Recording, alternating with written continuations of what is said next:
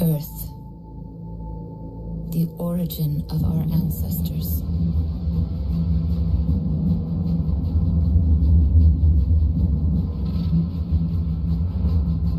A century had passed since they discovered the EveGate, a wormhole, passage to a remote corner of the universe. New Eden. It was the largest colonization effort in the history of man. The mass settlement of hundreds of strange new worlds. We thought nothing could stop us.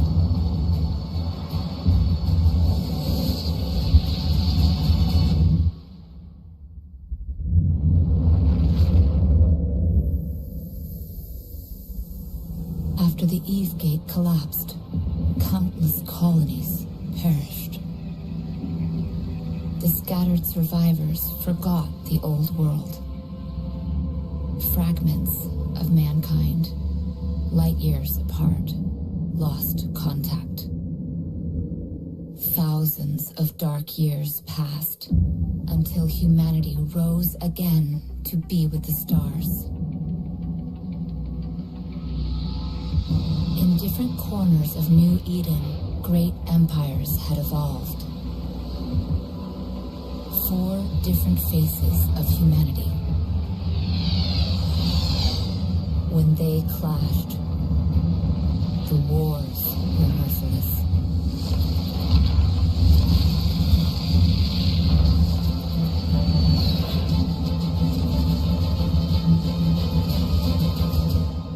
Out of the years of conflict, a new kind of human emerged. One capable of immortal life. To transform into this rare breed, we pay the ultimate price. At the moment of death, our mind is transferred to a fresh clone. We have become immortal. In the sky, we reach farther. On the ground, we strike harder. The empires are losing their grasp on power.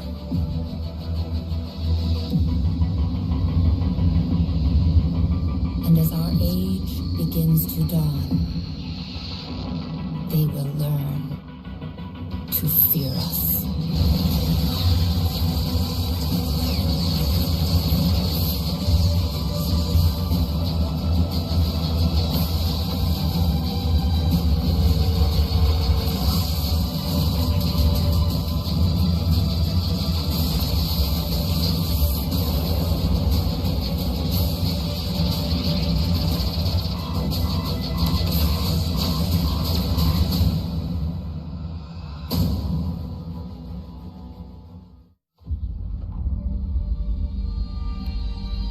The birth of the Capsuleer.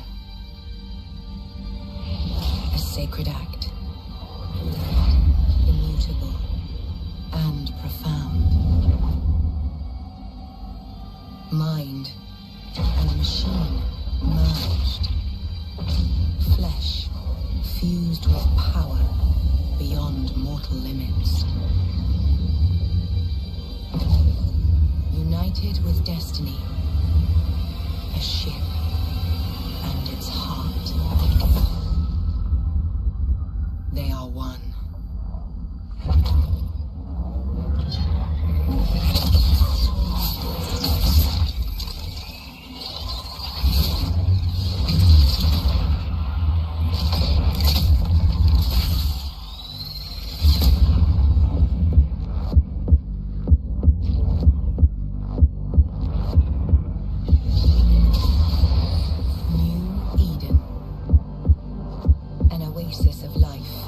Uncharted void.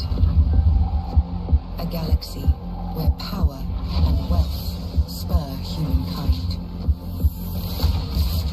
Where 4 great empires see the fractured renaissance of man. Wielding vast fleets, they carve their ideologies into the stars.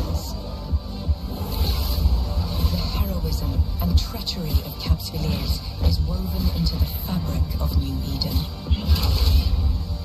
A story of industry, exploration, and conquest. However you choose to forge your destiny, do so with heart. New Eden is yours to shape.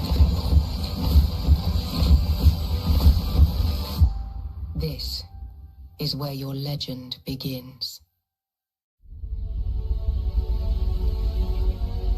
The vastness of space intrigues and terrifies us.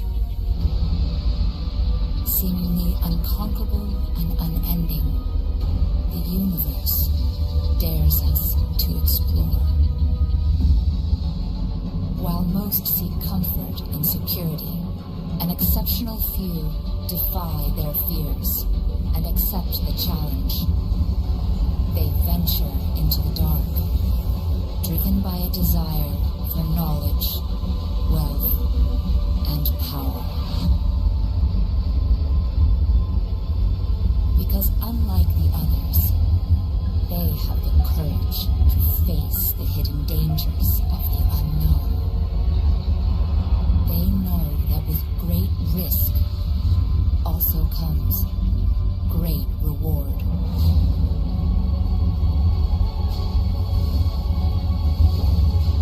Let us cast off our fear.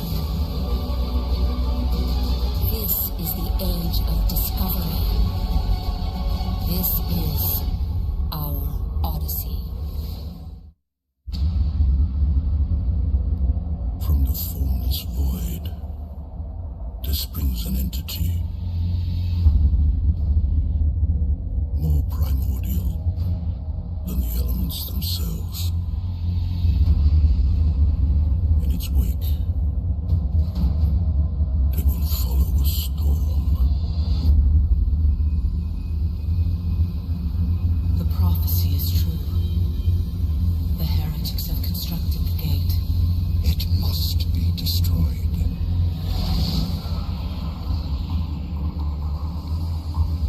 Commanders, it is the dawn of a new era. Today, we hold the key to new worlds, wealth, and our independence. Mission sequence initiated. Stand by for preliminary evacuation. Once the gate is active, we'll change our world forever. The fleet awaits your command, my lord.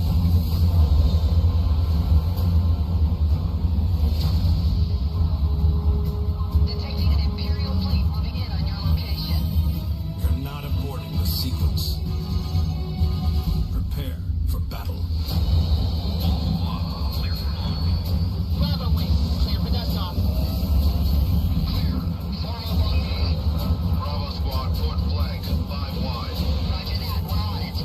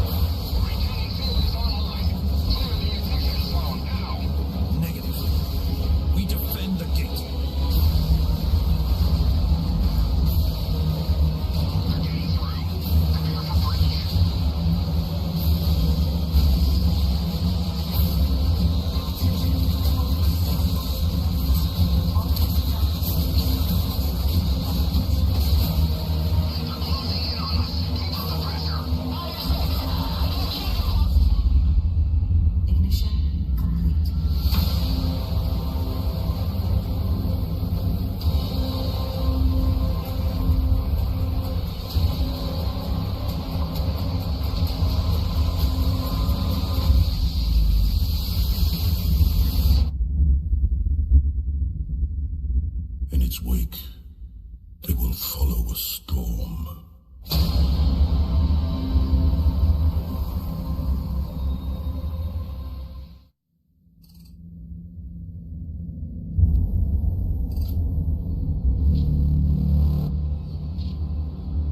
There is a strange, I don't know what you call it exactly, anomaly, light anomaly, a star anomaly.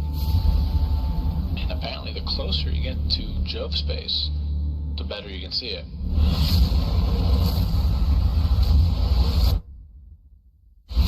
It has been nicknamed Caroline Star. Whatever happened there is massive. What caused that whole thing to happen? Jovian stargates have gone offline. The circadian sleepers have also been appearing. All those things have been scanning everything that comes near them. The unidentified structures that have been popping up and disappearing. They are listening to you, preparing to explore, preparing for war. Is it possible that the sleepers have found a way to break away from the construct? There's no telling what they might do out of self-defense. Maybe the sleepers are the ones needing the body parts so that they can reconstruct bodies because their actual bodies have withered away.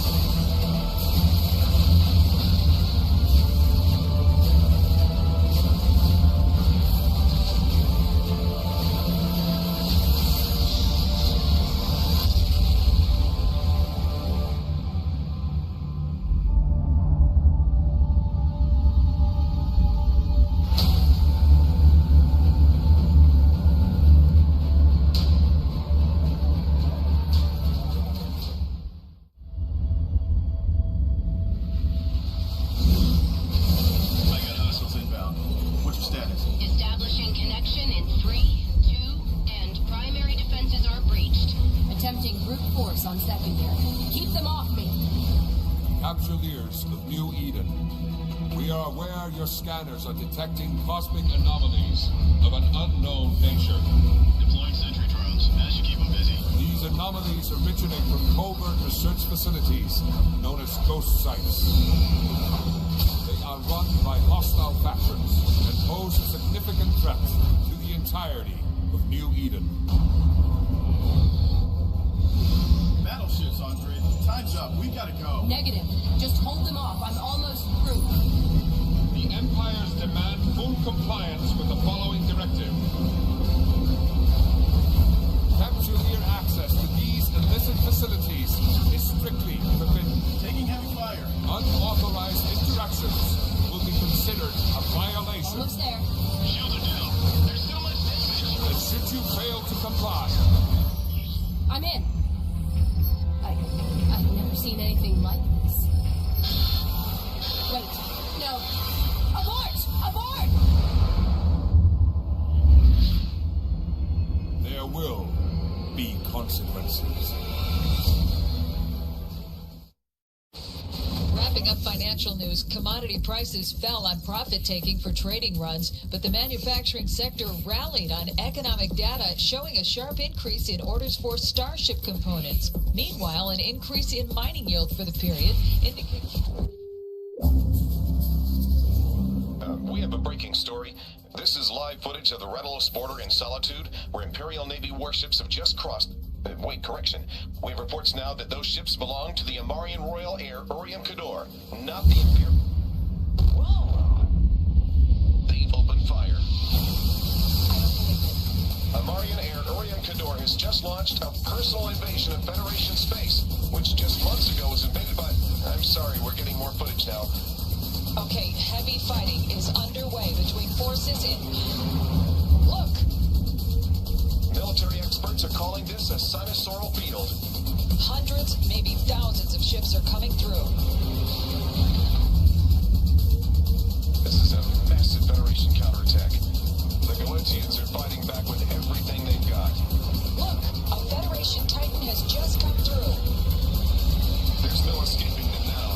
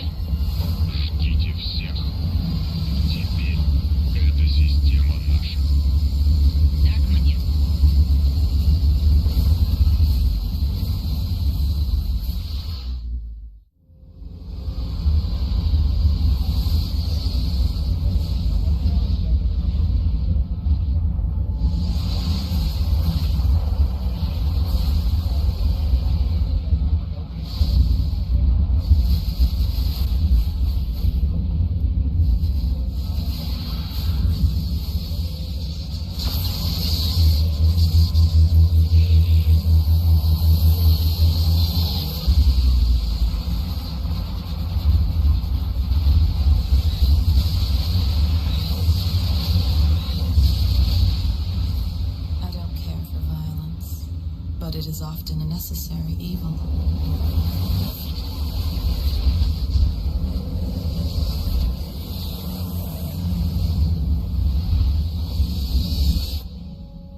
I began this journey intending to create, not to destroy. I looked to the stars and vowed that one day I would have a paradise to call my own. To those that offered me their trust, I was a great benefactor. A master of wealth and prosperity.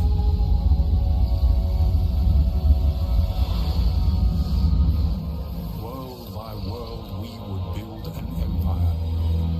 Reach heights that were once unimaginable. But the spread of influence takes an iron will. Your interests might align with some, and with others, collide with the force of suns. You are much more powerful than you think. Creation is so precious, and greed so destructive. Your choice will make a difference, because all these worlds are yours.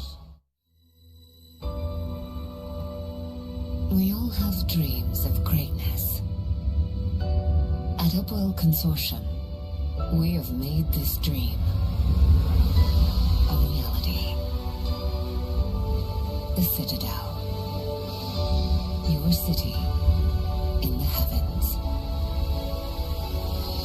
A testament to the ingenuity and spirit of humankind. Unlock your true potential and build the life we know you deserve. Together, we can and will make it.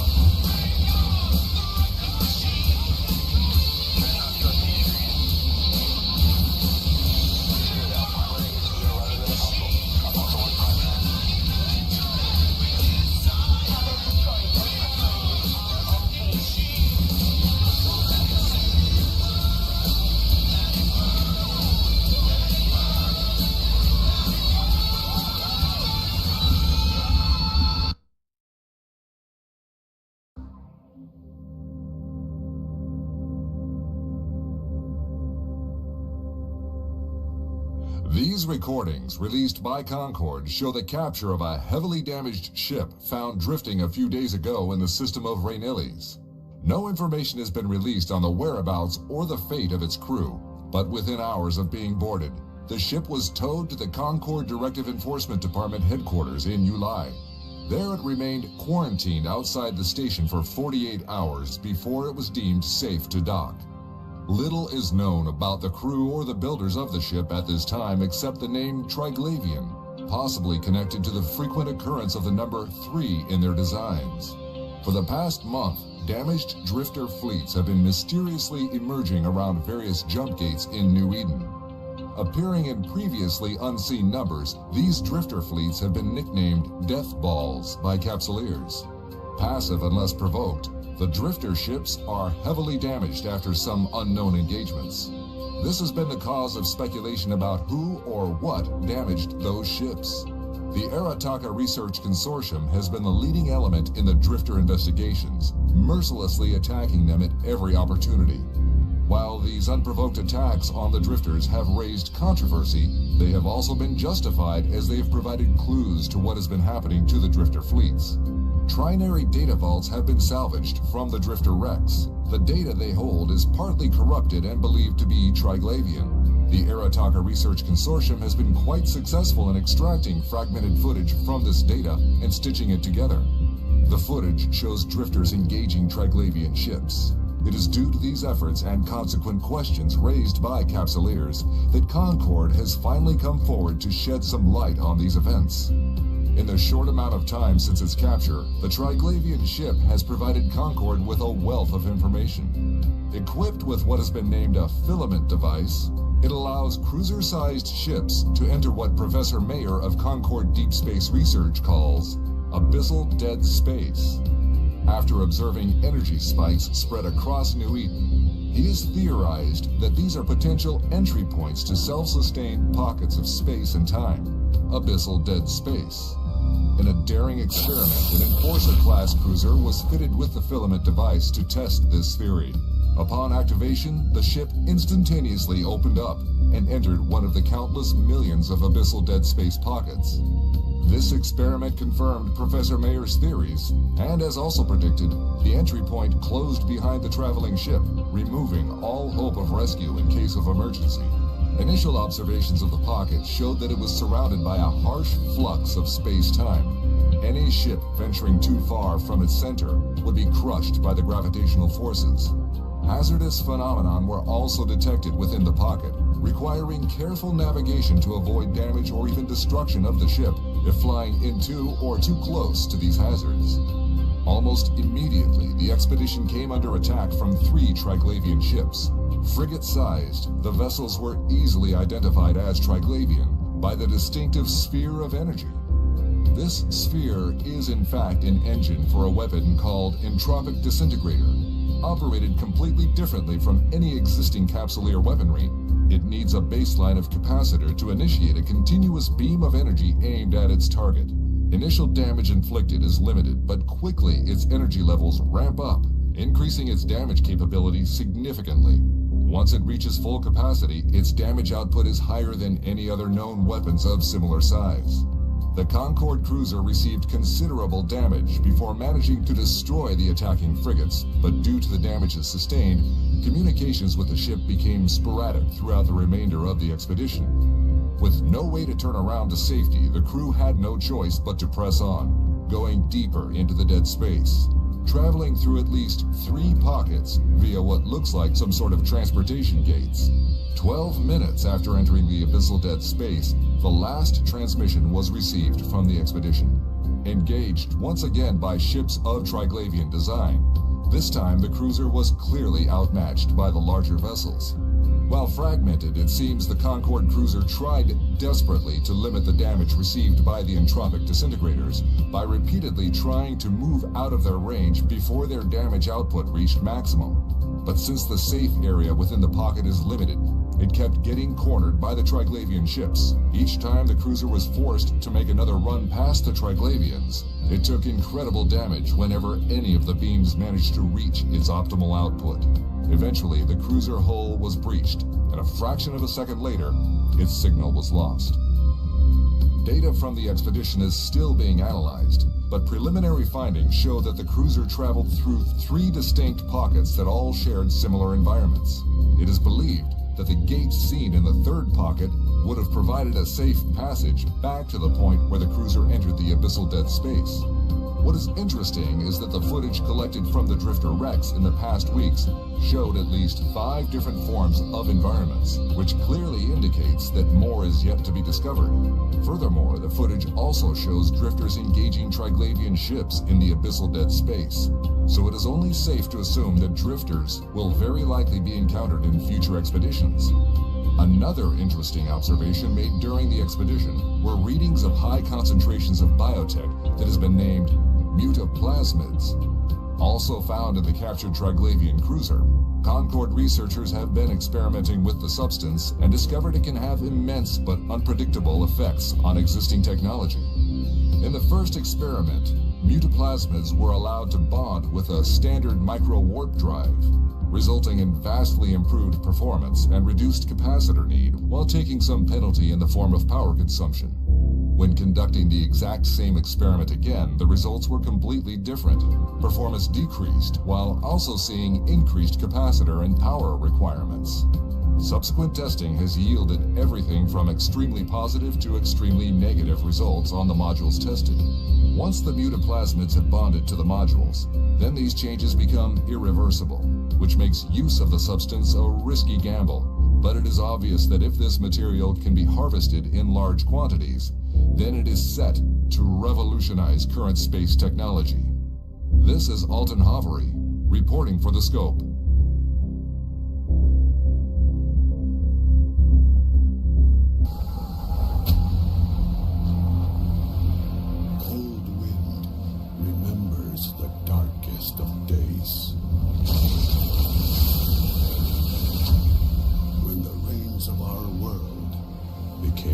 beast with fire.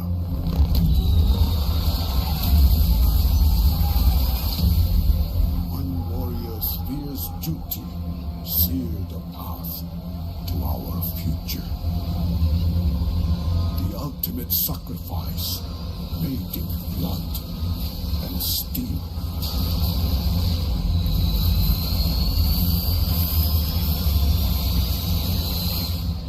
We remain Caldari, no matter the cost.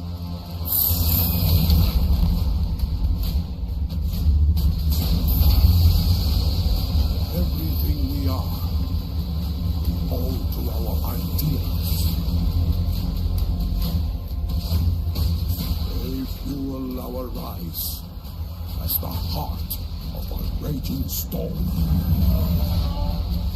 Beacon of strength and a shrine to our identity.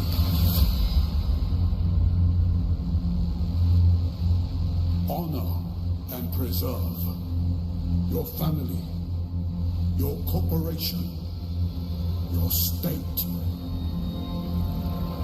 without hesitation, without remorse.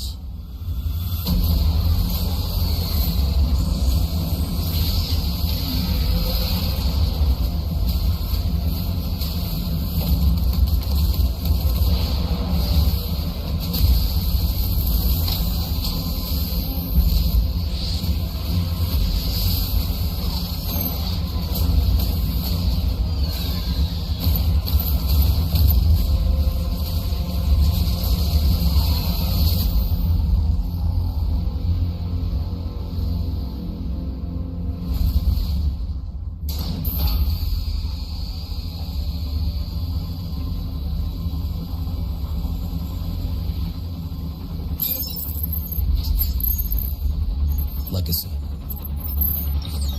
It is more than just wealth or power. It's the impact we've made. Starting from nothing, we set our goal. We grew our numbers, expanded our influence.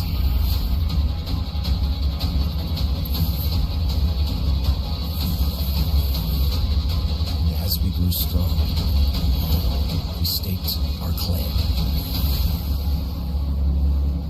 It's a triumph of dedication and grit, of camaraderie and trust, of the many, united as one.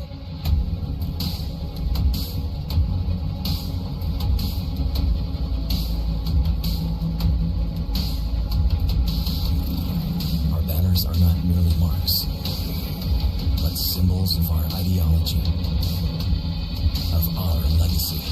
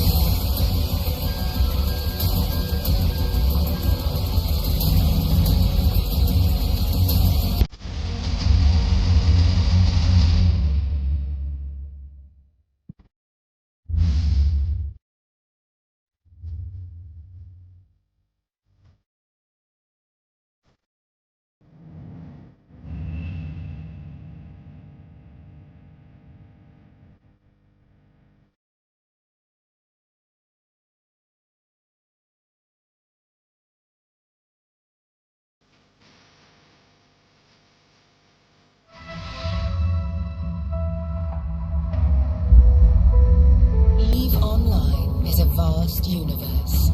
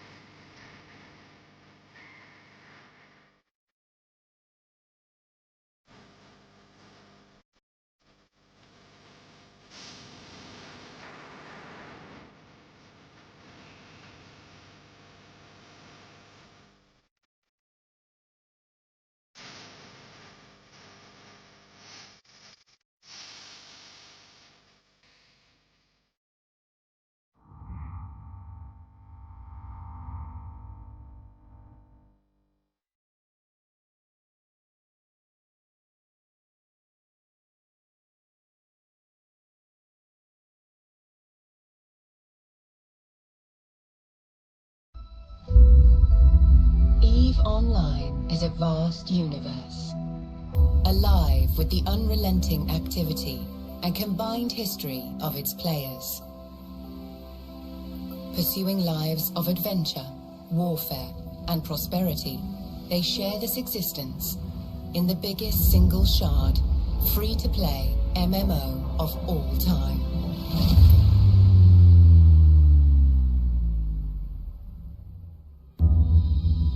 Set 21,000 years in the future, EVE takes place in a distant cluster of over 7,000 star systems known as New Eden.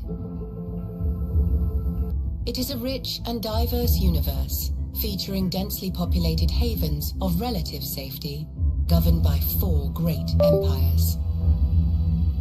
Hostile systems where player alliances make the rules. Even regions of anomalous and unexplored space that hold their own secrets.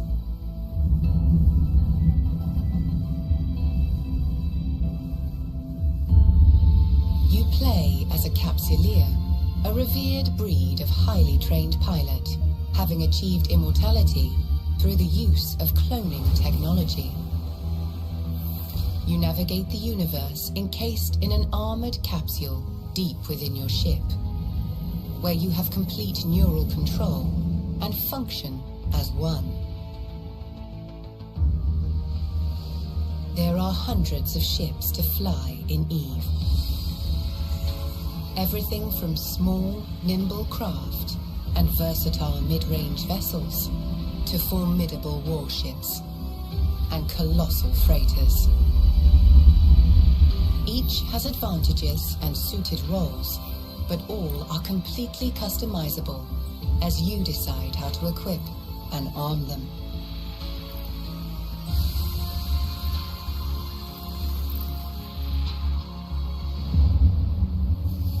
What you do in New Eden is entirely up to you. EVE's immense sandbox gives you the opportunity to choose between multiple professions and activities. The key to this unique customization of your playstyle is skill training. This is a passive process, and it continues whether you are in or out of game. As a new player, you can focus on one specific area in order to quickly reach the same level of specialization as a veteran. So be adventurous and explore new avenues of development for your character, as you can always change role and reinvent yourself if desired.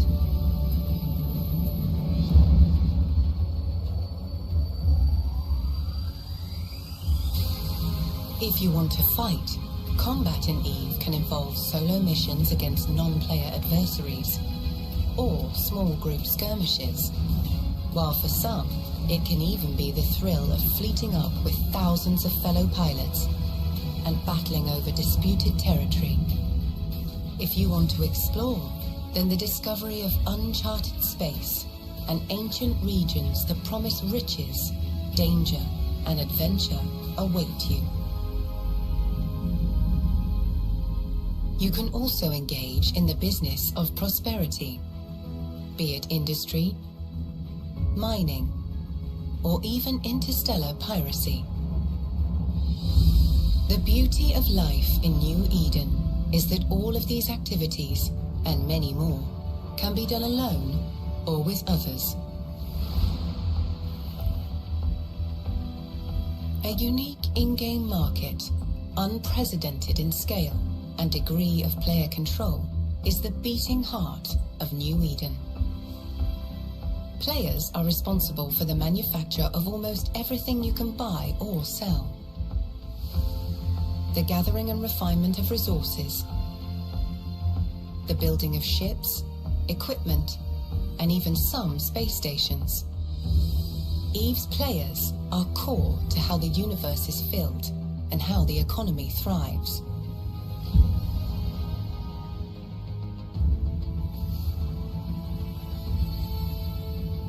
Players in EVE can band together to form corporations where they can enrich their experience, learn new elements of gameplay, and share their wealth and goals. When these player-run corporations grow to become larger entities, they can merge with other corps to form alliances. Powerful alliances regularly compete for control and influence over large areas of space, waging wars and engaging in record-breaking battles. Even taking down well-defended, sprawling, player-built space stations.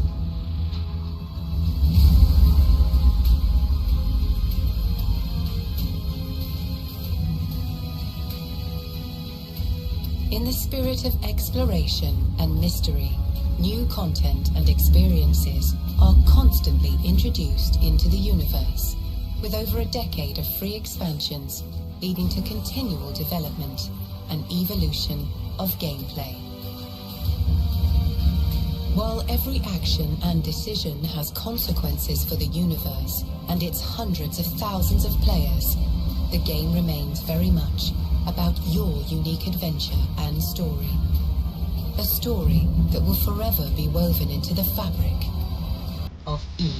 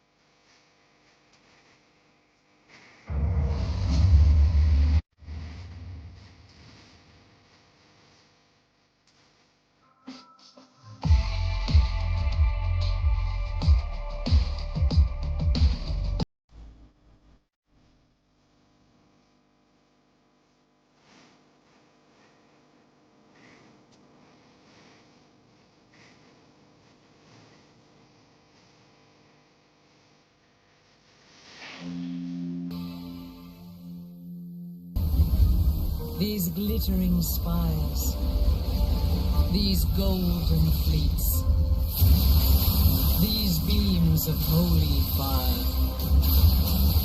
To create these wonders is our mission.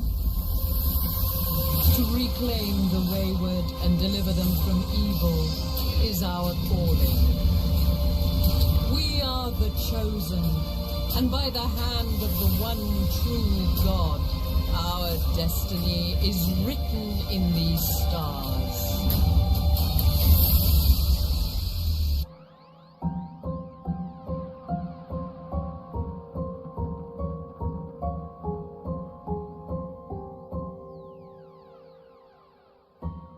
For over 20 years, the simulated world of New Eden has run in near perpetuity. While information about this world is readily available, much of it is indecipherable to the outside observer, replete with jargon and references meaningful only to those who have spent years in the community. On occasion, mainstream news outlets will write articles about the results of battles involving thousands of players and virtual assets valued at hundreds of thousands of dollars, massive exchanges in wars fought for arcane reasons between belligerents with convoluted backgrounds. People who spend their time in New Eden will begin to discuss their experiences in the game and their participation in historic events, but their gravity is often difficult to fathom for those without the same knowledge or experience. Others endeavor to chronicle particular aspects of its history, such as harrowing acts of subterfuge and its ever-shifting borders and alliances.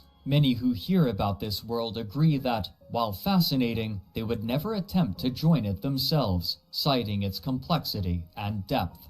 And so, for most, a single question remains: what is EVE Online?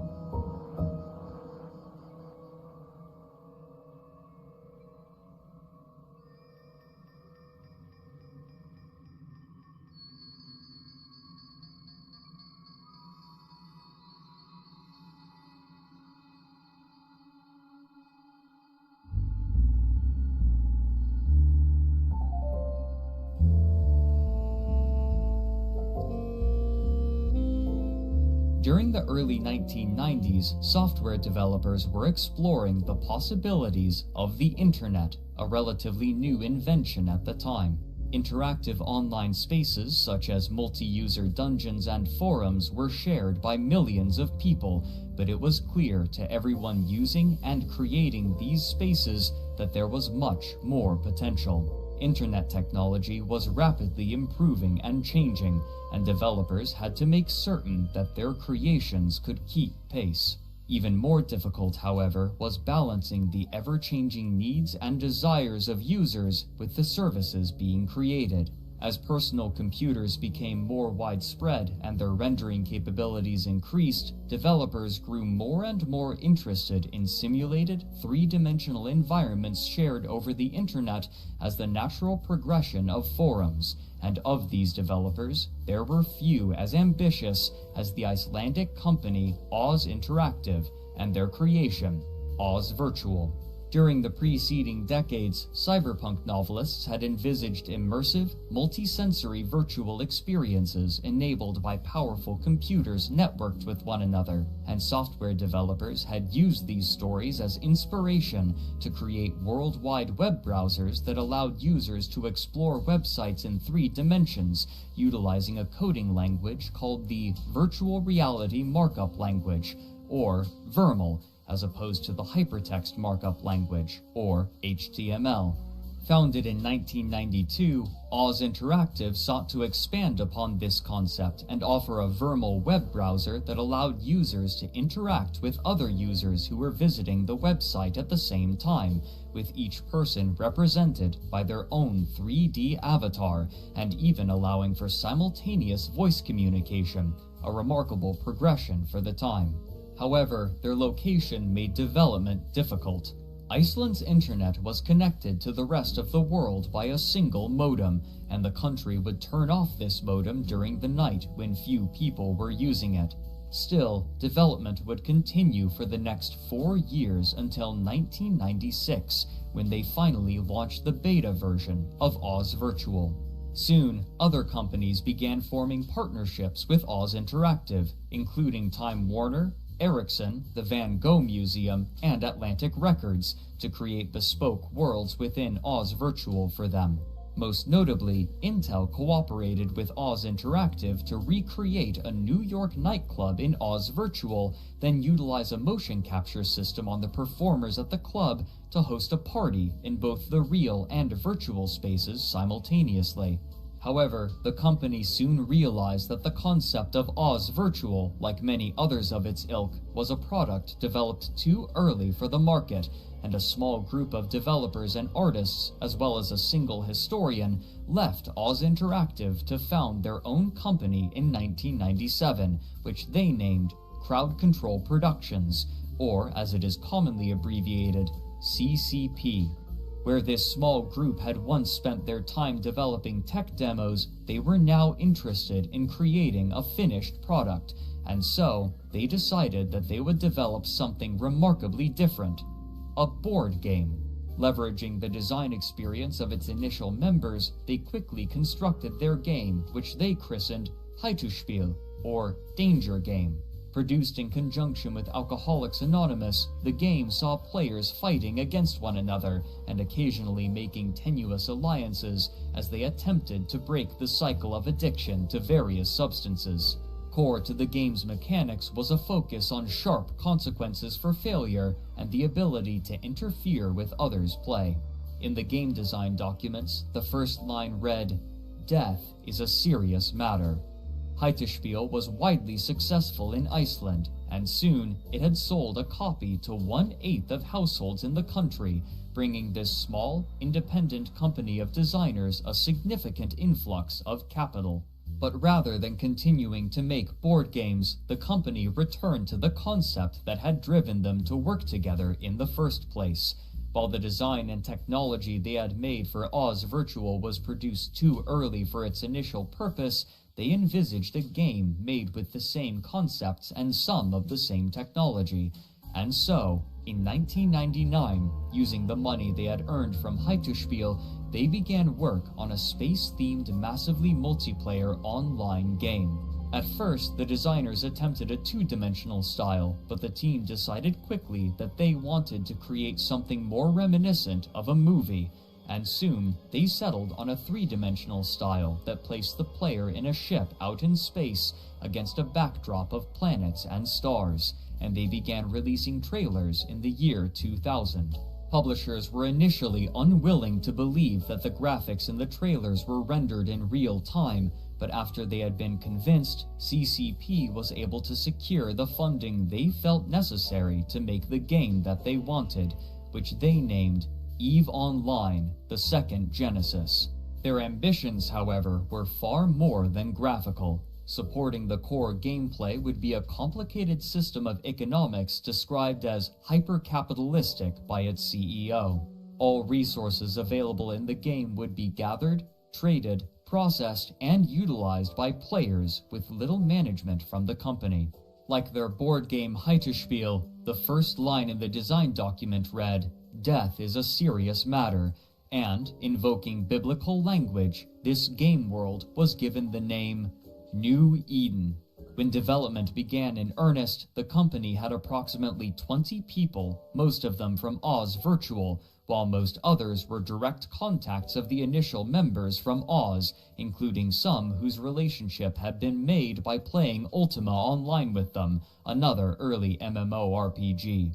One of the most challenging aspects of creating Eve would be its scaling. Rather than splitting the player base into multiple different instances to reduce the load on servers, the team decided that they would place everyone in the world onto a single massive instance, or game world, with thousands of stars, using different servers for different in-game regions. In an interview with gaming magazine IGN, the lead designer and art director, Rainier Harderson, said, quote, "I would say the hardest thing to implement must be the server backend.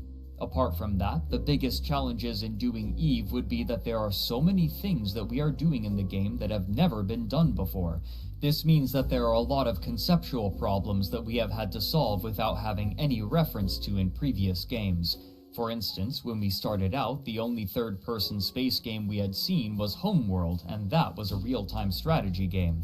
So that meant that we had no reference whatsoever in how to navigate spaceships from a third-person viewpoint. Another example are uncertainties that rise due to the technical limitation of being a massively multiplayer game. How is collision detection handled on the server? How will the physics model run? Will real solar system sizes work in the game? Yes, they do, to an accuracy of 30 centimeters. Million security issues, etc." End quote. During production, the team decided upon an iterative process which, while effective, was arduous. Early on, we saw immediately that this couldn't be done in one go. So we decided to do 11 games, basically. We would do EVE 11 times over, each version progressively moving forward to the main goal, but not try to do EVE in one step. So the first step was very simple, just get the basic client-server architecture up and running, and then we moved over to having a 3D client, and then we added all the content which had been created, and then we sort of added on and on. Probably did a total rewrite 5 times, and partial rewrites about 6 times. And for each rewrite we did, there were always some components which were good enough to make it across the rewrites. But the first 5 versions were almost rewrites from complete scratch. Still, the developers determined that they would be able to overcome this and every other challenge in due course and with time to spare. Their confidence, however, would prove misplaced. At first, the team at CCP believed that they could deliver the game in late 2001 or early 2002, but as the date approached, the conclusion quickly became that they would need twice as much time to complete the first iteration of EVE. With no other recourse in mid-2002, CCP called a company-wide meeting and informed their staff that there was no more money remaining and that they were unable to procure any further investors for the moment. Despite this, driven by faith in the project, some of the members of the team stated that they would continue working to finish EVE. According to Hilmar, quote, "There was a turning point, I think, around the time the company was running out of money, which I think gave people this belief. We kind of had this feeling, whoa, we might actually pull this off. Of course, we believed, but there's a difference between believing and hoping, a turn from hope to belief." End quote. This team would continue work while management scrambled to find more investment money.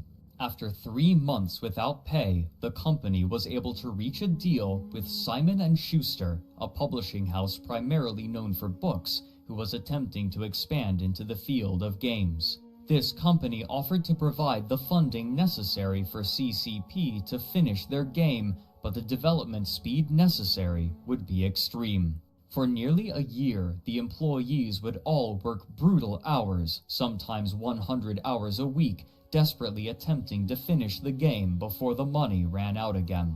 It was during this period that a small cadre of players were able to test a limited version of the game for the first time. For many, the concept of EVE and its simulated world of New Eden were a dream made manifest. While EVE promised many possibilities, there was no prescribed definition for success, leaving players to define success and failure for themselves. Eager to explore this sandbox, space game enthusiasts congregated online to have a chance at testing the game early. Game development is often divided into 3 phases: an alpha stage, where the developers are still experimenting with mechanics and features, A beta stage, where the game's core mechanics have been determined and the developers are seeking to refine their game, and a final release to the general public. Some studios allow and encourage prospective players to have access to the game during the alpha and beta stages to test features and search for bugs in order to, theoretically, have a more polished release, and this practice is especially common for space games, whose players are particularly enthusiastic, often spending significant amounts of both time and money on their hobby. And here, the space game enthusiasts found a system ripe for exploration and experimentation. The first and most important aspect of each ship was its hull, which conferred different benefits depending on its size and specialization. Among myriad other smaller factors, each hull also had its own capacitor, which, like mana or stamina in other games, would be depleted as the ship performed actions, such as firing weapons, repairing allies, or mining asteroids. But in order to perform these actions, the ships had to be equipped with components, and each hull had a certain number of slots for these components, which were divided into 3 types: high-power slots, mid-power slots, and low-power slots. The high-power slots were typically where the most defining parts of a ship were located. Here could be found every kind of physically damaging weaponry, such as lasers and projectile turrets, as well as logistical components which allowed ships to repair one another in the middle of combat. The mid-power slots were where ships received much of their utility. For example, most ships were fitted with propulsion modules, which consumed power in order to drastically increase speed. The tools to ensnare targets were also placed in mid-power slots, including stasis webifiers and warp disruptors, which were necessary for preventing an opponent from escaping. Low-power slots were usually used to help support a ship in its given role. For example, a cargo ship might have fitted inertial stabilizers in order to travel more quickly and evade targets, while a tougher combat ship would fit components to further strengthen its armor or actively repair itself. Many mid and low power slots simply offered passive benefits to the ship, such as reducing incoming damage with no capacitor cost. However, each ship also had power grid and CPU limitations, meaning that a player could not simply fit the most powerful components. Rather, they had to carefully balance the different components to create the most powerful combinations for the lowest cost possible. Once completed, flying the ship itself was a relatively simple matter. Nearby objects could be selected in a window on the screen, allowing them to approach it, orbit it, keep it at range, or target it. Targeting a ship allowed the player to attack, heal, recharge, or disrupt it with whatever modules it had equipped. In order to use these ships and modules, the player's character would need the requisite skill points, which could only be gained passively over time, even when the player was logged out of the game, ensuring a more even distribution of progression for players. Numerous space game enthusiasts petitioned CCP for access, and those who were granted their request began probing EVE and making plans for when their friends, clanmates, and companions could join them and multiply their strength upon the launch of the game world. EVE had not yet been released, but already the struggle for dominion and survival in New Eden had begun.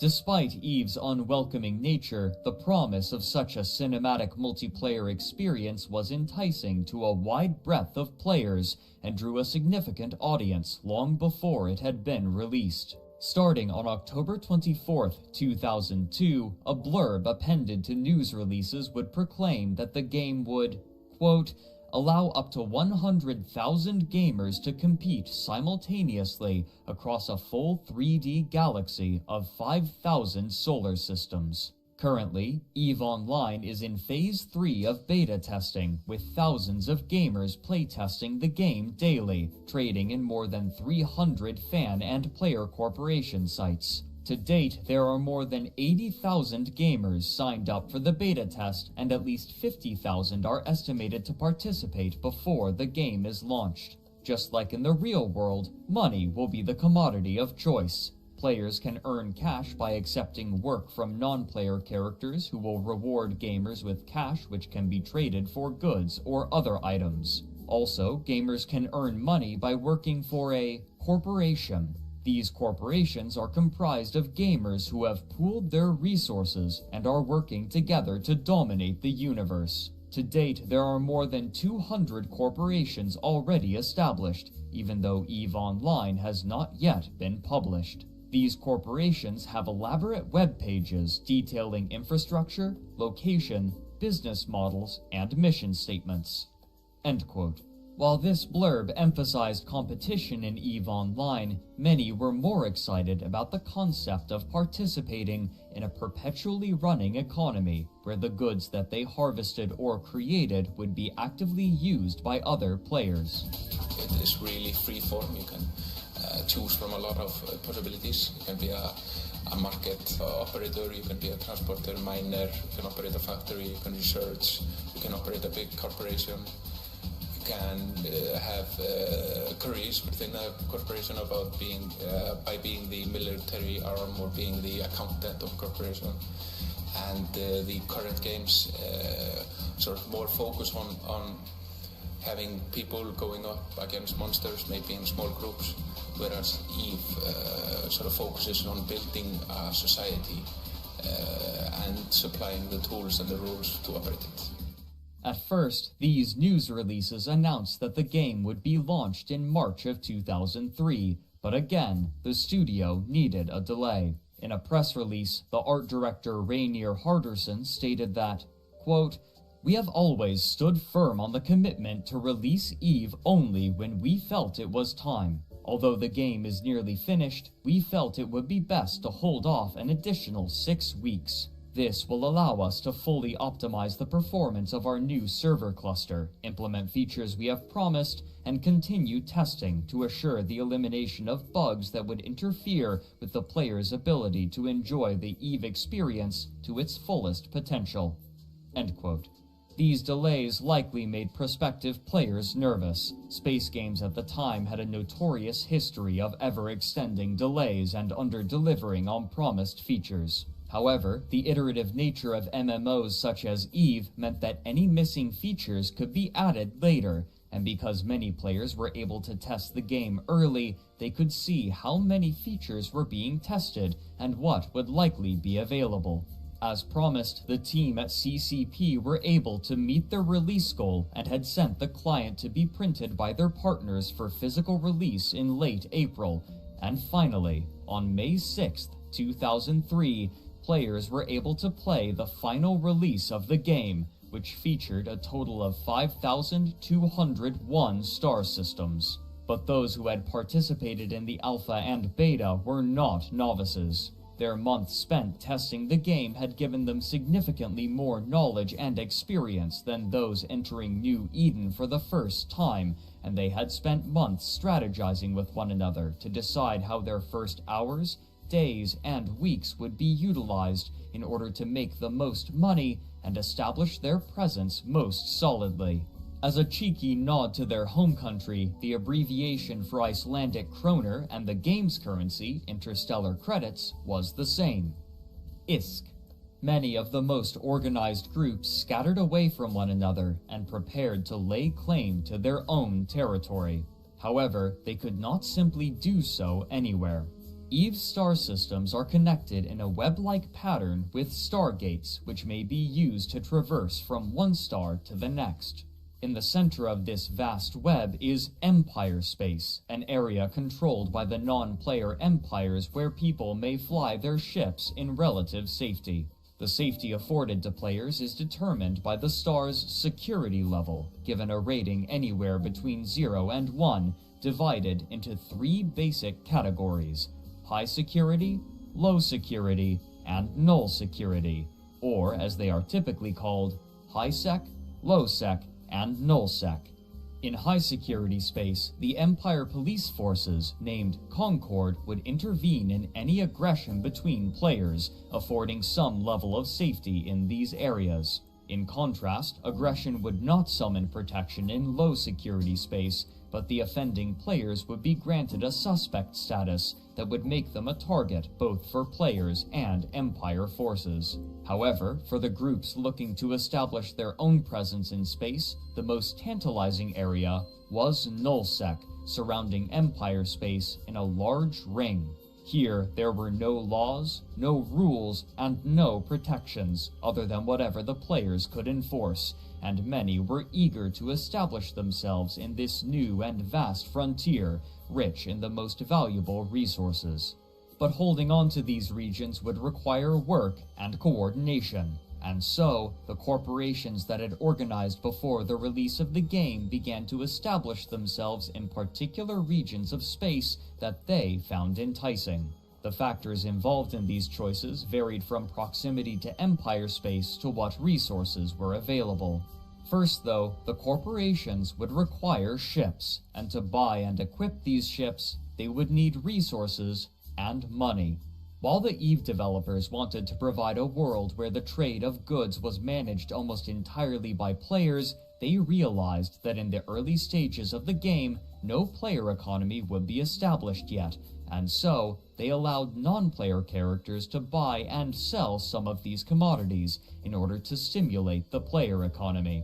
This provided an early revenue stream to players, who quickly devised a plan to make significant amounts of capital during this crucial early stage.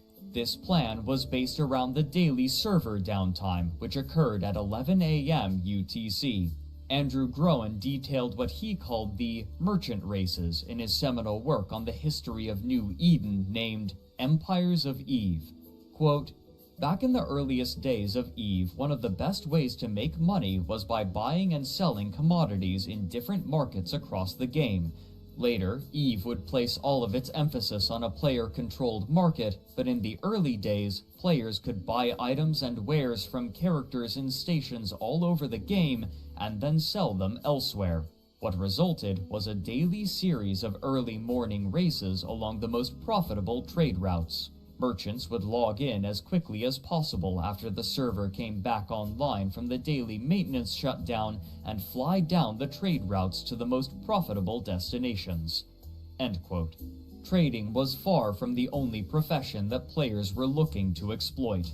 The factories required to build ships in EVE were a limited resource, and so, upon the release of the game, players scrambled to buy these factories as quickly as possible. However, there was an issue. Due to its worldwide release, players in the UK were able to purchase the physical copies of the game before anyone else, and therefore they could buy the factories much earlier than anywhere in the world. These buyers were more than just hopeful industrialists. Many of the factories had been purchased by real estate speculators, hoping to sell these factories for a higher price with no intention of constructing ships. According to early player Ramin Shahrazad, quote, "Within days of the retail launch, all factories have been bought up and idled by speculators, who were charging $300 to $400 per factory, without any way of knowing if they really owned the factory or not." End quote. If speculators were idling the factories, then that meant fewer ships, restricting players from accessing the core mechanics of the game. This illustrated two challenges that the developers of EVE now faced: managing a complicated economy to keep the game fun and interesting, and struggling against the black market. Black market economies for MMOs like EVE are not only common, but inevitable. While developers typically will include clauses in their terms of service that stipulate against it, players are usually undeterred from trading in-game assets for real-world currency, and the consequences for doing so only tend to involve an easily circumvented ban, which is only implemented if they're caught. And so, many of the factories intended to fabricate ships for players remained dormant upon the release of the game. But this was far from the only problem that new players faced. Those who purchased EVE Online with little foreknowledge were met with a game full of promise, yet strangely empty. Played primarily through various menus, it was difficult for new players to decipher what their next steps would be. What's more, the game world was almost preposterously massive, especially for the time, and players were spread thinly across New Eden. But according to Hilmar Pettersson in an interview for Down the Rabbit Hole, this was in part by design. Quote, "Eve is about people sailing into the starry night in ships. That's sort of the inception story of Iceland, Vikings escaping taxation from Norway and hoping that there's a new land somewhere. You can just imagine being on a quiet ocean in the night, looking at the night skies, sailing on a Viking ship. Eve definitely has those kinds of feelings. You can look up and see the Milky Way, and so the inception of the game and the country are not far apart. Iceland is this place that really wants to kill you. You get the very distinct feeling of that when you're a child growing up there. There's volcanoes, there's lava, there are earthquakes, there are freezing gale winds unpredictably any month of the year. It's a very hostile environment. Eve is like that. It has the toughest environment, but to some extent, the nicest people. People in Iceland are nice because we've been forced to learn how to cooperate, because the people who didn't cooperate are already frozen to the ground. Eve is kind of like that. It forces you to cooperate with others because alone you can't really achieve your full potential in Eve. It pushes you to connect with others. There are aspects of the game that almost intentionally make you feel lonely when you're alone. And that creates the foundation of the friendship machine, as we call it, this forced cooperation due to the hostileness of the environment and, later on, other players. That has created a very strong bond between people that play together in the game." End quote. This forced cooperation manifested as new players quickly gathering together for safety in this alien game world. While numerous small corporations endeavored to eventually take and hold nullsec territory, it was much easier in this early stage for players to base their operations in Empire space and venture out into nullsec to gather valuable resources from these unprotected systems, then return with a haul and sell or utilize what they gathered. But with so many players traveling through nullsec, a clear method of generating profit emerged, one that played into the fantasies of many science fiction enthusiasts: piracy. Traveling together in small bands, pirates began roving the common lanes that miners and traders would take from Empire space through nullsec, seeking quarries. To do so, pirates would designate one or more of their group members to act as a tackler, tasked with ensnaring their target, and to do so, they would outfit their ship with specific modules. First was the stasis webifier, which, when applied to a target, would reduce their speed, making it nearly impossible to evade weapons fire. Second, and most important in a pirate's arsenal, was the warp disruptor, which, true to its name, would prevent a ship from entering faster than light travel and escaping. Both of these components would be placed in the mid-power slots, making the tackler more vulnerable than its compatriots, and so it would rely upon its allies while engaging a target. This, however, would often be unnecessary, as traders and miners were frequently unfamiliar with combat, making them easy prey.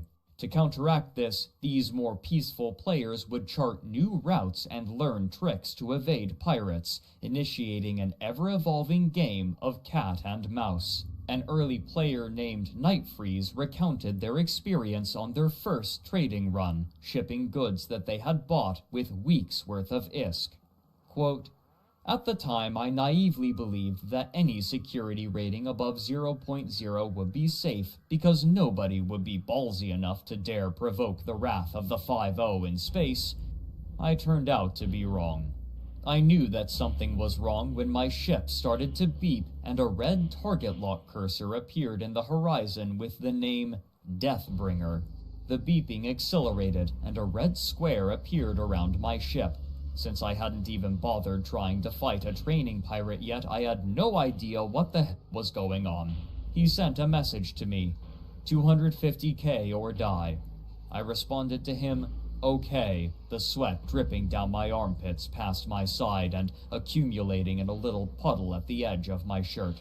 5 or more seconds must have passed as I fumbled for the micro-warp drive hotkey, and just as they started to warm up, the first missile slammed into my ship. The warp gate was 15,000 meters away. I had to be within 800 meters to pass through it, and I was currently flying at about 300 meters per second. A second missile exploded against the hull, bringing down my shields and tearing apart my hull. I knew that if one more missile hit me, my ship would be nothing more than space debris, and this who couldn't even spell death correctly would have access to all I had worked for. "Come on, you pieces of shit," I shouted at the monitor. My dog started to bark in the background, but I could barely hear it. The only thing that mattered was the gate, because I knew that if I had lost that cargo, all my week's worth of hard work and all my finely tuned bullshit would be down the drain. Whoosh! I hadn't used the micro-warp drives since the night before and forgot about just how powerful they were. I was now shooting toward the warp gate at 3.5 kilometers per second, and all Deathbringer had to account for his 2 expensive missiles was a trail of dust. If you're reading this right now, Death, I'd like to give you a hearty f*** you. I arrived at the specified starbase in the Galente region, my ship battered and bruised, and my ego several sizes smaller. I sold the computer hardware for a total of 3.7 million credits. The hull repairs amounted to 100K. I felt my heart with my left hand. It was still pulsing rapidly, and the realization that I had netted 600,000 credits in 25 minutes, along with a healthy dose of action, sent it shooting up even further. I did several more trade routes that morning, and by 9 a.m., my credit count read 5,780,000 credits. End quote. No matter what tricks were discovered, however, piracy remained a lucrative trade due to the heavy traffic in the lanes used to haul ore. Because of the distances involved in transporting ore from nullsec to Empire space and little safe way to store it during the process, a mining operation would often consist of 1 mining ship to pull the ore from the asteroids and 5 or more transport ships to haul it back to Empire space, all of which were easy targets. Soon, piracy was lucrative enough for the first pirate gangs to lay claim to territory in nullsec. Outfitted with various combat ships, they moved into the most valuable star systems, seeking flighty mining and transport ships. On occasion, groups of pirates would find trade routes frequented by the more economy-minded players and perform one of the most feared and most obnoxious practices to those in Empire space: a gate camp. Essential for transit between systems, Stargate, as there only ever is one linking 2 systems together, and so, pirates would often wait at these combined ingress and egress points in low-security space, waiting for unsuspecting players to appear and destroying their ship, sometimes before they could even load the new system. Eventually, CCP were forced to add auto-turrets onto stargates to prevent routes from being blockaded for long stretches of time. In the months following the release of the game, CCP was also able to address the issue of those who had bought factories for resale by a relatively simple method. In order to keep a factory, the player holding it would be forced to pay a regular maintenance fee for it, relative to the amount of money that could potentially be made from its output. In essence, a land value tax. Just as in the real world, this made the factories a significant financial burden to speculators who weren't using them, leveraging the speculators to either begin producing ships or sell the factories to someone who would. In short order, the factories were serving their intended purpose.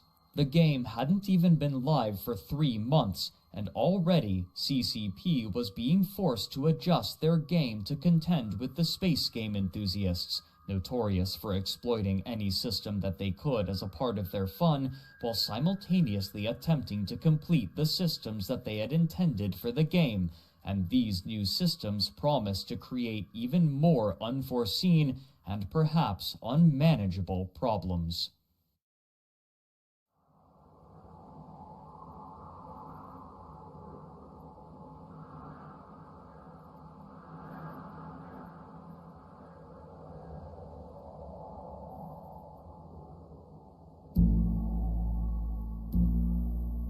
Over the following months, the more adventurous corporations began to establish themselves in Nullsec, and already the diplomatic situations in different regions were developing in distinct ways. These early groups of players, typically no more than a few dozen people, would form the first alliances with one another to stave off competition, typically naming themselves after the region of space that they inhabited.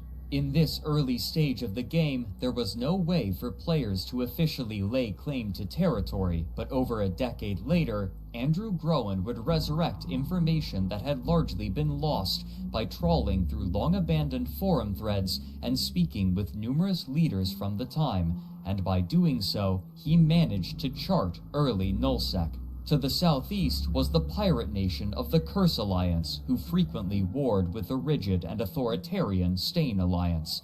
To the west and the north were the Fountain Alliance, the Coalition of Free Stars, and Venal Alliance, which boasted more democratic systems of governance between their constituent corporations. While a significant contingent of players sought to take and hold territory in Nullsec, most made their home in Empire space.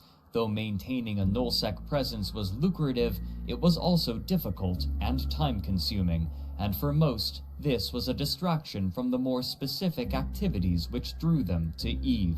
This also meant that much of the money within the player economy was held in Empire space, and so, even Nullsec powers would have to enter this safer territory and trade with the players there, though many Nullsec dwellers found them tepid. For the industrialists, trading with Empire space was not only efficient, but necessary. While the most valuable materials were in Nullsec, the basic materials required for all ships could only be found in Empire space, and so it was impossible to maintain a Nullsec presence without some sort of supply line to Highsec and Lowsec. This meant that these two worlds of EVE, while in most ways separate, were fundamentally tied to one another. And while the flow of resources between the two was imperative, the most stark example of this interplay was illustrated in the mercenary corporations. Varying widely in terms of background, these mercenaries would take contracts to harangue whatever target was desired, and during this early stage, their prices were often cheap, with the thrill of the fight being a part of the reward. The people or corporation issuing the contract could also be kept secret at their behest, and in this way, competitors could be weakened or eliminated without any fighting on the part of the buyer. Pirate gangs were eager to loan out their services for interstellar credits, but many of them were unaccustomed to attacking targets that fought back, and so a niche began to develop for players who had experience not only trapping vulnerable targets, but engaging in proper fleet-based combat. As the demand increased, various new mercenary groups were beginning to form, often out of ragtag clusters of players who were more familiar with the praxis of combat than theory. But sometimes it was simply enough for a player to be familiar with combat to disrupt the supply lines of more economy-oriented corporations and allow their competitors to surpass them. Such aggression meant that most every corporation needed to be prepared for a fight, and so they began to learn the methods by which to defend themselves, along with hiring their own mercenaries to protect their ships, meaning that anyone paid to disrupt another corporation had to expect pushback. While miners often weren't familiar with the finer points of combat, many already had the most important equipment necessary to participate: a battleship. During this time, there were no ships dedicated to mining, and so miners chose the ships with the most available high slots for mining lasers. A particular favorite was the Apocalypse, which boasted 8 high slots and a large capacitor. All the miners had to do was trade their mining equipment for weapons, and they were ready to defend themselves in a minimal fashion. What had once effectively been paid piracy was more and more becoming obsolete, and in its place was mercenary work. Among these early mercenaries were a few corporations that attracted attention. Unparalleled were the Masters of Ownage, or Mu, who had become infamous after their gate camp in Mara and Pasari that shut down trade in the north for weeks, but there were a few smaller corporations that were beginning to gain a reputation, namely Body Count Inc. This group, led by the charismatic Celine, was one of the first to dedicate all of their corporation's time to handling mercenary contracts, and while they accepted paltry sums to begin, their fees grew as both the demand for mercenaries and the demand for body count Inc. increased. But as mercenary corporations fought one another, there was a surprising effect. Since warfare never resulted in the permanent deaths of any of the players, it was possible to fight against particular enemies repeatedly, and as they did, they grew familiar with one another, especially those who could fight exceptionally well. Such exemplary pilots would sometimes impress their enemies so much that they would be invited to join those they had fought. And so, a core tenet of EVE Online was discovered. In the words of Celine, quote, "The best way to recruit people is by shooting them." And so, the best pilots in the game began to conglomerate into groups and charge hefty prices for their services, prices that corporations were more than willing to pay in this key moment in the history of the economy of EVE. During the production of the game, one of the envisioned roles in EVE Online was that of a trader, traveling from location to location in order to find places to buy goods low and sell high based on an asymmetry of information. Players would only be able to see the goods on offer in their current region, and then they would have to travel to the station where the good was being sold. But as players traded with one another and the player economy began to establish itself, the need for a centralized hub of commerce grew. In order to maximize visibility and convenience, many chose one particular system from which to base their trade: EULI. EULI was a natural choice, given that it was a high-security system with the maximum value of 1, meaning that trading there was remarkably safe. But more importantly, it resided at the precise center of Empire space, making a trip to EULI a reasonable distance no matter where a player was. Soon, all manner of players were traveling to EULI in order to buy and sell goods, and almost anything could be purchased there.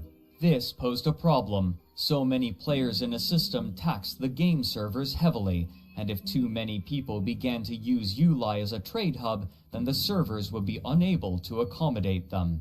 But soon, an even greater existential threat to the game would appear.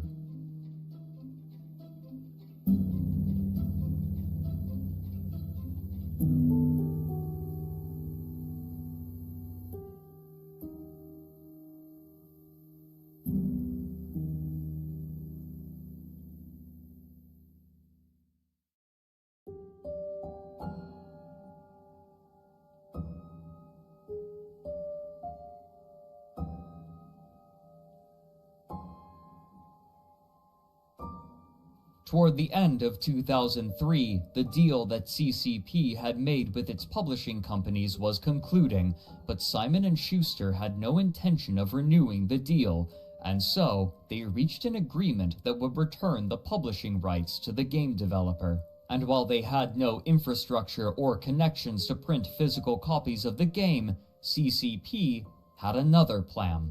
On December 3rd, 2003, CCP made an announcement on their website. Quote, CCP, the developer of the highly acclaimed MMORPG title EVE Online, announced today that it has regained the publishing rights for the title worldwide and will start distributing it as a direct download from the internet. We are very pleased to be in a position where we can contribute equally to both development and publishing, says Ivar Christiansen, CEO of CCP. We have reached an agreement with Simon & Schuster Incorporated and Vivendi International regarding Canada and North America, as well as with Crucial Limited for Europe. We expect the downloadable version to increase global sales sharply. Our player base has been growing steadily since the launch of EVE Online in May. Our game servers are in good shape, and we are technically ready for much faster growth now, says Hilmar V. Pettersson, CCP's Chief Technical Officer. The player community is a great source of new ideas for the future development of the game. EVE Online is an evolving, living game, and we can't wait to see how the players will react to some of the new stuff we will be adding in the future. End quote. But this optimism was undermined by the problems that EULI now presented. As mentioned previously, the game's server architecture was designed so that each region in the game world was managed by a different server. However, the newest processors at the time proved to be suboptimal for CCP's purposes, and so, even the latest CPU technologies wouldn't help to bolster their servers for the influx of players, specifically the growing population in EveOnline. Theoretically, this could have been solved by changing the regions that each server managed and perhaps utilizing a specific server for EveOnline, but with the volume of players that EveOnline threatened to host, not even a dedicated server for that star system would be enough. What's more, players were beginning to discover exploits that threatened their faith in the game to function as it was intended. On March 3, 2004, a corporation named Zombies Inc. descended upon EveOnline with a single apocalypse battleship and a bevy of dedicated logistics ships, parking themselves near a stargate, approximately where players would arrive when entering the system or approaching the gate to leave. The Apocalypse was equipped with a special kind of weapon, a smart bomb. When activated, this niche weapon would deal massive damage to everything within a certain distance of the user, whether ally or enemy. As soon as ships appeared, the pilot of the Apocalypse activated his smart bombs, and his targets were instantly destroyed. As EveOnline was a system with a 1.0 security rating, Concord appeared almost instantly in order to destroy the offending player, but as soon as they did, the logistics ships began repairing it from just outside of the radius of the smart bombs as Concord ships approached and were destroyed in the successive blasts. Now, not only were hapless players being destroyed in EveOnline, but so were the game's NPC police. While Concord attacked the Apocalypse battleship, the logistics ships were entirely ignored. This was due to an oversight that Zombies Inc. had discovered. While attacking another ship in Empire space would grant the player a wanted status and summon the police, repairing another ship would not, even if the player receiving the repairs was wanted. Having estimated the damage output of Concord's ships, Zombies Inc. had brought just enough logistics capability to outpace the damage that Concord could deal, making the Apocalypse practically invulnerable. Any players attempting to intervene by attacking the logistics ships would, in turn, be destroyed by Concord, since, by the game's definition, they were innocent. And so, they were able to continue their slaughter in EveOnline for an unrecorded period of time.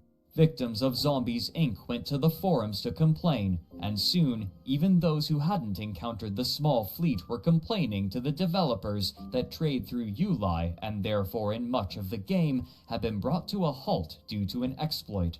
CCP's game masters contacted the perpetrators and instructed them to cease. Zombies Inc. declined.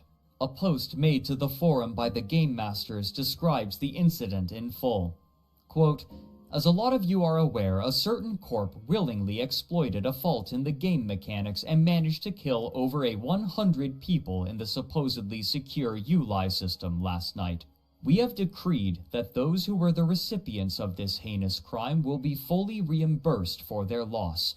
If you are one of those who lost your belongings and still haven't petitioned us, please do so and we will see to it that your possessions are returned to you. The exploiters have received a ban for their efforts, and anyone thinking of following their example should be aware that the same fate awaits them. The GM team." End quote.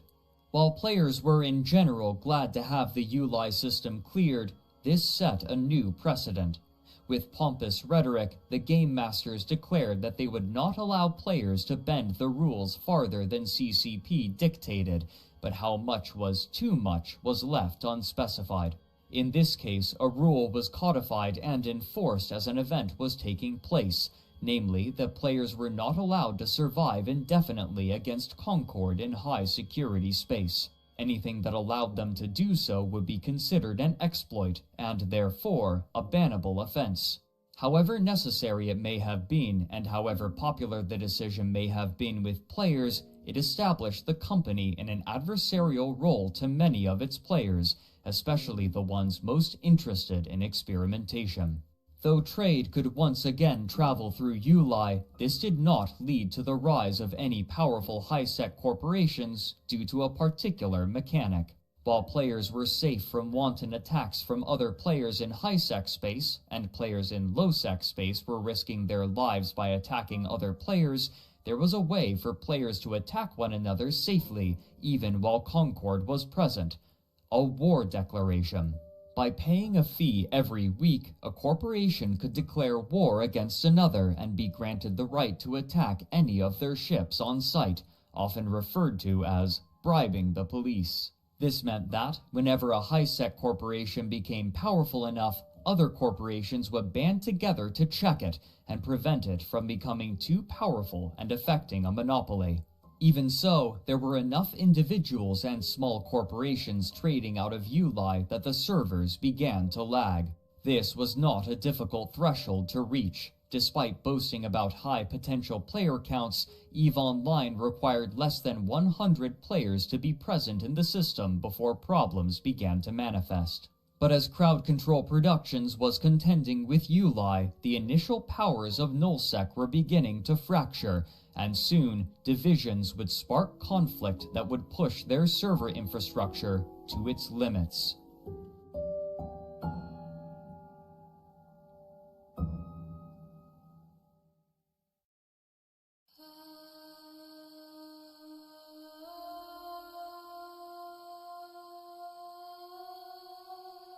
To the north, bad blood born from the early wars over sovereignty was beginning to heat.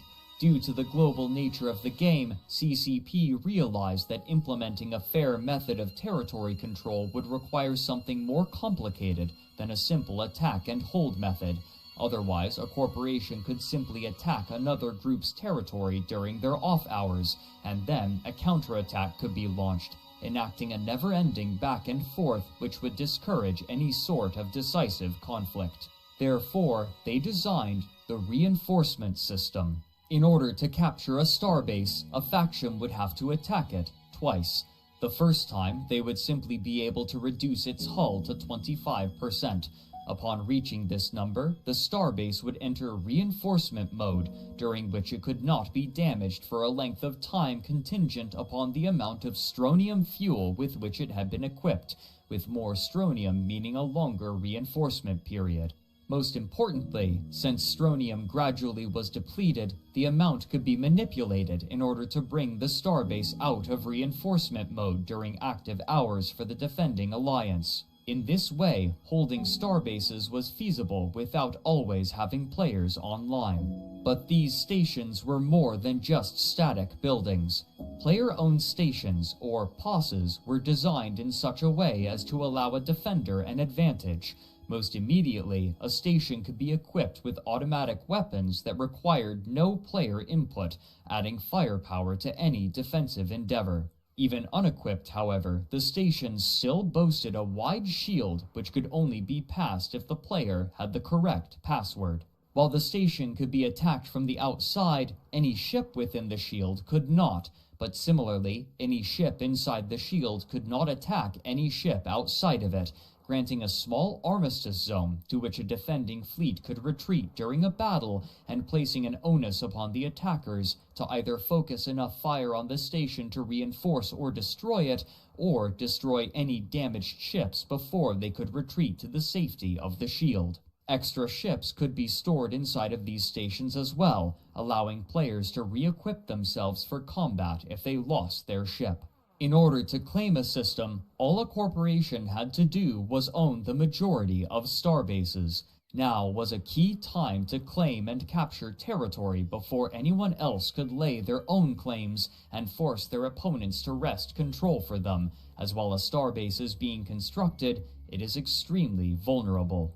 Mercenary Coalition even posted a video to the forums of the time they were hired exclusively to stand as bodyguards for an infant starbase, which they affectionately referred to as an egg. Once claimed, the owning faction could place an outpost in the system, a significant boom. As opposed to POSs, outposts were indestructible, making goods stored there much safer, but they also acted as places where goods could be listed for sale. Anything bought or sold there, or any minerals refined there, would be taxed, with the money being placed in the bank account of the corporation. Taking territory now, before other alliances could place their star bases and claim control over systems, was vital, and it would lead to a war that the servers of EVE Online could scarcely handle. The opening engagement of this first large-scale war of EVE Online was described by Andrew Groen in Empires of EVE. Quote, "Both sides opened fire, unleashing a stream of missiles, railguns, and laser munitions, the sheer number of which had never been seen before in New Eden. With nearly 300 people in the battle, the EVE servers strained under the weight of this enormous cataclysm, and strange things began to happen. Missiles disappeared out of thin air, ships exploded seemingly without having been touched, pilots were kicked offline without warning, then reappeared in a different part of the solar system and in a different ship." End quote. Such conditions were unfavorable for either side, and fleet commanders eventually learned to ration their pilots and limit the size of engagements in order to manage lag and prevent battles from escalating beyond the capacities of the servers, a frustrating yet necessary decision. But Nullsec wasn't the only place where these limitations were manifesting.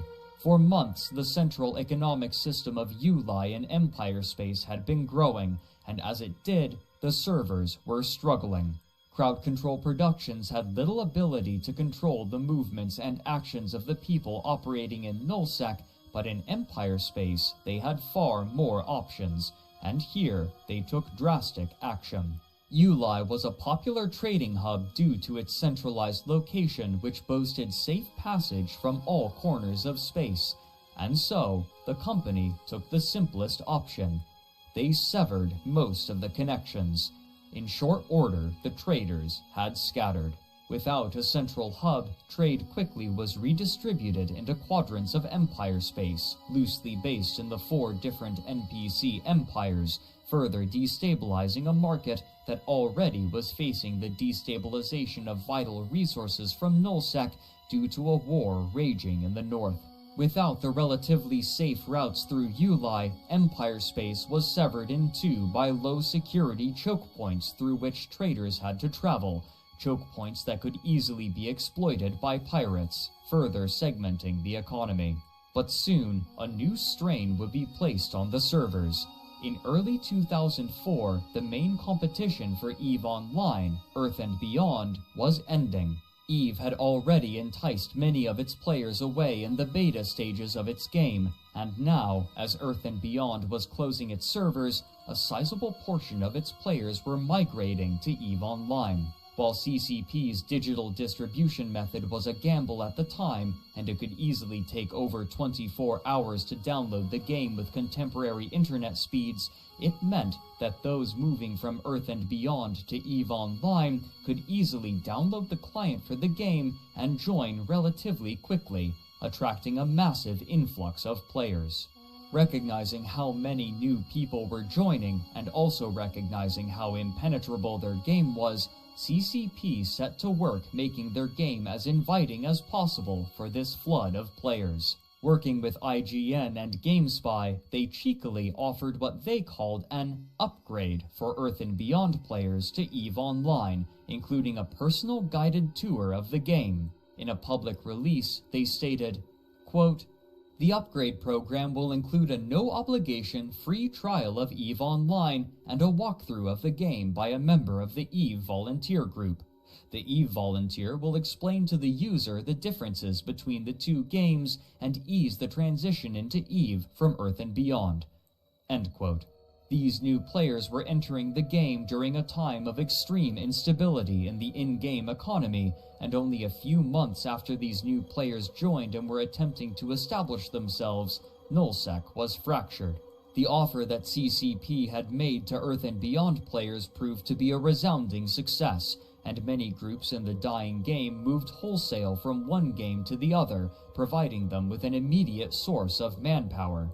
However, those more aimless players coalesced into a new corporation which they named Celestial Horizon. With thousands of players, the already massive Celestial Horizon had a far larger population than the vast majority of other corporations in New Eden, and even though they were inexperienced, their numbers alone quickly made them into an industrial superpower who spent their early months in Empire space stockpiling liquid assets, their size making them largely unassailable.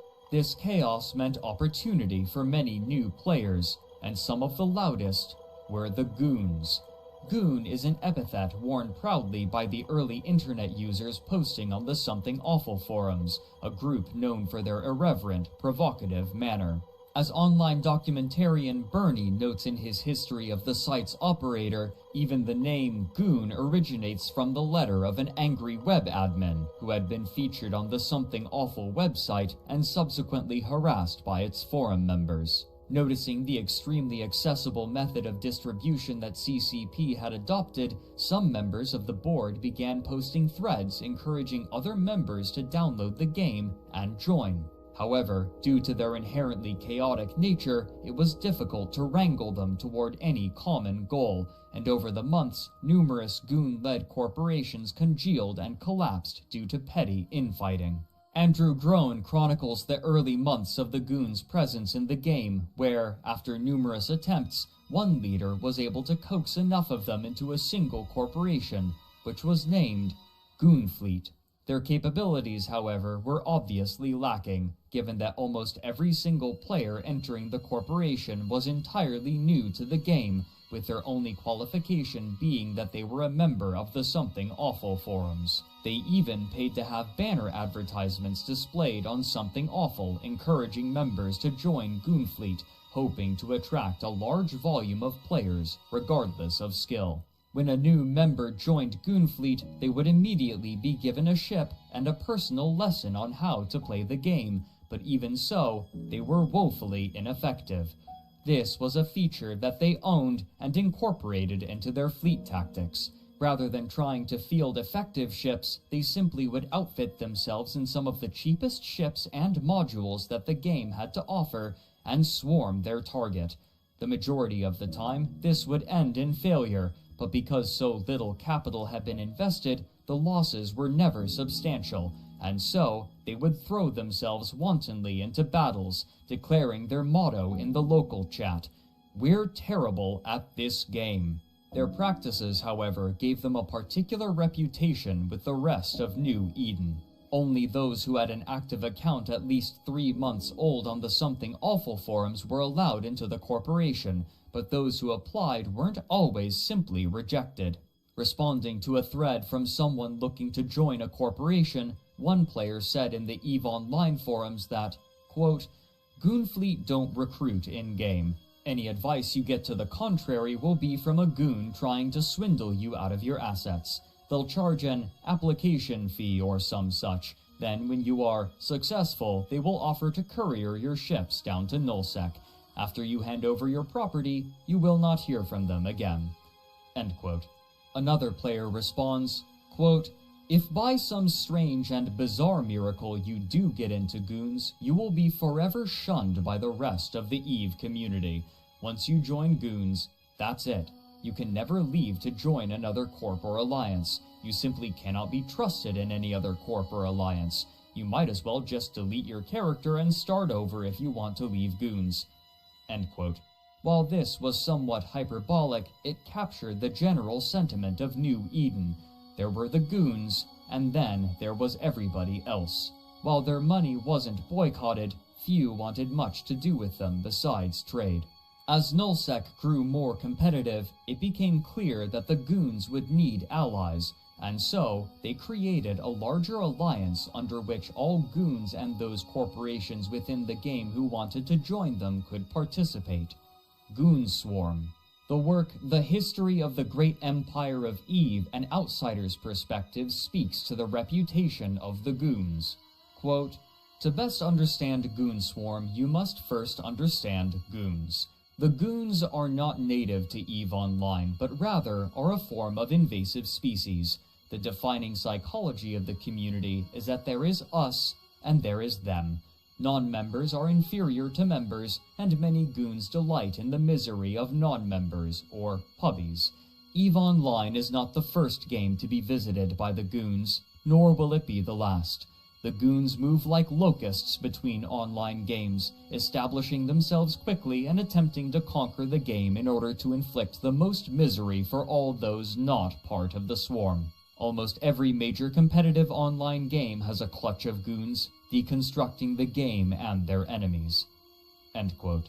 These alliances that established themselves were taking advantage of the final period of time in which a new alliance could feasibly capture and hold territory for years to come, and the radical shifts in the fundamentals of the game would establish what would become the first great empires, bending their industrial might for control over weapons that could decide an entire battle with the press of a single button. What is Greg's perfect for later in the day?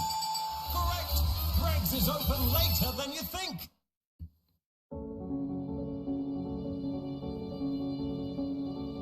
On June 29, 2005, CCP announced a bevy of updates, most important among them being 2 new classes of ships.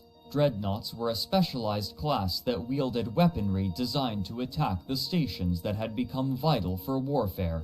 Controlling a station allowed the fighters of a defending or invading force to shelter in a safe hub from which they could launch their fleets, and dreadnoughts wielded the firepower to assault such bulky emplacements. Much larger than battleships, formerly the largest class of ship in the game, dreadnoughts could enter siege mode, which would render them entirely immobile but grant a significant firepower increase. Constructing a dreadnought, however, was a massive undertaking, requiring new starbase modules called capital ship assembly arrays. Rather than assembling the dreadnought in full, there were multiple parts, each of which had to be fabricated separately and then combined to create the completed dreadnought. In order to move the massive amount of materials required for such a ship, the second class that they announced was the freighter. Significantly larger than their older counterparts, these freighters were capable of moving materials on an unprecedented scale. But while they were typically well armored, they would still be obvious targets for pirates and saboteurs. The implication was clear. In order to project power and protect what territory they had, alliances now were forced to turn inward and leverage their economies into production. But the dreadnoughts were eclipsed half a year later with the release of ships that would dwarf all others. On December 16, 2005, CCP released an expansion entitled Red Moon Rising. This time, 3 new ship classes were released. The first was the Carrier, a massive ship that relied on clouds of fighters to perform combat for it, intended as support for a fleet of smaller ships. On the release page, CCP explained that, quote, "The Carrier is an affordable capital ship, and most major corporations are expected to fund and deploy at least one for their engagements." End quote. The second was the Mothership, a larger variant of the more affordable Carriers. But these 2 new ship classes were eclipsed almost entirely by the ship that would come to be synonymous with the game, the Titan. The sheer immensity of a Titan was difficult for players to conceptualize when it was announced. For the first 2 years of the game, the largest ships were the battleships, whose volumes hovered between 450 and 500,000 cubic meters. The largest Titan, in contrast, was an utterly massive 155 million meters cubed, well over 300 times as large. The capabilities wielded by a Titan were commensurate with its size. The first key feature was the ability to open a jump bridge. While Titans were able to utilize the traditional Stargate network outside of HiSec, they also could be used to coordinate massive fleet movements. If another specialized ship could light a cynosural field, then the Titan could use it as a beacon and jump directly to its location, whether in the same system or not, bypassing the Stargate network entirely, as long as the stars were close enough. This meant that, although the Titan was a ponderous ship, it could still rapidly relocate with proper coordination, sometimes directly into a fight, suddenly shifting the balance of power. What's more, other ships could join the Titan in this jump, meaning that it could be used to move an entire fleet at once between stars in great strides, without being forced into the natural choke points of the Stargate network. But the more tantalizing capability of the Titan was the Doomsday device. While CCP was mum about the specific damage numbers, what was known was that a Doomsday device would inflict massive damage in a 500-kilometer radius, centered on a location of the Titan's choosing. What's more, the Titan would not even need to be present in the fight to launch the Doomsday. If another ship could light a cynosural field, then the Titan could fire its Doomsday through it, as long as it was still within the same star system. Many suspected that the first alliance to field a Titan would wield unprecedented power and become nigh unstoppable. Due to its area of effect, the power of a Doomsday scaled with the number of fighters on the battlefield, and over time, battles involving hundreds of players had become more and more common, further emphasizing the imminent importance and dominance of the Titan. Beyond these more immediately impressive features, the Titan also served as a mobile platform from which war could be prosecuted. Players who died could respawn inside of the Titan and take a new ship stored in its hangar to join the fight once again, meaning that a player whose pod was destroyed would be able to rejoin combat immediately, as long as supplies were available. But before their incredible might could be wielded, one would have to be built.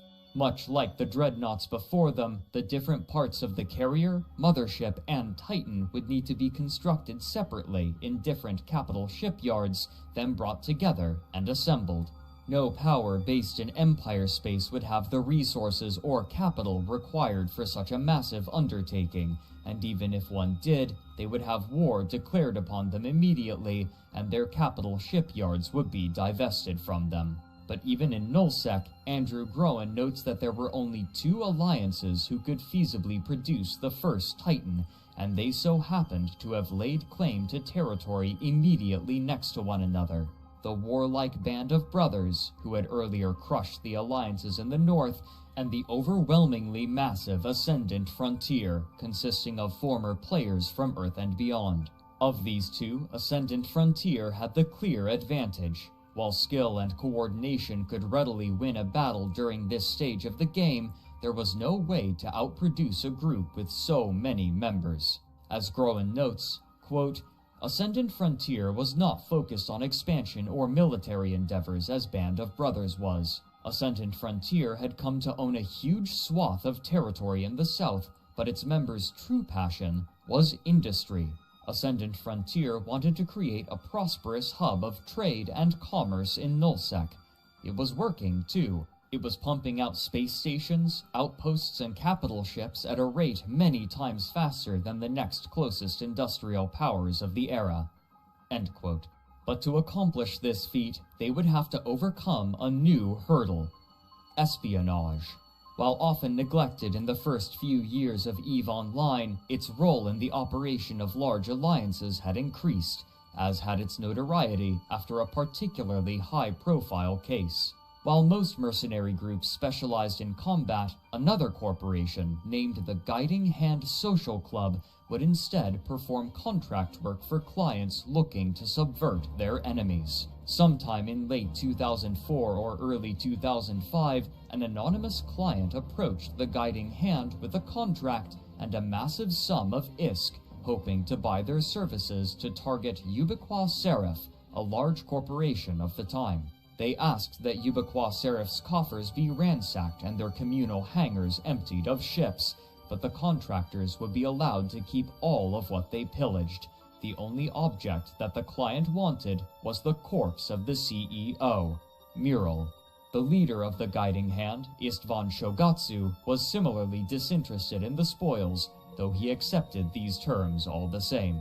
The Guiding Hand spent months infiltrating, earning positions of trust and authority. They were more successful than their client could have dreamed. Multiple members found themselves entrusted with much of the corporation's assets, and one agent, named Zemdal, found themselves as one of Mural's lieutenants. Istvan explained, quote, Arenis Zemdal is what we call a Valentine operative. Essentially, his job is to seduce and entice an objective into a state of trust and confidence. As such, we'd call Muriel's relationship to him moments before the strike endeared. End quote. On April 18, 2005, the code word was sent to every agent: Nicole. Immediately, the corporation was drained of all of its liquid assets and much of its stores of supplies, and Zemdal collected the CEO's corpse along with a squad of guiding hand members who had rendezvoused to help deliver the killing blow. István made a public announcement shortly after, with characteristic flair. Quote, "Greetings, everyone.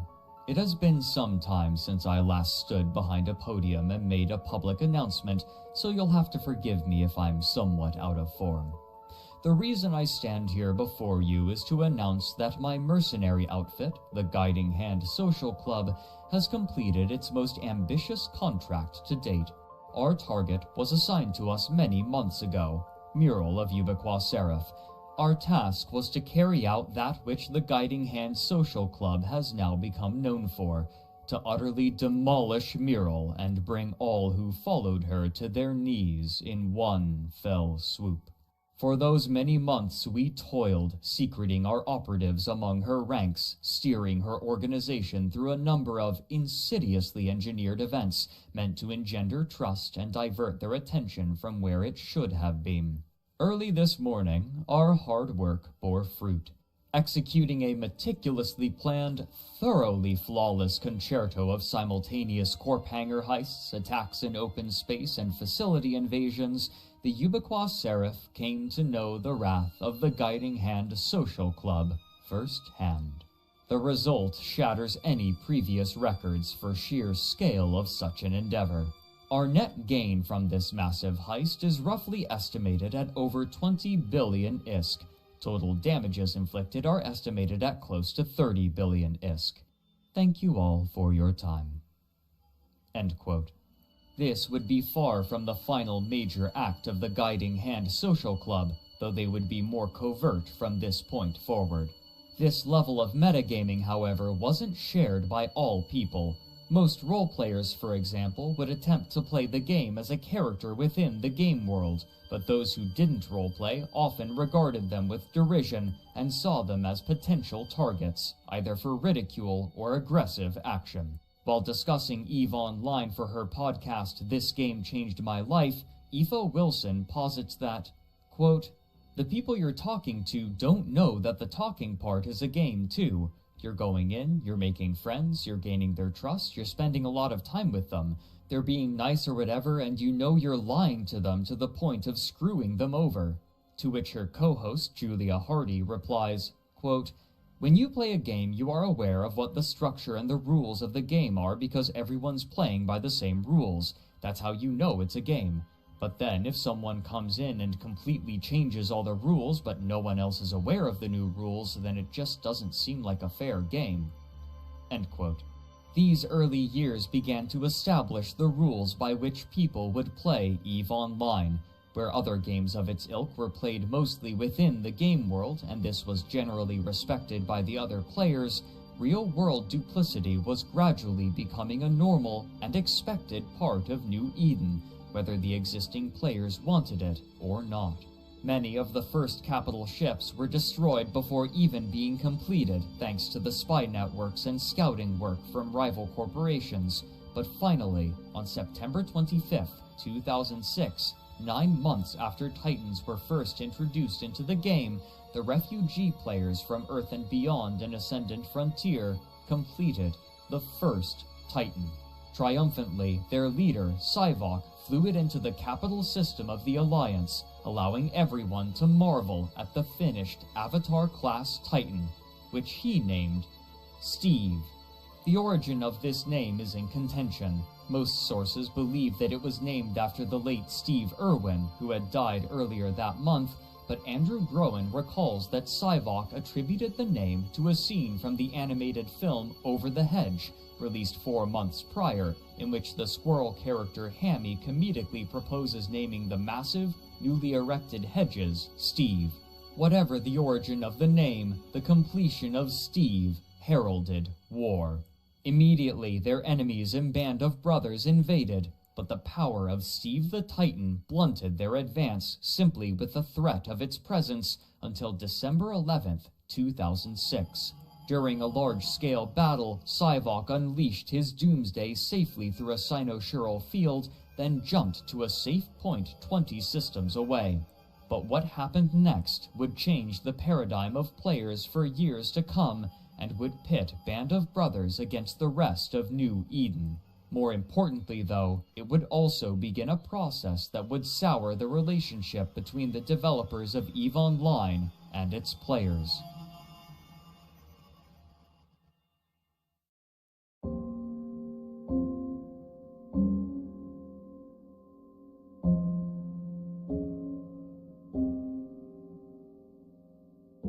Game development in the early 2000s was significantly different than it would become 2 decades later.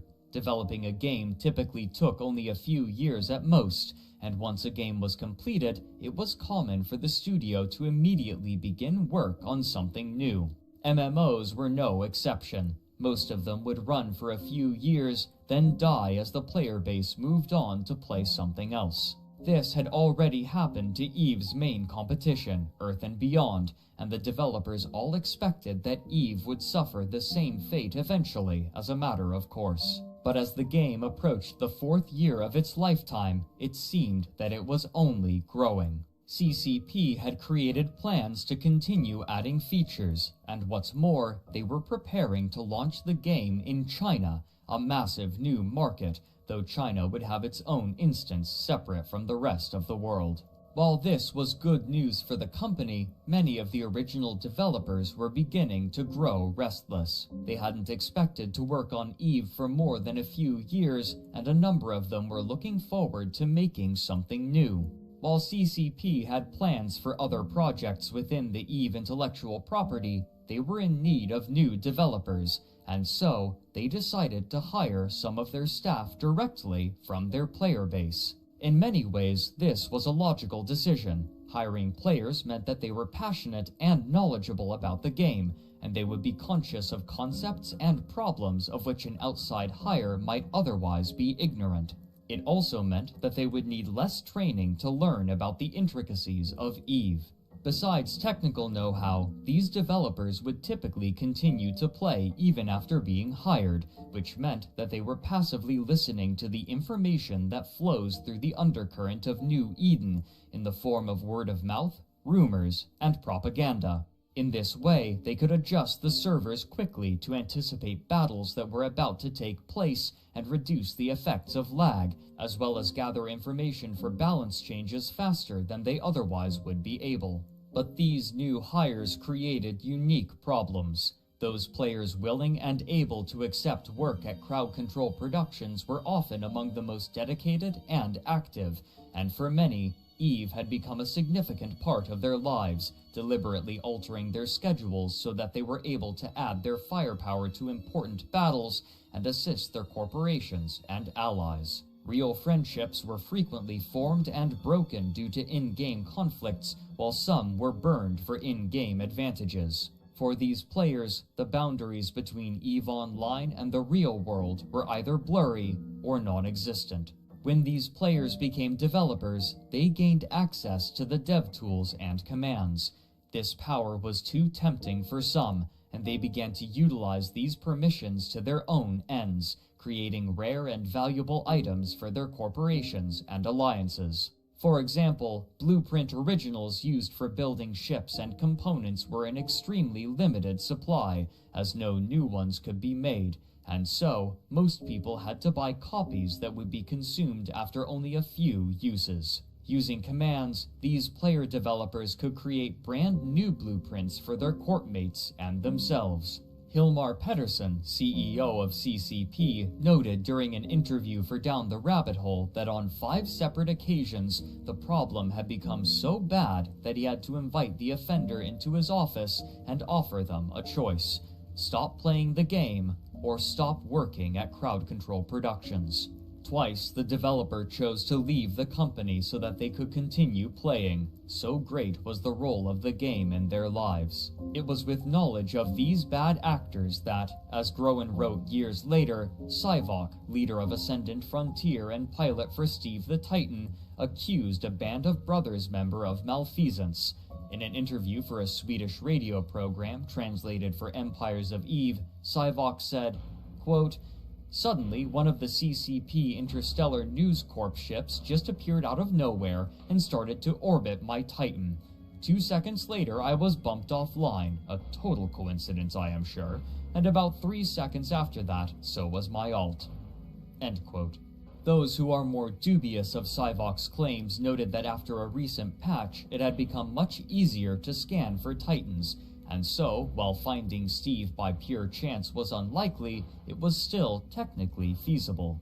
What precisely happened is contentious, and no definitive proof has been released, but however the location of Steve was divined, the leaders of Band of Brothers received word that Steve the Titan had been discovered, and they immediately gave the order to mobilize. In a matter of minutes, a cynosural field was lit at Steve's location, and the entirety of Band of Brothers' fleet jumped in to see Steve, alone, inert, and inactive. Immediately, the dreadnoughts went into siege mode and unleashed their payload into the hull of Steve, which could only wait placidly for the end. Steve the Titan exploded and was reduced to rubble. The first Titan to be built was now the first Titan to be destroyed. The members of Band of Brothers were ebullient, and soon the loss of Steve became common knowledge all throughout New Eden. To honor its death, Steve's ruined corpse would remain in the system of C9N TAC-CC where it was destroyed, so that players may still return to it and pay their respects. The death of Steve had made many players suspicious, but soon an event would occur that would unite all of New Eden against Band of Brothers, and more importantly, alter the relationship between the players and the company on a foundational level.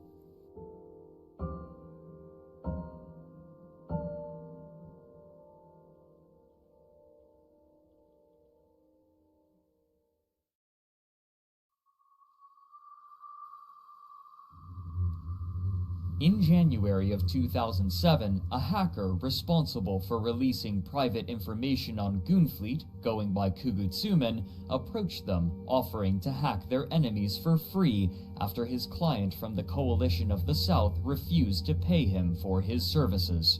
Among those targeted was Band of Brothers, and included with strategically important pieces of information, he discovered logs proving that one of the members of Band of Brothers was a developer and was granting his alliance rare goods. While some were dubious at first, CCP later confirmed that, indeed, the accusation was true. Hilmar Pettersson wrote on the subject in a public letter with dramatic prose. Quote, "Throughout our history, there have been a handful of cases where our employees or members of our various volunteer and partner programs have taken advantage of the proprietary powers they are granted through access and knowledge. These cases have been investigated, prosecuted, and judgment rendered. Usually the punishment has been quite simple: termination of employment. A pivotal case was uncovered last summer during a routine investigation of developer accounts. Unfortunately, CCP did not act with the same decisive consistency we have used on previous occasions. Those left at the helm chose to react cautiously, as sometimes is appropriate under these circumstances, leading to more leniency and understanding than we are used to in these matters. This particular case, involving a single developer, underlined where improvements needed to be made, and we have since focused our efforts on reinforcing rules and processes so that consistent ruling is assured. It is no trivial thing when corruption takes place. In our case, it's no different than the injustice of public servants in the real world feathering their own nests rather than ensuring the prosperity of the many. Living in a country of a comparable population as the world of Eve, Iceland only has 300,000 inhabitants, I sure know how it can feel when governance is not balanced and feeling powerless to stop it. I am certain that members of the EVE community are now going through similar emotions. I am sure that we all appreciate that it is no coincidence that Dante reserved the lowest level of hell for the worst of those who betrayed their benefactors. In our case, I would regard the EVE community as our benefactors. We are not the gods or the masters of EVE Online or the EVE community. We serve the community. You have entrusted us to safeguard your hard work." End quote. The death of Steve the Titan had raised suspicions before, and now those suspicions had proven correct. Band of Brothers were cheaters. Many in Nullsec had long hated Band of Brothers for various reasons, chiefly their imperialist aims and elitist attitude, but now all of New Eden had been granted a new ideological casus belli. While exploits, glitches, and unintended mechanics are common in games such as EVE Online, this was different. A developer was deliberately abusing his authority and privilege in order to aid his allies. While Band of Brothers as an alliance had already been diplomatically isolated for much of its lifespan, they had now been made a universal target. Players all over New Eden were enraged, snidely calling them Band of Developers. Even though most players weren't present in Nullsec, estimates state that over half of all players somehow participated in the war that would become known as the First Great War of EVE Online. With the majority of players in New Eden choosing a side in the war, propaganda became more vital than ever, and the precise truth was becoming more and more difficult to ascertain, altered with flowery embellishments. In a blog post from October of 2007, EVE blogger Nate Combs writes that, quote, "The propaganda machinery of the coalitions play a vital role in keeping players informed of the big picture. The little guys struggle one ship, one system, one corporation and alliance at a time, and read the cues and spin from the mouthpieces up high. Of this recent turn, Band of Brothers has fashioned a very slick propaganda video, spinning the retreat in heroic terms, in contrast to a more prosaic reality. Endy provides detailed analysis for the game world students of these things. Despite its production polish, one will note that its audience is crisply targeted. It makes little attempt to reach more broadly. The important takeaway for a general reader might be this. How would the foot soldiers in a large-scale, information-complex, distributed game spanning the real-world globe and 24 time zones have any clue how their system-by-system struggle fits into the big picture, were it not for, well, something like an EVE Online Alliance propaganda network?" End quote.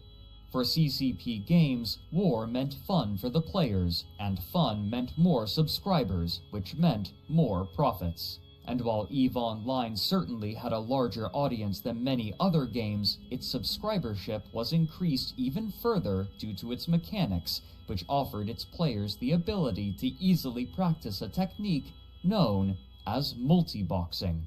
While most who play massively multiplayer online games tend to only play one character at a time, others will sometimes have multiple accounts that they will run at the same time in order to fulfill multiple roles at once. Compared to other games, EVE Online was particularly well suited to this method of play, since many of the most important functions, such as firing weapons and movement, would continue to run once activated and only required interaction when changing this function. Even if a particular character underperformed, it was almost always worthwhile to have multiple characters rather than only one in any situation.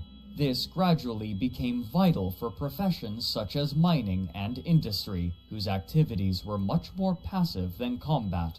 Mining and related professions mostly entailed approaching a resource node, pressing a few buttons, and waiting until the node was mined out while watching for hostile ships. For these players, the most effective way to scale was simply to have more ships, which meant multi-boxing. And so, it was common for players to have multiple windows with the same game open, each window running a different character.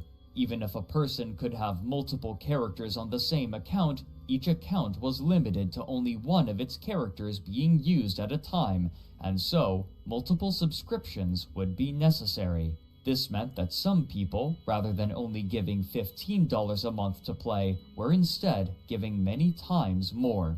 Some of the most dedicated players would, and do, run over 10 characters simultaneously. Given the dedication of space game players and their relatively higher age bracket, the proportion of multi-boxers was likely much higher compared to other MMOs. What's more, word of the war was continuing to grow the player base, and CCP's business prospects were looking better than they ever had. While the precise player count is difficult to ascertain, the total numbers of subscribed accounts had, according to the company, surpassed 300,000. Rather than only pushing money back into the game, they began to build their company out, anticipating further success. While everyone involved with the production of EVE Online had believed in the potential of their project, it was still difficult for many of them to believe how successful their game had become.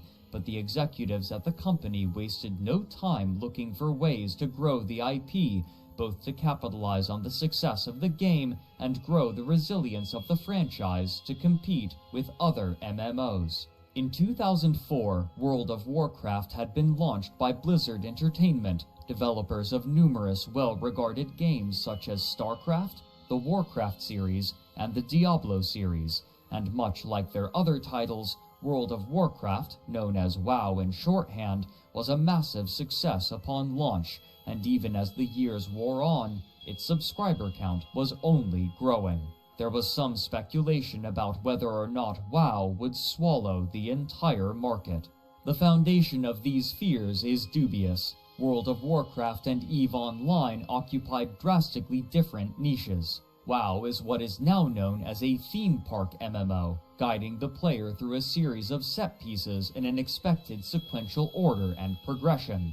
EVE, in contrast, is known as a sandbox, granting the player a variety of tools and the decision of what they wish to accomplish with these tools. Similarly, while players of any particular character level in WoW will typically only be seen with others of the same level bracket, it's commonplace for a fleet in EVE to be comprised of players with widely different character skills accumulated. Still, there was a significant fear that the harsh and hostile nature of EVE would push players into the much more inviting World of Warcraft. The dedicated EVE player base took to referring to WoW pejoratively. An oft-repeated insult was that an EVE player leaving for World of Warcraft increases the average IQ score of both games. But soon, Crowd Control Productions would begin competing with Blizzard in an entirely different way. In 2006, CCP announced a new collectible card game named EVE: The Second Genesis, identical to its namesake game on launch.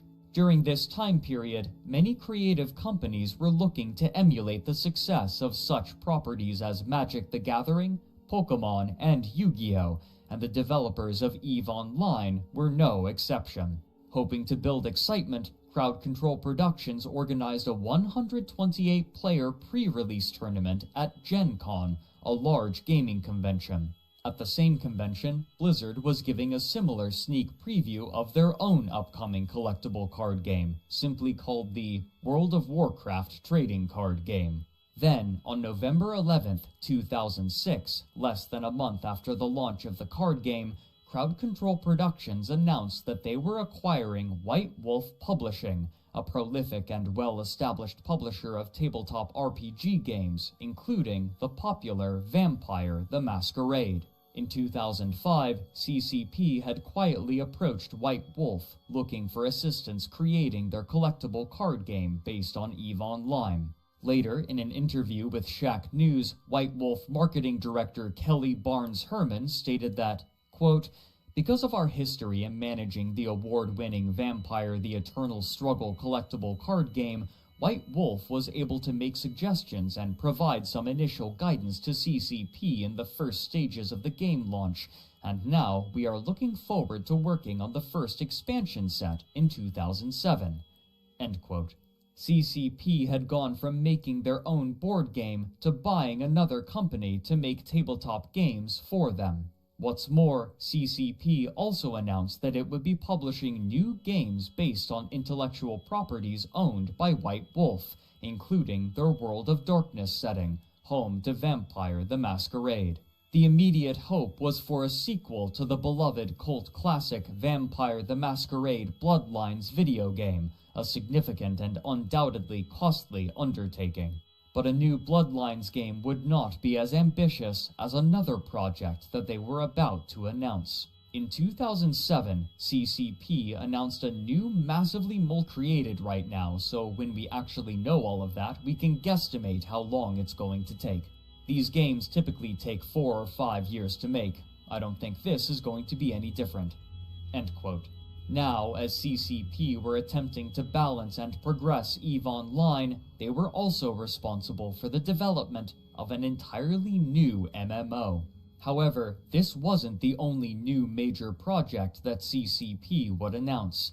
At their annual EVE FanFest celebration in November of 2007, the company showed a trailer for a massive update to the game that they called Ambulation. This future update promised players the ability to exit their ships in stations and meet one another in-game face-to-face, something that could potentially make the game far more immersive. Despite the incredible amount of work that the company had promised to deliver, they were confident that they could fund numerous projects in part thanks to their growing and dedicated subscribership, driven by the chaos churning inside of New Eden.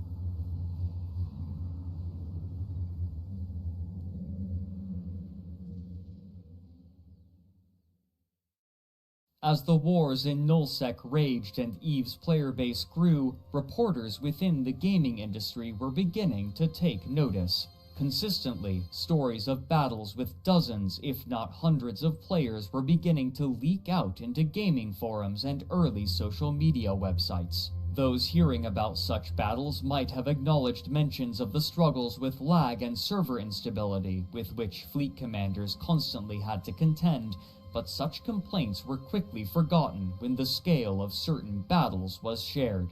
Fleet commanders had learned not to take such large fights unless absolutely necessary due to the chaos introduced by such numbers, but their rarity only made them more tantalizing. What's more, these battles were given context due to the persistent state of the game, with corporations and alliances vying for power, territory, and wealth in a constantly evolving drama. To many, it felt like a space opera playing out in real time. In early 2008, one of the first articles detailing the ongoing Nullsec war was published for PC Gamer UK. The author, Jim Rossignol, opened by writing, quote, "There's a war going on. It's one of the most bitterly contested conflicts imaginable, fought over many months by an international cast of veteran warriors. An entire galaxy is at stake. You probably even know someone who is caught up in it, fighting for his life and those of his comrades. As many as 20,000 people have fought in its battles. This war is the Great War of EVE Online, the largest virtual conflict ever waged. Unlike the 20-minute conflicts that characterize other multiplayer games, this is a deathmatch that has taken place between fleets of hundreds in a continuous process that has lasted years. It is the greatest imaginary conflict yet conducted, and in what follows, I'll be tracing its glories and mapping its horrors." End quote. This sort of romantic prose would quickly come to characterize most of the writing about New Eden, and while they occasionally would acknowledge the more technical and practical issues that players and their leaders faced, these passages were nearly always diminished in favor of telling stories of epic campaigns and pitched battles. The results and aims of these large battles, however, were difficult to communicate due to the inherently intricate nature of the game's mechanics. What could easily be communicated, however, was sovereignty. Territorial maps reminiscent of war documentaries gave the impression that the warriors involved in these conflicts were actively making history and granted the movements of these wars similar weight. But perhaps more immediately attractive was the attempt to give a price to ships in real-world fiat currency. Partway through his article, Rossignol writes a relatively short passage about the loss of Steve the Titan. Quote, "It's not hard to see why Band of Brothers would want to attack the biggest alliance in the game. The riches were there for the taking, and the alliance leader, one Sivok, piloted the first and then only Titan-class ship in the game. It was a giant behemoth that has been valued in real-world cash at around 4,000 British pounds. Band of Brothers seized the first Titan kill in controversial circumstances and sealed the fate of Ascendant Frontier." End quote. This passing attempt at an approximation of price would become a tradition in coverage of the game. The daunting complexity of EVE's mechanics and the tangle of relationships between corporations, alliances, and even corporations within alliances made it nearly impossible to summarize in the space afforded an article in a gaming publication, meaning that the conflicts necessarily had to be simplified in order to both be made intelligible and concise enough to fit within the restrictive word limits. Many of those who read these articles became enamored with the concept of partaking in such massive record-breaking battles and began signing up for EVE themselves. For CCP, war was good for business. But those who were fighting the war were facing unprecedented problems. Nate Combs, in a blog from 2007 titled NBSI and the Grey Problem, writes that, quote, "Members within an alliance are marked by varying colors. Green means that fellow is a corporation member, blue he's part of the alliance, etc. Degrees of separation, even among buddies. Red in several flavors distinguishes shades of bad guy. The problem is with the gray. One of the trickiest herding cats problem in running alliances is making sure everyone is on the same page about the rules of engagement. Go to any alliance forum and ask what the current rules are, and you will hear a number of answers. Folks get confused about what they should do with the gray, and in the absence of knowing what they should do, they do what they think is right, which can be all over the board. Inconsistency is a hobgoblin to both sides of the gray divide. The good gray don't like going into areas where they are uncertain about who is on the same page, and alliances don't like grays getting into some areas since some grays may turn out to be bad apples. To make the problem worse, some alliances may vary their policy towards the gray over time and circumstance. For example, when tensions are high, an alliance may enter lockdown mode, and its policy becomes one of shooting the gray first and ask questions later. During more peaceful times, the policy may be changed to be nice to encourage trade. It gets worse. Some of the very large alliances may have different policies for the different regions it controls. Talk about a headache if you're one of the few players, e.g. traders, who might travel great distances. Another problem with the gray is that it is an alliance/corp-centric perspective. It is a first-person measure. You are neutral to me now. I may be, however, enemies to your friend, and that can lead to a more complicated relationship." End quote. These problems were only growing greater. Trade had been a key element that allowed the early nullsec corporations to build their first Titans, but the war raging was now making them more and more wary of neutrals, who could be traders or enemy infiltrators. But these problems were being amplified in an important new way. After the collapse of Uli as a trade hub, traders returned to the 4 different corners of Empire space in the north, south, east, and west. In particular, they gravitated towards stations that hosted the best mission givers. While trading NPC goods had gradually been phased out and the player economy was allowed to supplant it, players could still earn money from NPCs through missions, and they tended to congregate within the stations that housed the highest earning missions. Entrepreneurial traders would offer weapons, ammunition, and ships for sale in these stations, hoping to sell to the wealthier mission runners at these convenient locations. However, more than just the mission runners were searching for these goods, and soon, a wider clientele was congregating around these stations as well. Recognizing this, more traders looking to sell their goods began placing their contracts alongside the others, even if they were unrelated to running missions, hoping to sell to those visiting the station. And so, the trade hubs established themselves and grew.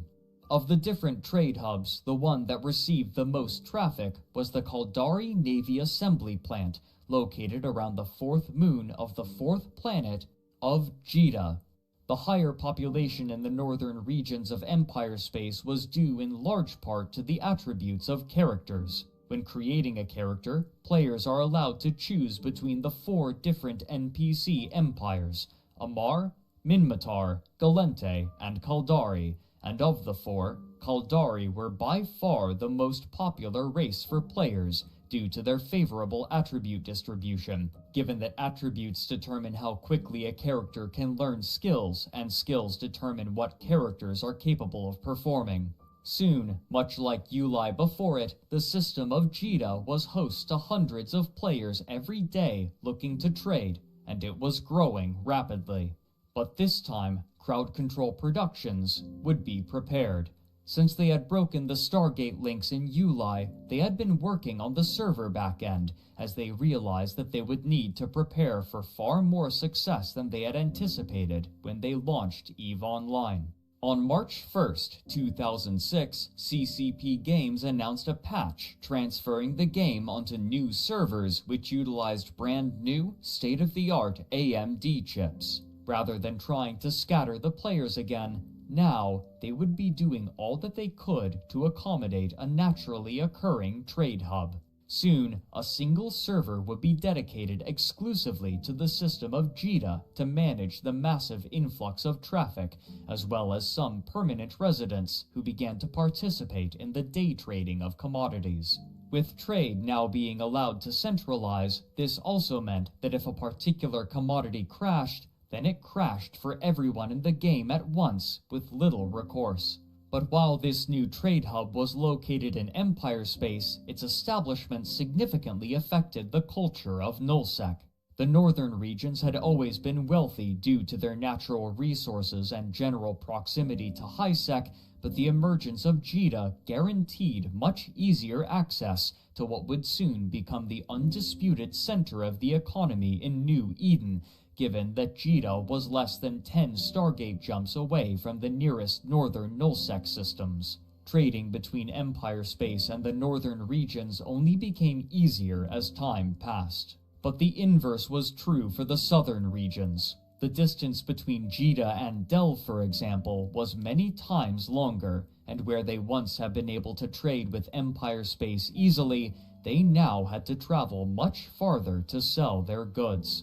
As time passed, those Nullsec alliances living in the south would begin to develop their own internal economies. Leaders would encourage their alliance members to trade exclusively with one another, in many cases creating not only an economic but a cultural divide between the players in the southern regions and the players in the rest of New Eden.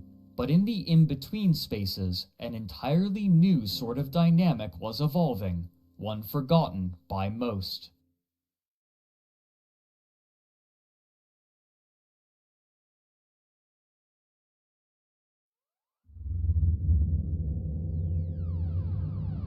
Over the years, the dynamics of the game had shifted radically. As players gained more and more capital, and as the merchant races were supplanted by a full player economy, piracy was no longer making nearly as much money, and often players would lose more money than they gained by hunting other players.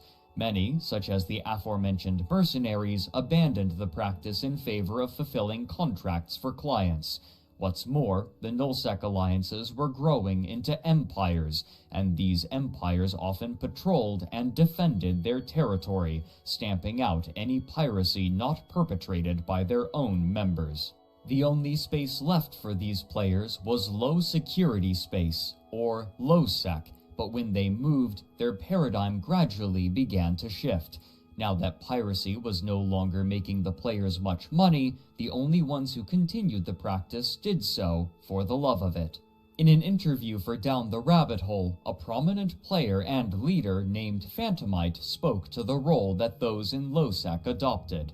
Quote, "I feel like me killing people in LoSec isn't piracy, I think it's just PvP. It's not a profession, I don't really earn any money from it. The fact that the game calls what you're doing illegal means that there's some kind of weird dishonor involved that's different to catching a traveler in nullsec. It's just PvP." End quote. Those players who decided to stay were the only ones dedicated enough to continue their piracy, in part due to a particular feature. Early after the release of the game, CCP launched a feature called kill mails, which were permanent in-game records of ship destruction issued to both the destroyed party and those involved in destroying them, and many players began to covet these kill mails and collect them like trading cards, with certain ships or players being more or less prestigious. While this wasn't always the primary motivating factor for those hunting other players, it did mean that they could keep a record of their experiences doing so, ensuring an official method of tracking prestige. But the kill mails introduced another dynamic: loss aversion. Since kill mails were public, one's victories and losses were both available to any who wanted to see them, and a loss was often considered a shame in the eyes of the community, at least to the player who lost the ship. On this, Phantomite said, quote, "I feel it is socially unacceptable to lose in this game. If you lose a fleet fight to begin with, in local, the winning side will almost always jeer at you and be a bad winner, mock you for having dared to lose a fight in EVE Online. It's not congratulations on winning, it's, you idiots, you lost, how stupid do you feel right now? Especially as group sizes get larger, there's a lot of bitterness on both sides." End quote. On the opposite end of the spectrum, a group of players have been growing in size, prominence, and role in the greater EVE community. Early in the game's lifetime, a help chat was implemented so that players could offer assistance to other players learning the game, but many found that this limited forum was insufficient due to the complexity of EVE. And so, a new player-run institution was formed, EVE University. Its primary impetus was to assist new players by teaching them the basic mechanics as well as good practices with hands-on experience. While other corporations would sometimes invite new players and assist them so that they could swell their ranks and achieve greater goals, EVE University had few such aspirations. Rather, uniquely, it declared itself a neutral body who would not take sides in any wars, though its members, known as students or unistas, were free to do as they pleased whenever they chose to leave. Many years later, in an interview with the online EVE news site Crossing Zebras, a new CEO, Asmodeus Valar, said that, quote, "EVE University exists to give new players a place to learn about EVE in a supportive community. We maintain neutrality so that our students can move on to whatever section of EVE interests them." End quote. But this neutrality would quickly come to be a limiting factor. In October of 2005, EVE University founded a new alliance called the Big Blue and sought to hold territory in nullsec, but after less than a year, an unknown client hired Mercenary Coalition to evict them for unclear reasons, another reflection of the growing necessity for corporations to ally themselves with one another in order to survive the growing turbulence of nullsec. EVE University's policy of neutrality wouldn't allow them the partnerships with the larger groups that they required. Unwilling to compromise on this defining feature, EVE University decided to base themselves in high-security space instead, and partnered with other corporations in a new alliance which they named Ivy League, in part to protect themselves from the vast number of war declarations that they were suffering. As a group comprised primarily of new players learning from a smaller number of more seasoned players, declaring war on EVE University was an easy way for more aggressive and less discerning players to gather easy kill mails. Despite these hazards, EVE University began to grow as a foundational part of New Eden's social landscape, with corporations seeking out those who had spent time learning in it. Their decision to retire from nullsec would become a practically permanent one on June 19, 2009, when CCP released their expansion, Revelations 2. With this expansion, powerful defensive sovereignty bonuses would be granted to anyone who owned over half of the structures within a system for 28 days. Once this had been achieved, a structure called a Sinojammer could be built in the system, disallowing any player from lighting a cynosural field within the system. While capital ships could use stargates, they were choke points in which they could easily be caught, and the only practical way of bringing a capital ship into a fight was through the use of cynosural fields. By restricting their use, it meant that any alliance attacking a system with a high enough sovereignty bonus could only do so with subcapital ships, an effectively impossible task against any active alliance. This meant that nullsec alliances were now much more stable in their ownership of territory, as long as they possessed enough capital ships. The major factions in nullsec had now been set. With the base mechanics, the social groups, and the varying playstyles within EVE all growing more complicated and nuanced by the day, the development team recognized that they wouldn't be able to keep track of all of them and balance them alone. And so, in late 2007, Crowd Control Productions announced the establishment of the Council of Stellar Management, a body of players elected by the player base to communicate their interests directly to the company. Early in the game's lifetime, CCP had requested that players join the developers to speak about the game, but they had been hand-picked after applying, as opposed to the more democratic method of the council. Of the 97 applications, 33 were rejected for varying reasons, including behavioral and technical, leaving 64 to be voted on by the community in a first-past-the-post system, where the 14 players with the most votes would be elected.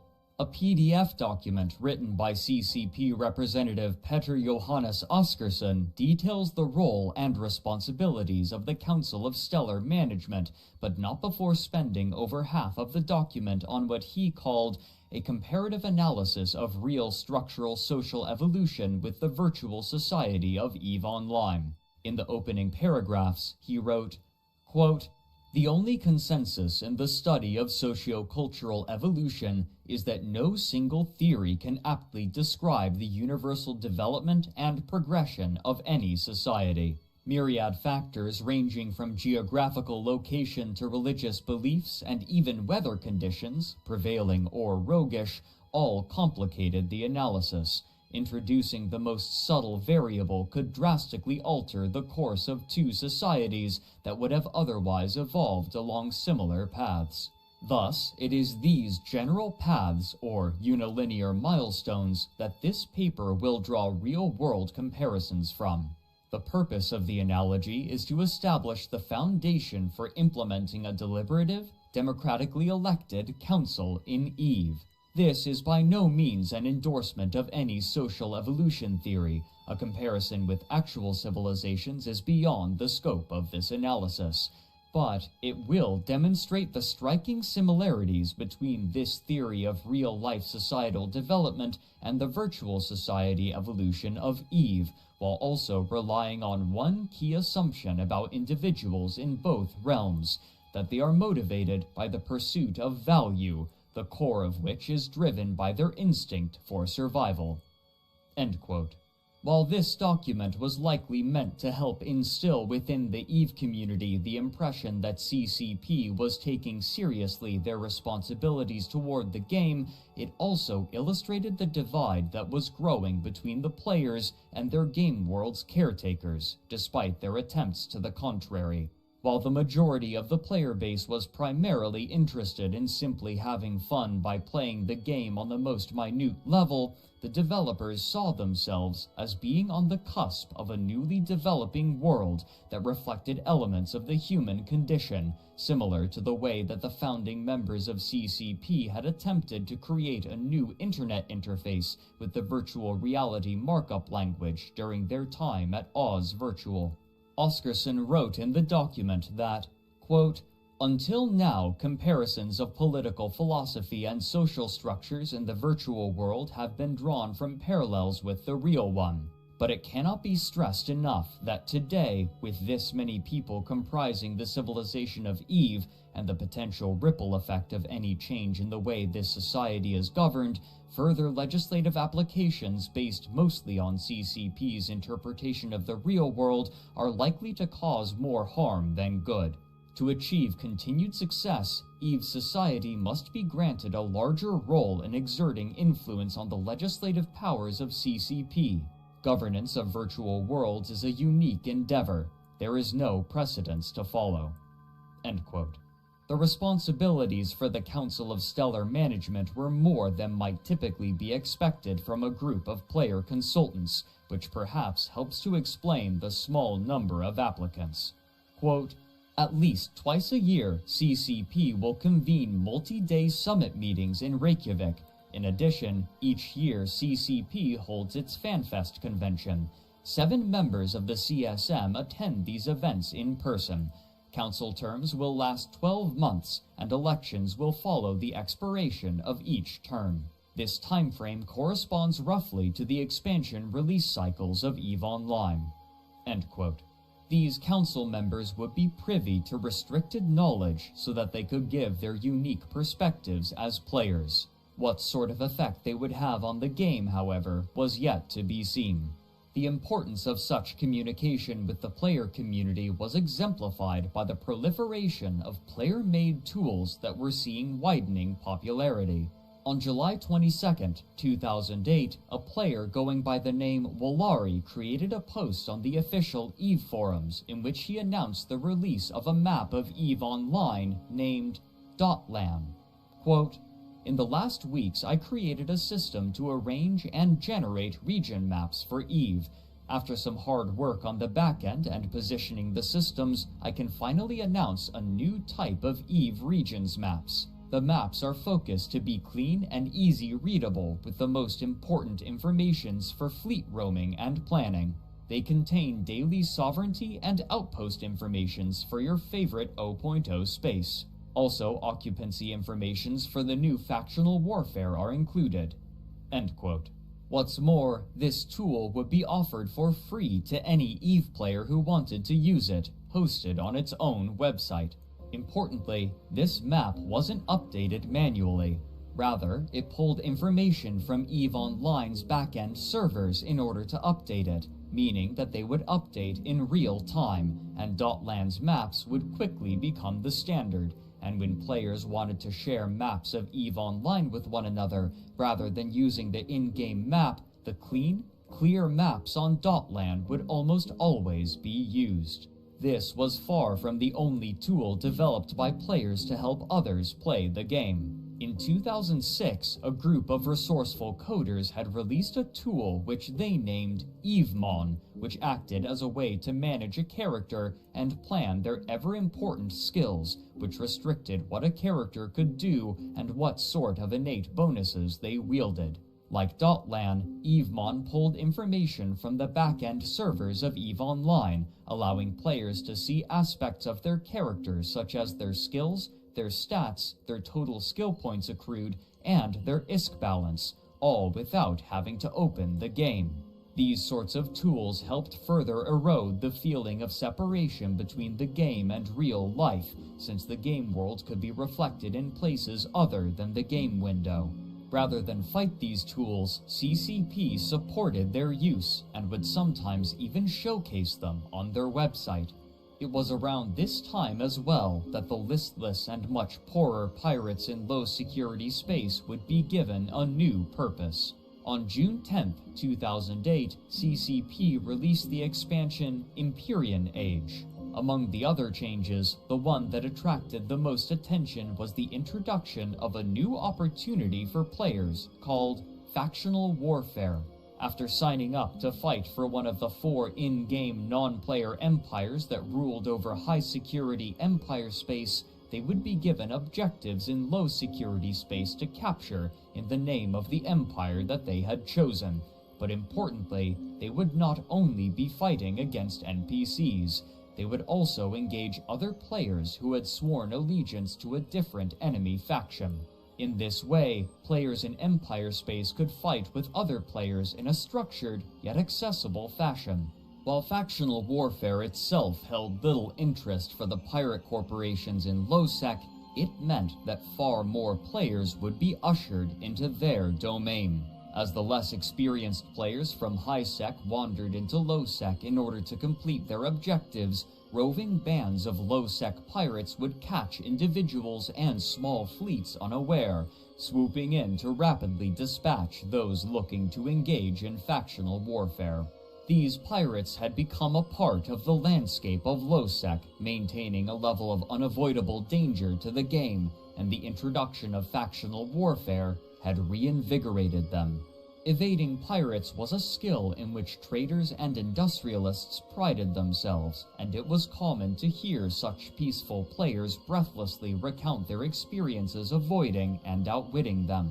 But soon, the game would see an addition that would further complicate it, crossing the border between the real world and the virtual world of New Eden in a way that would eventually make its dealings the subject of international attention and awe.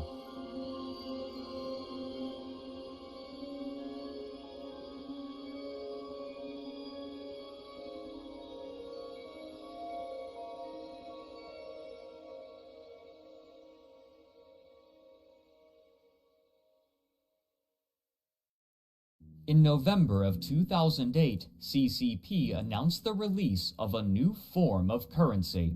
As was common practice, players could either buy cards at local stores or have cards mailed to them, which they could redeem to extend their membership, allowing them continued access to the game. For EVE, much like other games of its kind, the monthly fee was $15, with discounts when bought in larger increments. However, CCP was now offering a new function for these cards. When a player bought one, they would now have the option to either redeem it normally and use it to lengthen their subscription, or they could instead exchange their card for a new in-game item called a Pilot's License Extension, or Plex, at an exchange rate of 1 Plex per month of game time. If they chose the latter option, an in-game item would appear in the hangar of the station in which one of their characters was docked. This Plex could then later be expended for the subscription if the player so chose. For the player who used the Plex in this way, it simply added an extra step to the process of renewing a subscription. But there was one major, important difference. Since the Plex was an in-game item, it could be bought and sold on the player market, and whoever bought the Plex could redeem it for their own character, meaning that a player with enough in-game money could effectively pay for their subscription by buying Plex from other players with in-game money. The most obvious effect was that it gave many players a goal: make enough in-game money to pay for their own subscription month to month by buying Plex from other players, effectively playing for free. But for those on the outside looking in, it gave something much more important. Game subscription cards for EVE Online could typically be bought for $35 and offered 2 months of subscription, which meant that they could be redeemed for 2 Plex. This gave Plex a stable real-world value of approximately $17. Since Plex would be bought and sold in-game for ISK, the in-game currency, and the real-world value of 1 Plex was relatively consistent, this meant that there was a way to track the real-world value of the in-game currency without having to refer to the black market price, which was subject to fluctuation and which many sources were reluctant to acknowledge or reference because of its inherently opaque nature.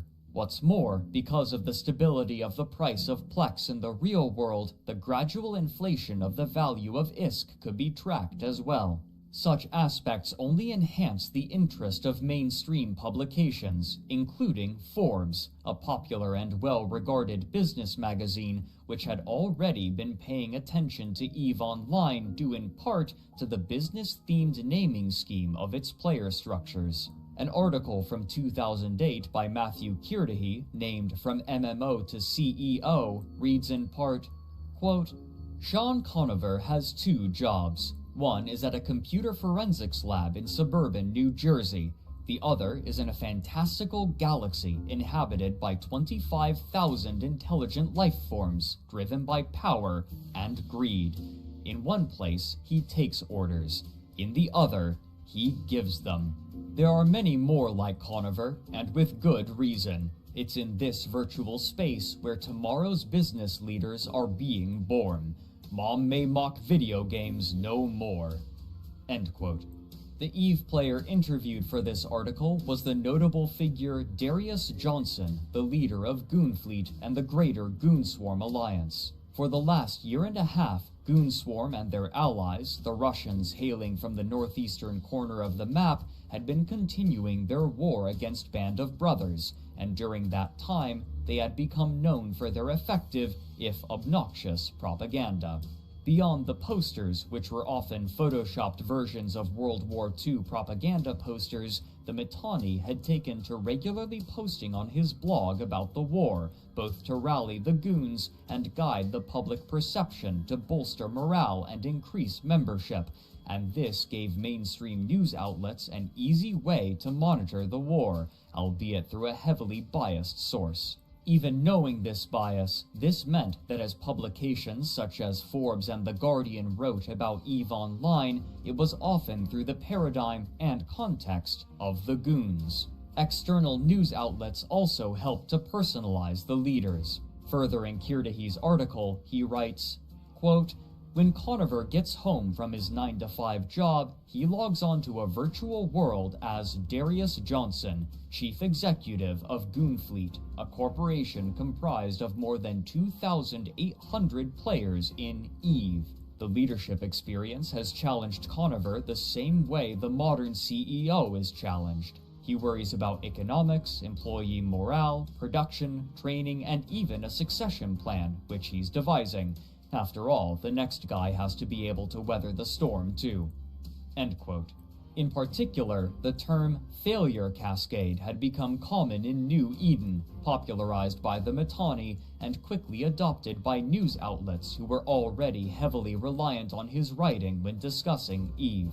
In an article from 2009, the Mittani wrote, quote, in the past 4 years, I've witnessed more than 20 alliances disintegrate, and I've had the benefit of directly orchestrating a good number of those. Better than just hammering at them from the outside, I've been able to witness the process from the inside concurrently by way of our spy network. While watching Lotka Volterra explode in much the same way Veritas Immortalis had, I dubbed this death cycle the failure cascade, due to the way in which the process rapidly accelerates from small errors into thermonuclear drama. Delightfully enough, even our most vehement enemies have chosen to use my nomenclature, as well as the more traditional media. Apparently, the term has some pre-existing engineering use, but Googling it now turns up mostly yammering about spaceships. He went on to define the term, quote, a failure cascade is the disintegration of an alliance caused by collective helplessness in the face of sustained and unrationalizable adversity through a process of pilot attribution shifting from the alliance to the corporation or the individual. End quote. Both Crowd Control Productions and Goonswarm were facing prodigious growth, and both were simultaneously taking great risks in attempts to reap great rewards.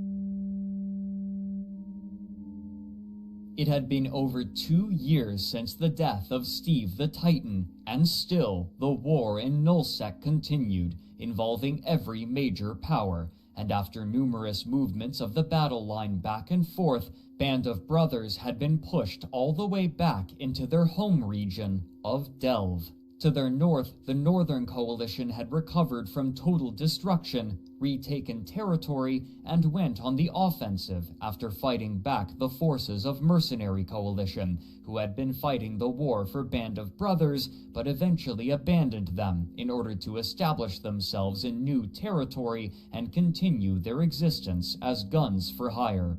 Meanwhile, from the east, the forces of Goonswarm and their allies, the Red Alliance, continued to strike.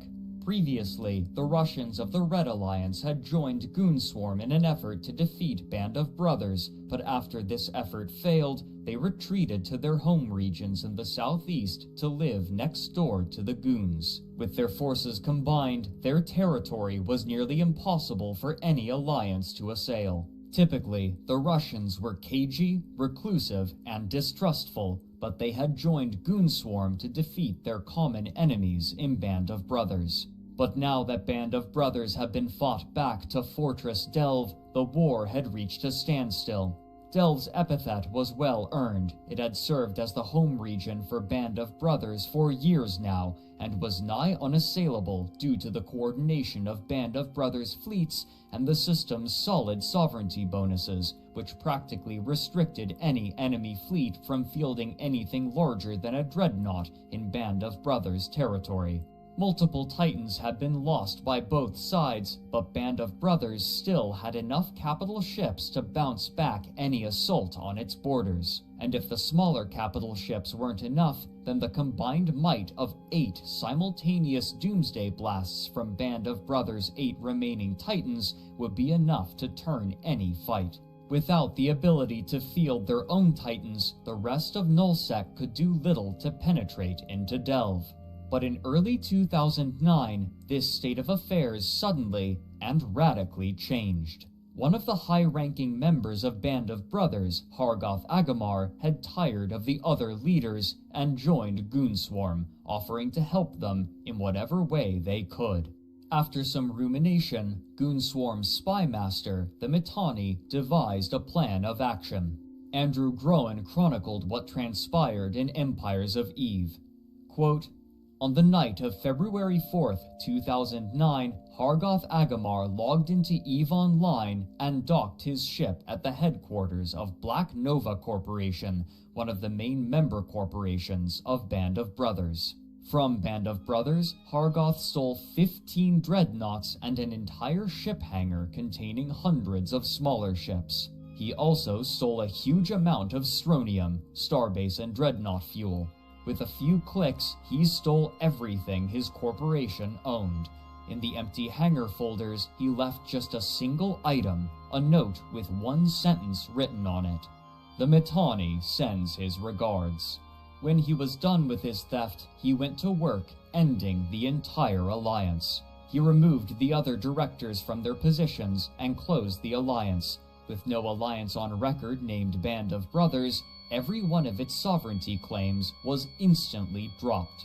Band of Brothers had claimed sovereignty 4 in every system in Delve, but after Hargoth Agamar struck, there was no longer an alliance called Band of Brothers. As a result, all of the starbases owned by Bob went offline without an alliance to control them. Their capital systems were no longer invulnerable, and they had no way to stop enemy alliances from bringing heavy artillery right into the heart of Band of Brothers' empire." End quote.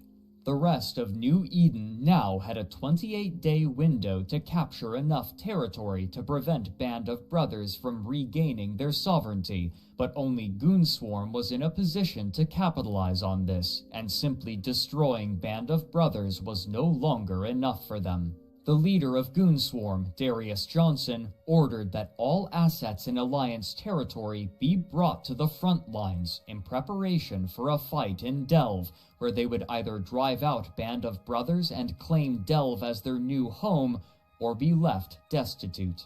This would also help to fend off enemies, at least for a time. During the war, the general unpleasantness of both the Russian alliances and Goonswarm had resulted in enough feuds that they had broken their treaties with one another, and a significant contingent of Russians had joined forces with Band of Brothers, sandwiching the Goons between the two. There were also rumors and accounts of real money being paid to players to alter the political landscape, but the complete abandonment of territory by Goonswarm guaranteed that the Russians would be preoccupied with claiming all of the territory that had once belonged to the Goons, as they threw themselves recklessly at Band of Brothers, at least for the first few weeks. No other alliance seems to have been warned of this opportunity, and it would take time to mobilize. Now, Goonswarm would launch a blitzkrieg the likes of which had never been seen in EVE Online. But as Goonswarm was beginning its invasion, the game would see a radical change, and the denizens of this particular edition would soon exist outside of the paradigm and culture of any other part of New Eden.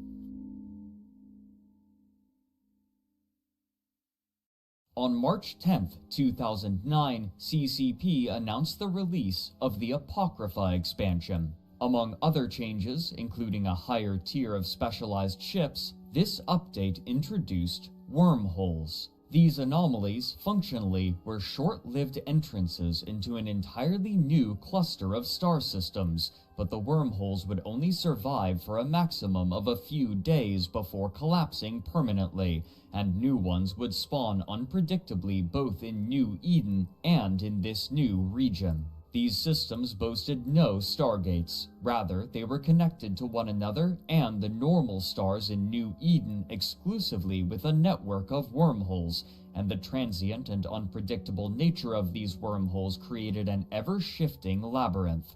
Despite the vast new territory now made available, players were tentative to venture into it for several reasons. First, finding the wormholes was a task unto itself.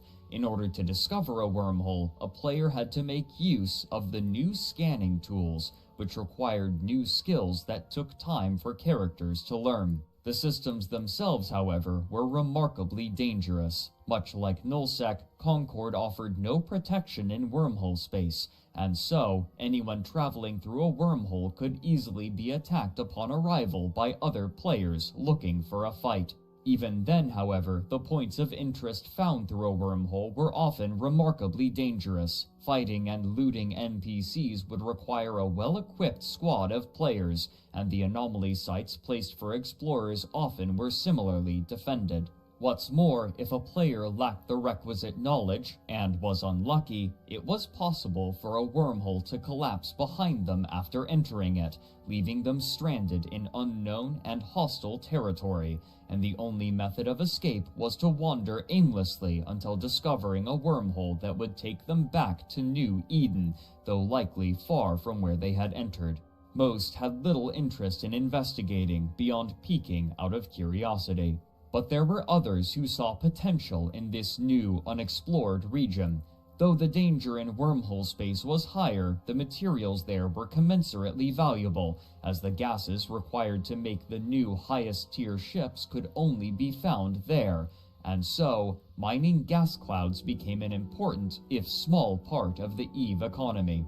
Paradoxically, due in part to the random nature of wormholes, gas became a reliable resource, as it was difficult for aggressive players to attack others harvesting gas. Much like wormholes, gas clouds would spawn randomly and had to be scanned down with probes before their location was revealed, meaning that a reasonably attentive gas miner could spot the probes with a directional scan and escape long before any danger manifested. Beyond these more systemic limitations, there was another hard limitation that restricted the use of overwhelming force in wormhole space.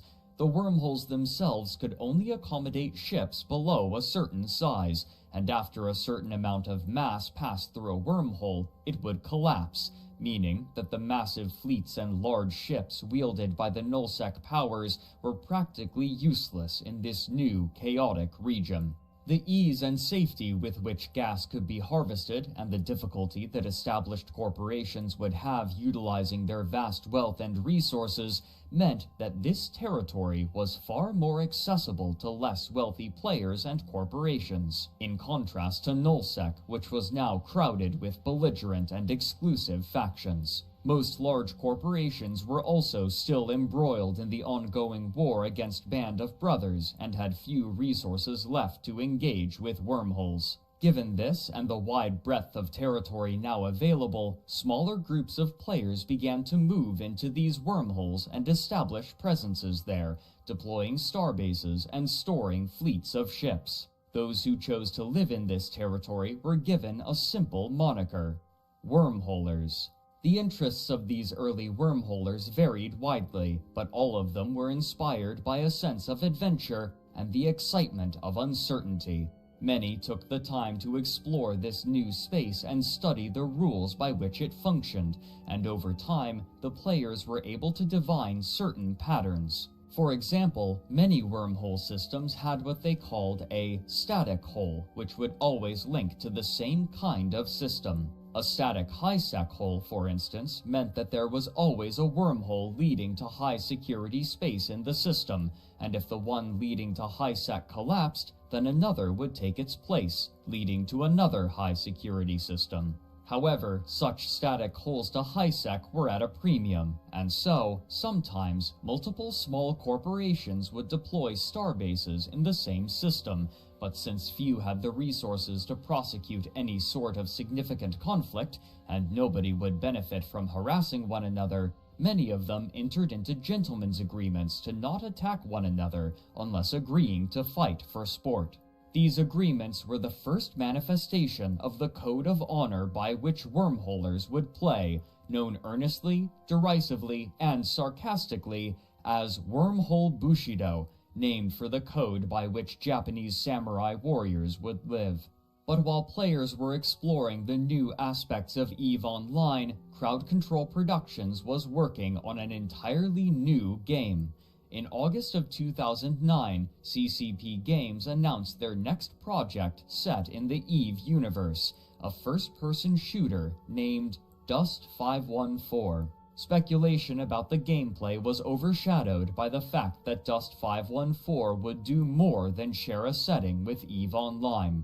Events in Dust 514 would directly impact those playing the MMO, and those playing the MMO could affect battles in Dust. The gaming news publication GameSpot quoted Hilmar Pettersson as saying, "The primary gameplay features brutal ground combat that takes place on the surface of planets. Dust 514 is the infantry, and an EVE Online player can contract a Dust team to go in and take control of a planet. The fleet does the flying, the infantry does the dying." End quote. Guy Cocker, writing for GameSpot, went on to say that, quote, "The game has been under development for 3 years at CCP Shanghai, with input from other CCP studios worldwide. We questioned Pettersson about the platforms the game is being developed for, as well as subscription details, but he declined to comment at this time. But it was confirmed that the game was being developed for current generation hardware." End quote. After revealing some gameplay at the annual FanFest in October of that year, Hilmar Pettersson proudly spoke with IGN further about the game. Quote, "Dust 514 is first and foremost a first-class FPS mixed with real-time strategy elements and persistent world components, which are innovative in their own right. Still, the biggest innovation in Dust 514 is that the outcome of battles directly affects the resource and power controls in EVE Online. This will significantly enhance the gaming experience that our current 300,000 subscribers enjoy by adding a whole new level of gameplay elements that they can affect." At its core, Dust 514 is a first-person shooter with run-and-gun gameplay, but there is a heavy emphasis on vehicular combat that layers tactical and strategic dimensions within each battle. In addition, weapons and modules are upgradable in real time, which we believe pushes Dust 514 beyond what has been seen in the market so far. End quote. Notable features were map sizes measuring 5 kilometers squared and, perhaps most importantly, the ability for Dust mercenaries to take control over certain regions of planets for corporations in EVE Online or for dust corporations to take those sections of planets for themselves. Early gameplay footage shown at FanFest was promising and elicited excited reactions from the crowd despite its limited scope. But as players were anticipating the new battles to be had in Dust 514, the years-long war in Nullsec was finally reaching its conclusion, and the aftermath would permanently alter the social landscape of New Eden.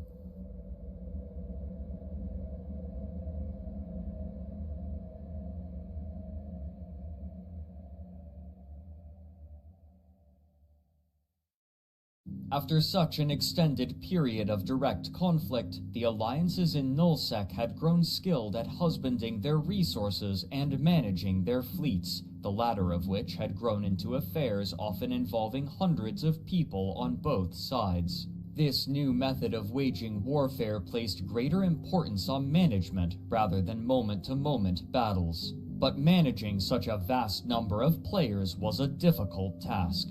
Unlike an army of professional soldiers or paid employees, the people who comprised the fleets in EVE Online were playing in their spare time, and the most effective way to form a fleet was for the fleet commander to put out a call to their alliance, asking for people to join for a potential fight. The number of people who joined was never certain. The attendance of individuals could change due to real-life factors, interest in the upcoming battle, or simply due to the waxing and waning of engagement with the game, making morale a key factor to the cohesion of alliances. If morale dropped low enough, then people would simply not answer calls for fleets or even leave their corporations entirely. If a corporation leader lost faith in their alliance, then they could take their entire corporation with them when they left. Despite the overwhelming importance of morale, the most effective ways to wage war in EVE Online were often far from entertaining for the individual. It was common for a fleet commander to call for a fleet, form up in position, move from location to location, or even keep the fleet stationary for hours, and then disband the fleet due to a lack of need.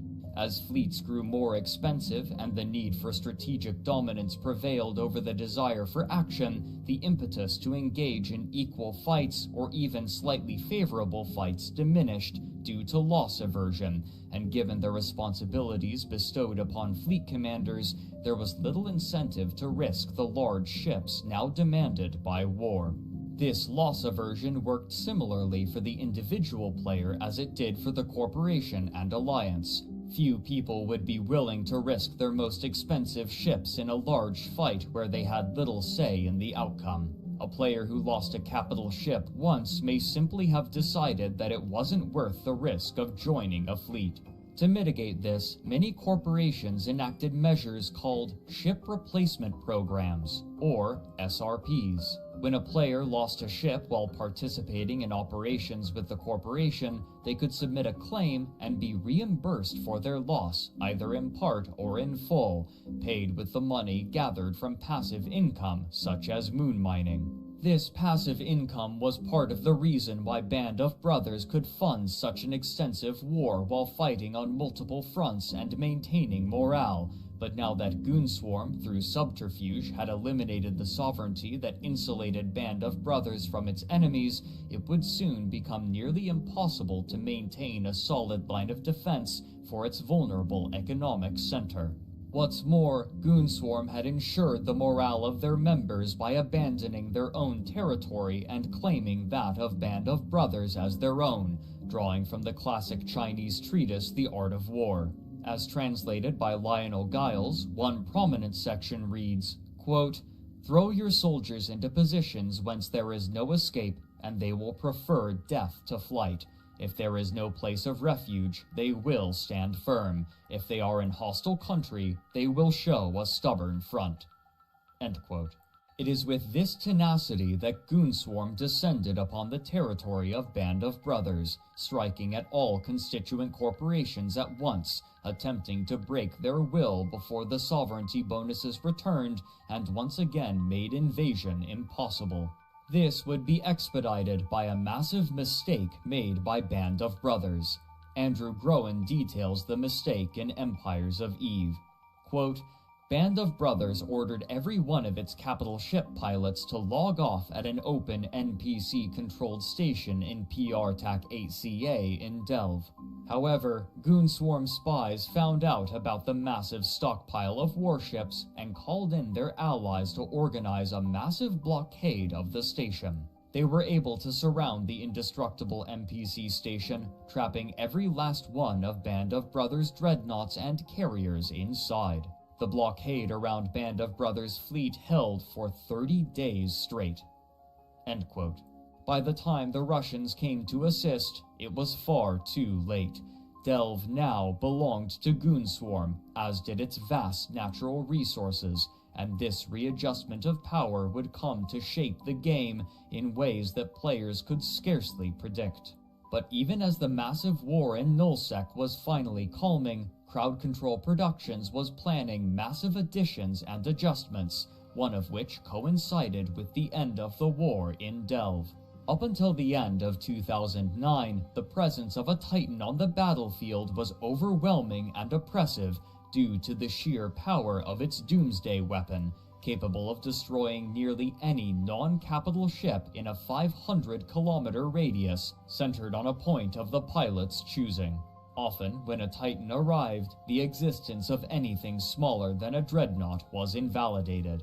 However, on December 1st, 2009, a significant change was made to the Titan's signature weapon.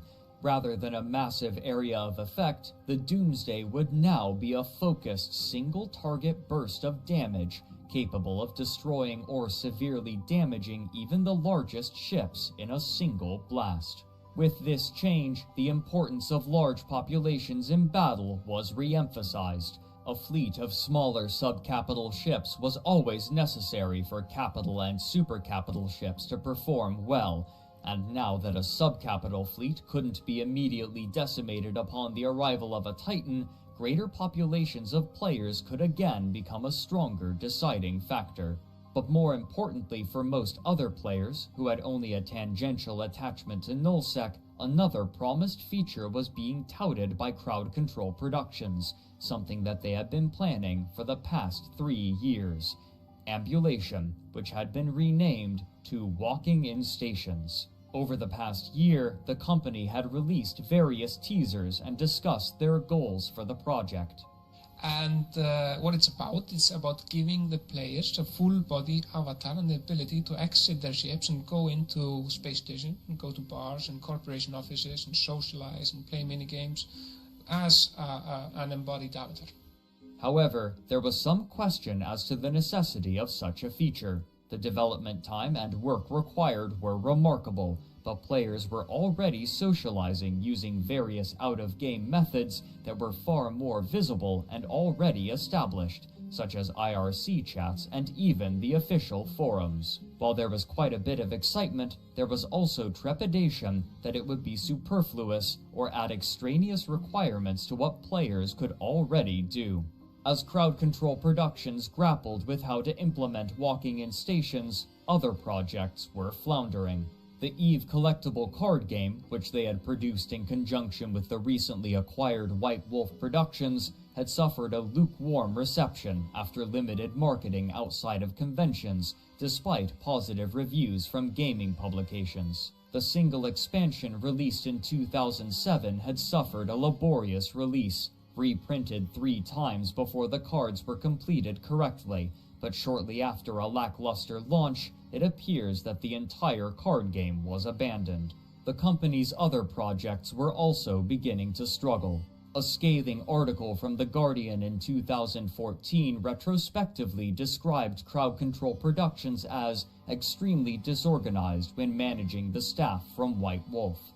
Quote, "Very shortly after initial development began, the company started blurring the lines between the World of Darkness and Eve projects. Repeatedly, staff were shifted over from the former to work on expansion projects for the latter. At times, our sources say, the entire World of Darkness staff was put onto Eve." End quote. The problems within the team itself were numerous. Developers interviewed for the article cited problems in various areas of development, including demands for small changes that required entire rewrites, weak creative vision, poor budgeting, a lack of managerial responsibility, and aggressive, hostile design meetings. Quote, most of the sources spoken to for this piece identified the same problematic CCP manager, who had little vision for what the finished game would look like. Not once could he answer any question about moment-to-moment gameplay or areas of focus, says one source. Instead, he preferred to deliver buzzword-laden rambles. It was not uncommon for him to communicate in onomatopoeia. I once saw him looking over the shoulder of a programmer at some bit of user interface the poor guy had hacked together. He straightened up, put fingers to lips, and said, "No, this isn't it at all. Make it more..." Psh. He hissed on his fingertips like the air coming out of a bicycle tire, and then just walked away. End quote. As the World of Darkness team struggled, work continued on Dust 514, but to properly integrate its game world with that of EVE Online, the infantry would need the planets over which they were to fight, and on May 26, 2010, this prize would be introduced in the Tyrannus expansion. With this, the pilots in EVE Online would be able to lay claim to planets and exploit their resources by establishing infrastructure, with the intention of being able to contest them with Dust 514 mercenary groups. Such resources would only increase the wealth of the existing nullsec factions and their growing industries, now able to flourish with the end of the war against Band of Brothers. But who precisely would fight these battles was still uncertain. Since 2009, Crowd Control Productions had been mum about how people would be able to play the game, only specifying that it would be made for current generation hardware, a term typically reserved for consoles. In June of 2011, the concerns of many players were confirmed. Dust 514 would be exclusive to Sony's PlayStation 3 and portable PlayStation Vita consoles. This was a peculiar choice. Beyond the difficulty of creating games for the PlayStation 3, the markets for EVE Online and first-person shooter games for consoles were remarkably different. While both attracted primarily male audiences, EVE's player base skewed older and was more interested in detailed space simulation gameplay, while console shooters were typically played by younger men who desired faster, more immediate experiences, and those in the latter audience were largely unaware of EVE. Many EVE players who otherwise might have had interest in Dust 514 didn't own a PlayStation or were unwilling to pay for the console specifically for Dust. Still, there was hope that others interested in the setting would play Dust to engage with the space sandbox. But the goodwill and hope of EVE's player base would be shaken during an incident that would capture the attention not only of those in New Eden, but the broader gaming public.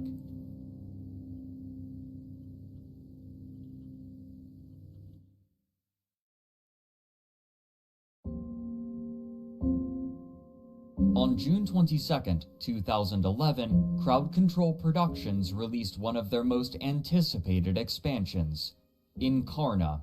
Renamed from Walking in Stations, Incarna promised a new level of immersion for EVE players by allowing them to control their character avatars directly, and after years of advertisement, expectations were high.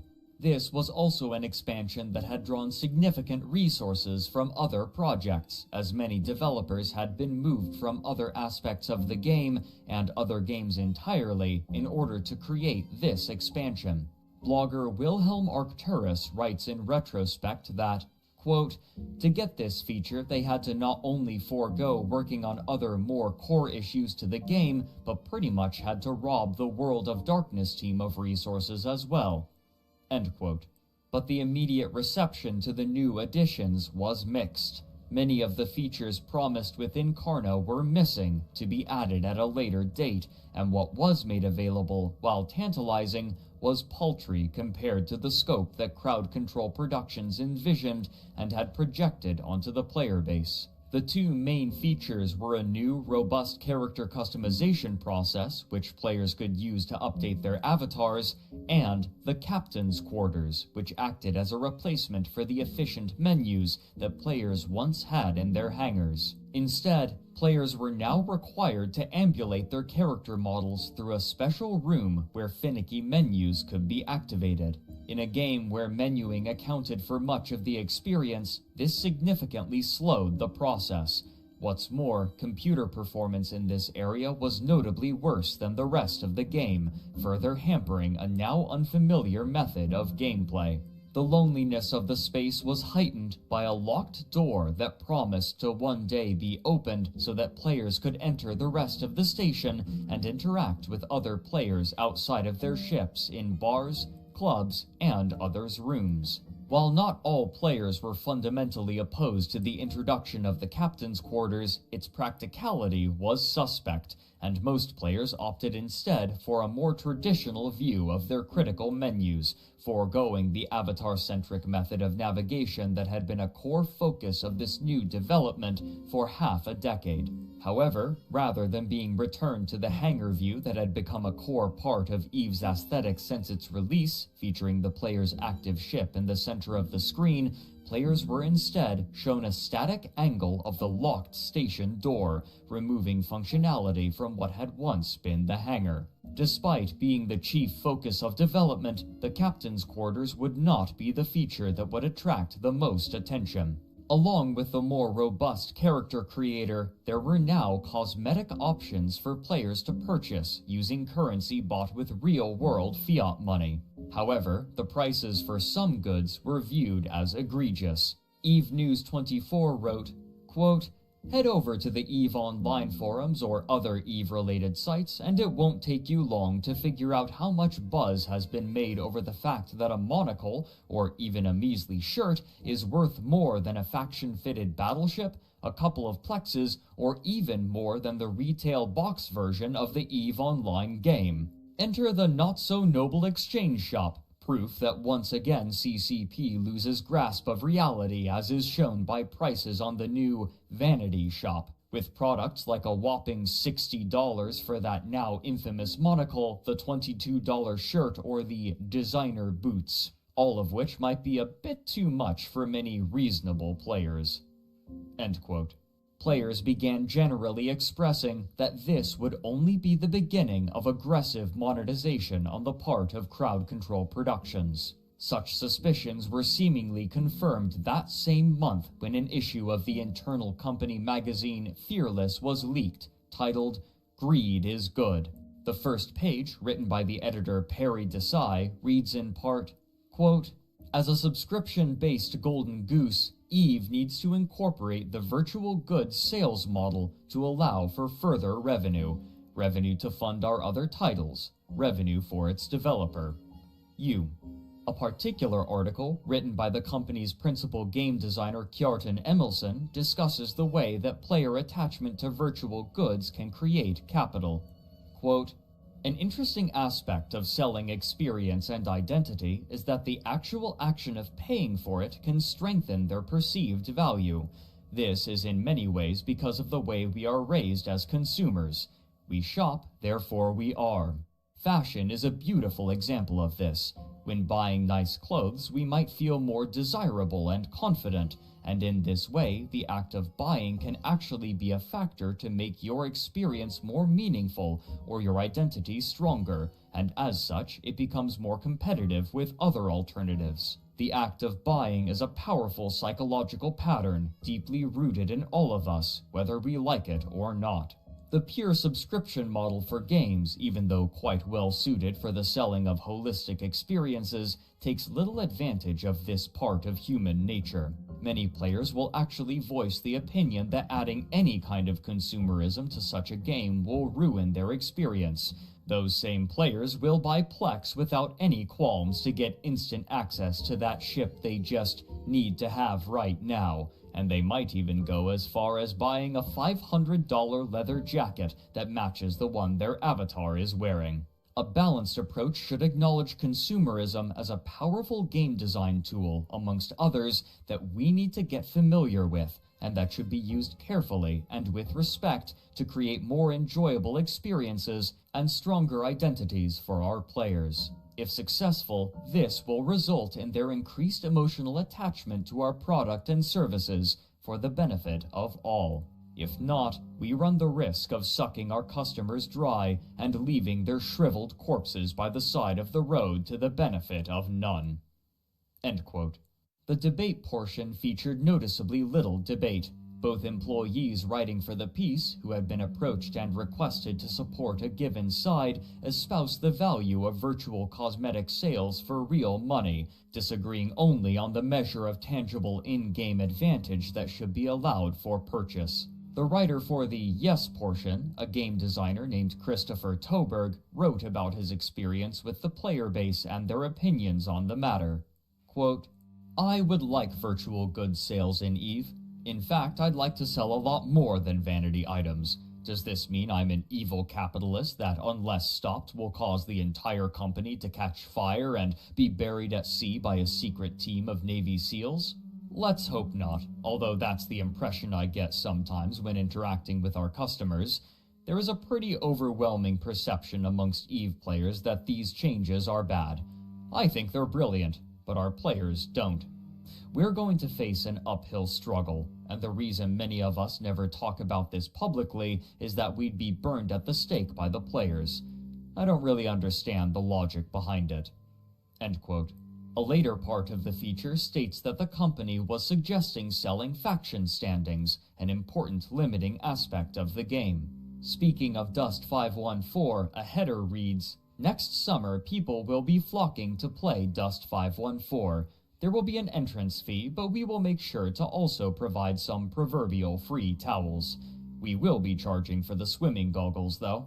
Towards the end, it discusses the inevitability of charging players for in-game advantages for the upcoming World of Darkness. Quote, "Escalation of commitment is another key concept for the value of virtual goods sales. When a person has put time, effort, or money into something, she's more likely to be attached. If players can spend more money directly on our game, their enjoyment will heighten, and they'll bond more strongly with it." After discussing strategies to allow players to purchase an appropriate amount of in-game power, it concludes by stating, "The question of virtual goods sales is not to do or not to do. Rather, it's how do we do this? For the yet unpublished World of Darkness, the details are foggy, but the philosophy is strong." End quote. When this company magazine was leaked to the public, gaming news outlets immediately began covering it, and the community was outraged. Players took their ships to Jeddah, the trade hub of all of New Eden, and began firing at a prominent invulnerable statue to show their displeasure in a visible fashion. But arguably, the more impactful action was when thousands of players canceled their monthly subscription. Some resolved that they would do so for as long as was necessary for crowd control productions to change their minds, while others decided that, with this new direction that the company was taking, the good days of EVE Online were over, and it was time to move on to other games, or from gaming entirely. When an internal letter from CEO Hilmar Pettersson was leaked, stating that this reaction was to be expected and that the players were simply resisting change, the player base was only emboldened, and the protests continued, beginning what would be known either as the Summer of Rage or the more reductive Monocle Gate, after the exorbitant price of the monocle cosmetic item in the store. Despite the hopes and expectations of company management, the protest showed no signs of stopping 4 months later, even after a discussion with the Council of Stellar Management. In an effort to placate their player base, Hilmar released a long, apologetic letter which opened with plaintive prose. Quote, "Dear followers of EVE Online, the past few months have been very humbling for me. I've done much soul-searching, and what follows is my sincere effort to clear the air with all of you. Please bear with me as I find my way through. The estrangement from CCP that many of you have been feeling of late is my fault, and for that I am truly sorry. There are many contributing factors, but in the end, it is I who must shoulder the responsibility for much of what has happened. In short, my zeal for pushing Eve to her true potential made me lose sight of doing the simple things right. I was wrong, and I admit it." End quote. The rest of the letter consisted of points of failure perceived by the player base and copious apologies. However sincere these apologies may have been, it was not enough to entirely reverse the negative perception of the company. A press release 2 weeks later revealed that what they had once internally referred to as a golden goose had stopped being quite so lucrative, and they would be reorganizing their company significantly, including laying off a fifth of their workforce. They explained that, quote, "For the immediate future, our mission is to enrich the vast EVE universe by strengthening the continuous development of EVE Online while preparing to bring Dust 514 to market on the PS3.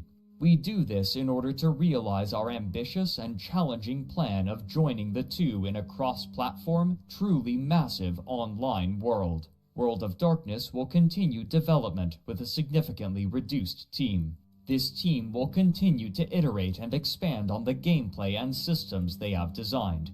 We will also redeploy creative teams in Atlanta to support the launch of Dust 514.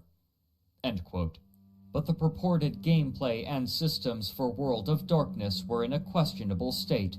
Per the Guardian article, quote, "There seemed to be no clear vision on how the various parts would create a cohesive end product. Sources report that the game effectively reached alpha, the stage at which all the major features have been implemented, 3 times, only for each version to be scrapped." End quote.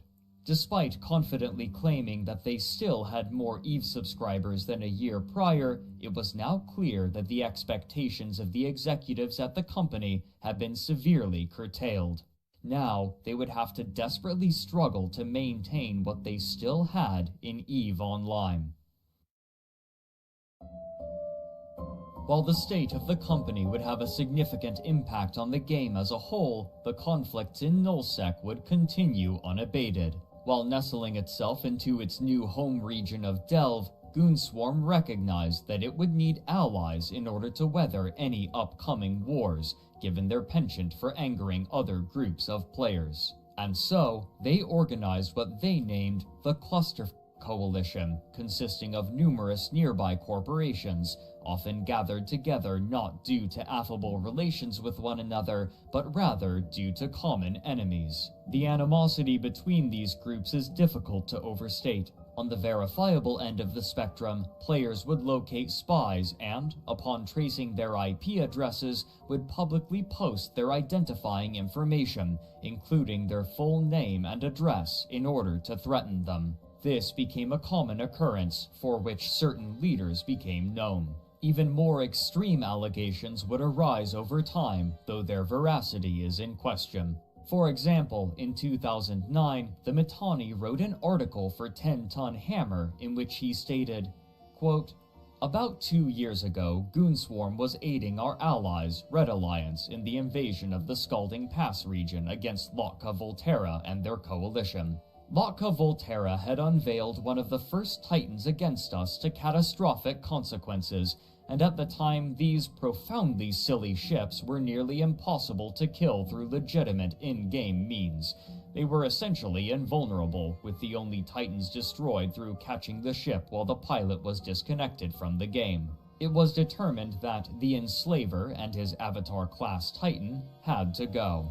I was approached by one of the leaders of Red Alliance to help make this happen, but almost immediately we were down the rabbit hole. Much to my surprise, the Red Alliance director didn't want in-game information from me. He wanted us to use the forensic resources of our intelligence agency to track down the Enslaver's home address. At a coordinated time, armed with this information, a Russian Alliance member would apparently cut the power to the Enslaver's house in the real world, and in EVE, a Russian Alliance capital fleet would assault the abruptly pilotless Titan.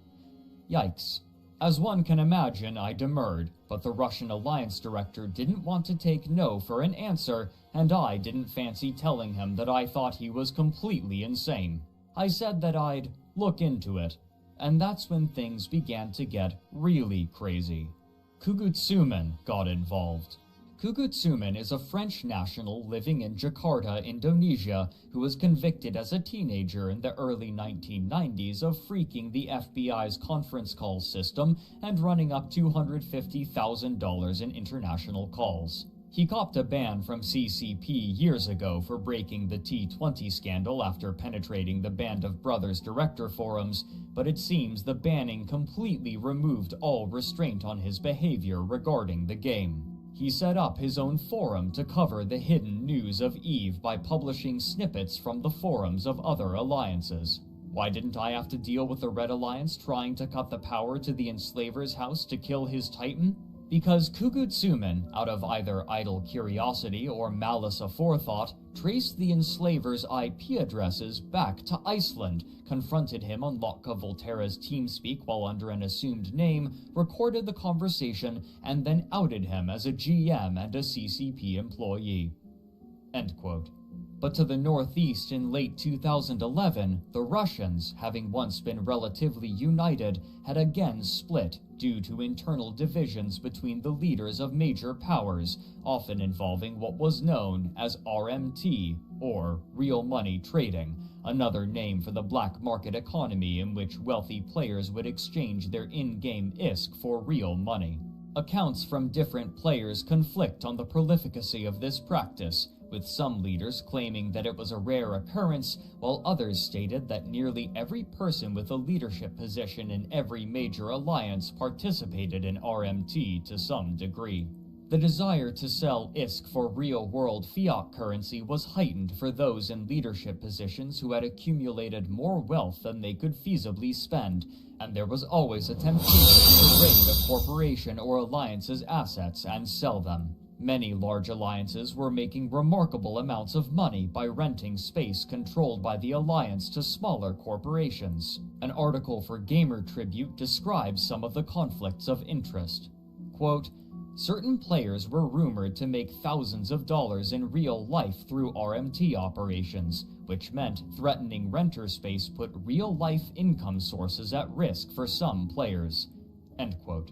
While it's impossible to say for certain, the Russians had a reputation of partaking in RMT far more than other groups, which made a massive heist in July of 2011 only more bitter. A trusted and well-known leader in a Russian corporation stole nearly 1 trillion ISK worth of goods and cash, including 2,400 plex valued alone at approximately $42,000. This would not stand, and the Russian federations, who had once been relatively peaceful, fractured and declared war on one another. As these wars raged, fleet commanders began to experiment with wormholes as tactical tools, especially as an escape route in case a fight was going badly. However, given the relative unfamiliarity with wormholes, nullsec corporations would sometimes make grievous errors born from ignorance of this chaotic space. For example, after losing a fight, the elite members of Pandemic Legion, closely affiliated with Mercenary Coalition, hid their heavy battle fleet in a wormhole. However, the combined mass of their ships was too great for the wormhole to remain stable, and it collapsed behind them. None of the 46 characters who made it through the wormhole was equipped with the probes necessary to navigate a way out of wormhole space, and so, with little knowledge of wormholes, they decided instead to simply destroy one another's ships and respawn back home. Elsewhere, the dissolving of familiar alliances meant that old enemies after the war were far more vulnerable, and wars began to break out all across nullsec, with wild border adjustments on a regular basis. Not even Goonswarm was able to hold on to its prize of Delve. As these wars became larger in scope and game-related writing began to resemble more traditional news outlets, web traffic began to funnel into more professionally produced operations, but these outlets were often controlled by groups with special interests, most obviously the Mittani, a website owned and operated by its namesake, with writers creating all kinds of media. On November 13, 2012, the blog EveGanda wrote, quote, "The Mittani has killed Eve blogging. Why read through dozens of sites when you can just visit one? You get features, news, opinion, and the unquestionable loyalty of the largest single block of players in-game, fed daily through forum support that rivals none other." I've been approached 3 times to write for the Mittani. The first was back before it launched, and the most recent was by the very same Mark Scaris that now poses the question of what to do with these blogging features. It is no mistake that other community-involved bloggers are also involved in that site. By the way, I turned all 3 of those requests down flat. Personally, I can't support the Mittani or the goons behind him. I don't link to the site here, nor will I ever do so. That is a role-playing choice primarily, but it is also because I knew full well what that "things coming" meant. And here we are. And it is only natural. Things change, remember? Eve is getting close to being a decade old. It is as predictable as the sun rising and setting that eventually something like that site would appear. End quote.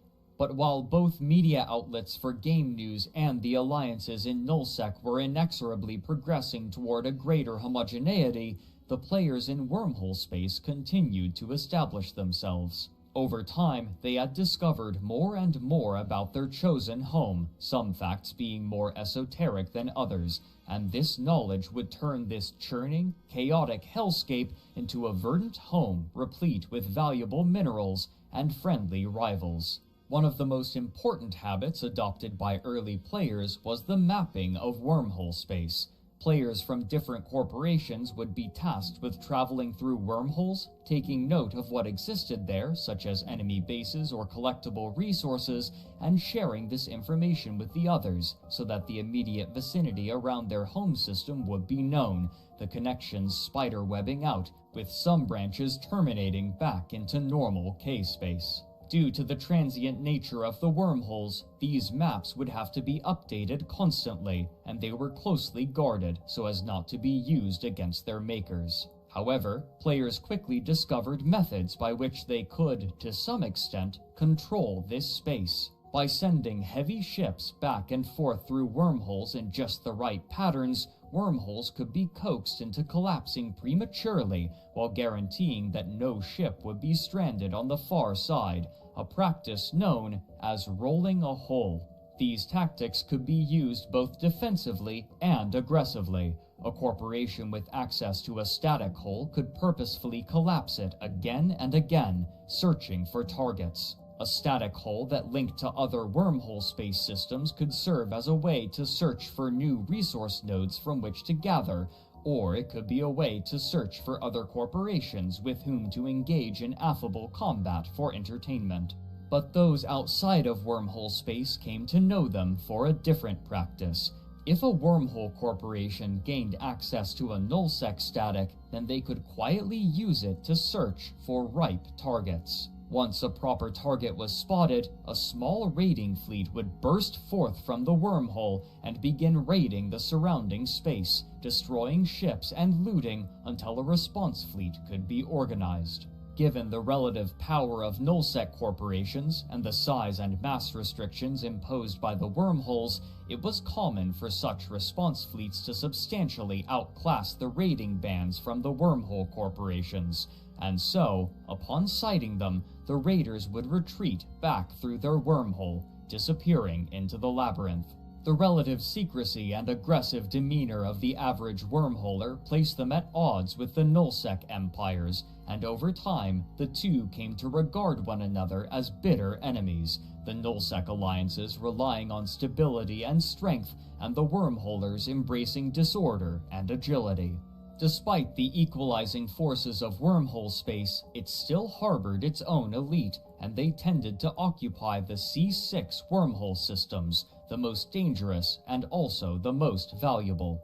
The higher class systems tended to have unique stellar bodies, such as black holes and pulsars, which could dramatically alter certain statistics about ships, making them even more difficult to assail, as their denizens would specialize their ships to utilize these peculiar features fully for defensive purposes, their ships funded by the valuable resources there and in the wormhole systems that tended to link to them. These larger corporations naturally became targets for others looking for a good fight. The most well-known example was the corporation Rooks and Kings, who delighted in discovering ways to push the game to its limits, and their French corporation, Guillotine Therapy, who primarily lived in wormhole space. Their YouTube series, named Clarion Call, attracted the attention even of those outside of the game, as their stories of frustrating the efforts of much larger corporations became legendary. In particular, they became known for a unique tactic: pipe bombing. By outfitting a small fleet of battleships with smart bombs and equipping defensive modules that allowed them to resist the particular kind of damage that the smart bombs produced, they could effectively destroy any intercepted enemy fleet while remaining mostly intact. This was made possible in part due to the rigid habits of fleet commanders in nullsec corporations, who were predictable enough for these strategies to continue to work for months. But even as great powers were establishing themselves, there was a new, unorthodox section of EVE Online growing faster than any other: the casinos. By sending ISK to trusted banker characters, players could exchange their in-game money for tokens to be used on gambling websites, much like chips at a real-life casino, and soon, players with vast stores of liquid assets and nothing else on which to spend them would gamble large amounts for entertainment. The money being funneled through these websites was massive and only growing day by day. But all of this was contingent upon Crowd Control Productions managing their game while simultaneously launching further games, something that would prove to be a titanic struggle.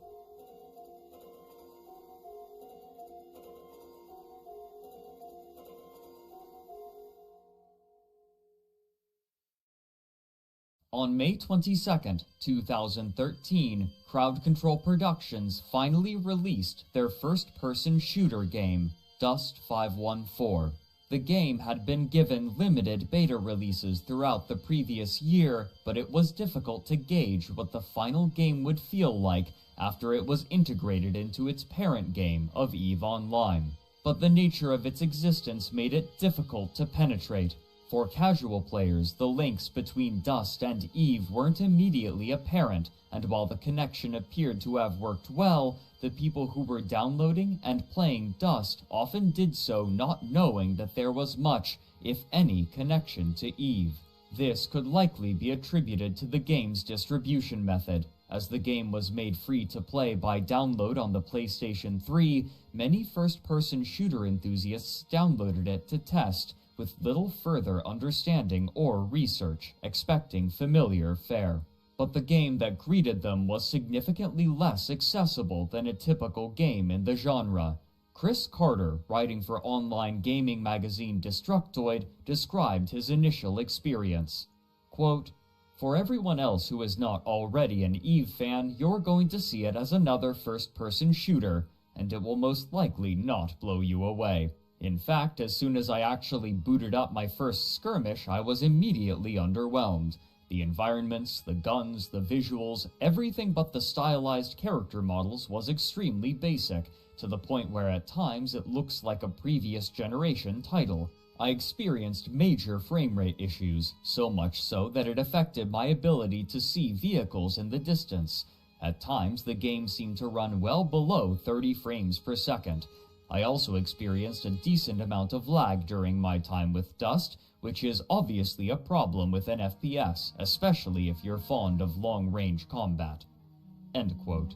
IGN's Vince Ingenito was similarly unimpressed. Quote, "The actual shooting isn't up to snuff. Similar games like Battlefield 3 succeeded by making it fun to fight both on foot and in vehicles, but Dust struggles to even make firing a gun feel right, much less vehicle combat. Now, I don't claim to be an expert marksman, but I had more trouble keeping my sights on target in Dust than in any FPS in recent memory. Part of this is due to the mushy aiming controls, which are too sluggish for quick turns, yet too jumpy to track moving targets reliably. Sloppy, protracted firefights result, leaving my enemies and I to dance endlessly around each other, emptying our clips without scoring a kill. After playing with controls as tightly refined as those in Call of Duty, Battlefield, and countless other shooters, Dusts feel terribly antiquated. In fact, very little works or feels like it should in Dust 514. The maps are laid out well enough for combat, with some great verticality at times, but the limited detail and variety of the environments keep it from ever feeling like you're planet hopping for glory and profit." End quote. Even Ian Hertzberg from 10 Ton Hammer, who reviewed the game positively, said that, quote, "So far, I've felt like I was mostly making contact with Dust 514 players and found very little influence from EVE Online spilling over into the game. Which is a shame because the idea of the two games interacting seems cool in theory, but in practice, Dust 514 feels more like a standalone game." End quote. These limited connections between the games hadn't been solved half a year later when GameSpot's Nick Capozzoli wrote in December of that year that, quote, "Dust's link to EVE was supposed to provide the context for these endless war games, but the bond between the two games remains ill-defined. Corporations, the lifeblood of EVE, barely receive an introduction in Dust." End quote. The tepid reception of Dust 514 likely had a severe effect on the morale of employees at the company, who had watched 20% of their co-workers be laid off only a few years prior. Significant resources had been redirected from the highly anticipated World of Darkness MMO in order to complete this game, and with the severe impact that the Summer of Rage had inflicted upon the revenue of Crowd Control Productions, those who had been assigned to the project were nervous. This also boded poorly for other projects that the company had announced. In August of 2013, CCP had announced the development of a new space dogfighting game for VR, which they named EVE Valkyrie. Again hoping to act as an innovator in the gaming space, as the founding team had with Vermal and EVE Online, the project was originally a demo developed by employees, and now they had been flown to Britain in order to work on expanding it into a full game. But Valkyrie was slated for a 2014 release, only a year later.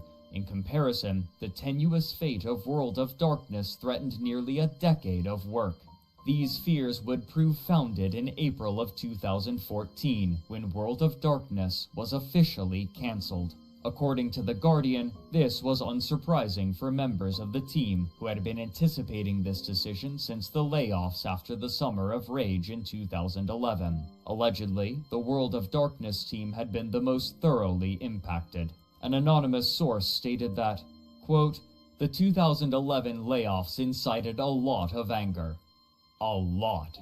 I heard it was worse in the ATL office, and most of the folks I know down there have never forgiven CCP's management." End quote. 2013 saw 15 more layoffs, leaving 56 team members going into the following year, a paltry number for the production of a new MMO. Those 56 remaining in April were either moved to other projects or laid off as well. Many had come from the original White Wolf team when the company was bought. Not all of the work from the game had been entirely lost. For example, much of the character creator had been adjusted and ported to EVE Online for players to update their avatars, a system that proved remarkably robust, but was only a fragment of the work that had been made for World of Darkness. With the middling release of Dust 514 and the complete collapse of World of Darkness, Crowd Control Productions was now reliant upon maintaining EVE Online, which they were struggling to manage after the release of Incarna. But those on the outside would see little of this struggle. Instead, they would bear witness to the largest conflict that any virtual world had ever seen.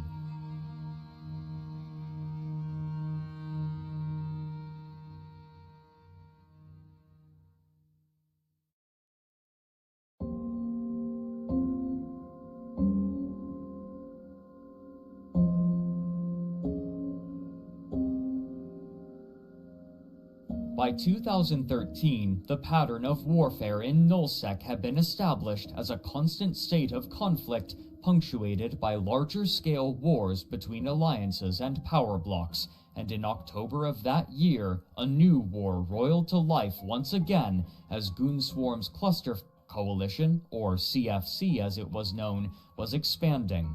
Andrew Groen writes, quote, "The Cluster Empire now mirrored eerily the dominion of the former Band of Brothers at its peak, save for the fact it was a bit larger and more stable. For only the third time in New Eden's history, half of the Nullsec territories were controlled by a single organization of players united under a single ruler. As October 2013 came to a close, it was already becoming clear that a new block-level war would soon begin. By now, few were even surprised, as it was clear that in some respects, Eve was in the midst of a forever war. The individuals that made up these alliances could not be destroyed, and neither could their very real animosity for one another, which was compounding through the years."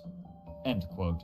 This animosity exploded in 2013 into what came to be known as the Halloween War. As the Russian coalition attempted to capture space in a border conflict, their allies in the CFC sent minor support, which quickly expanded into their entire supercapital fleet. Uniting to fight them, a massive group of Nullsec players gathered under the name N3PL and prepared for war.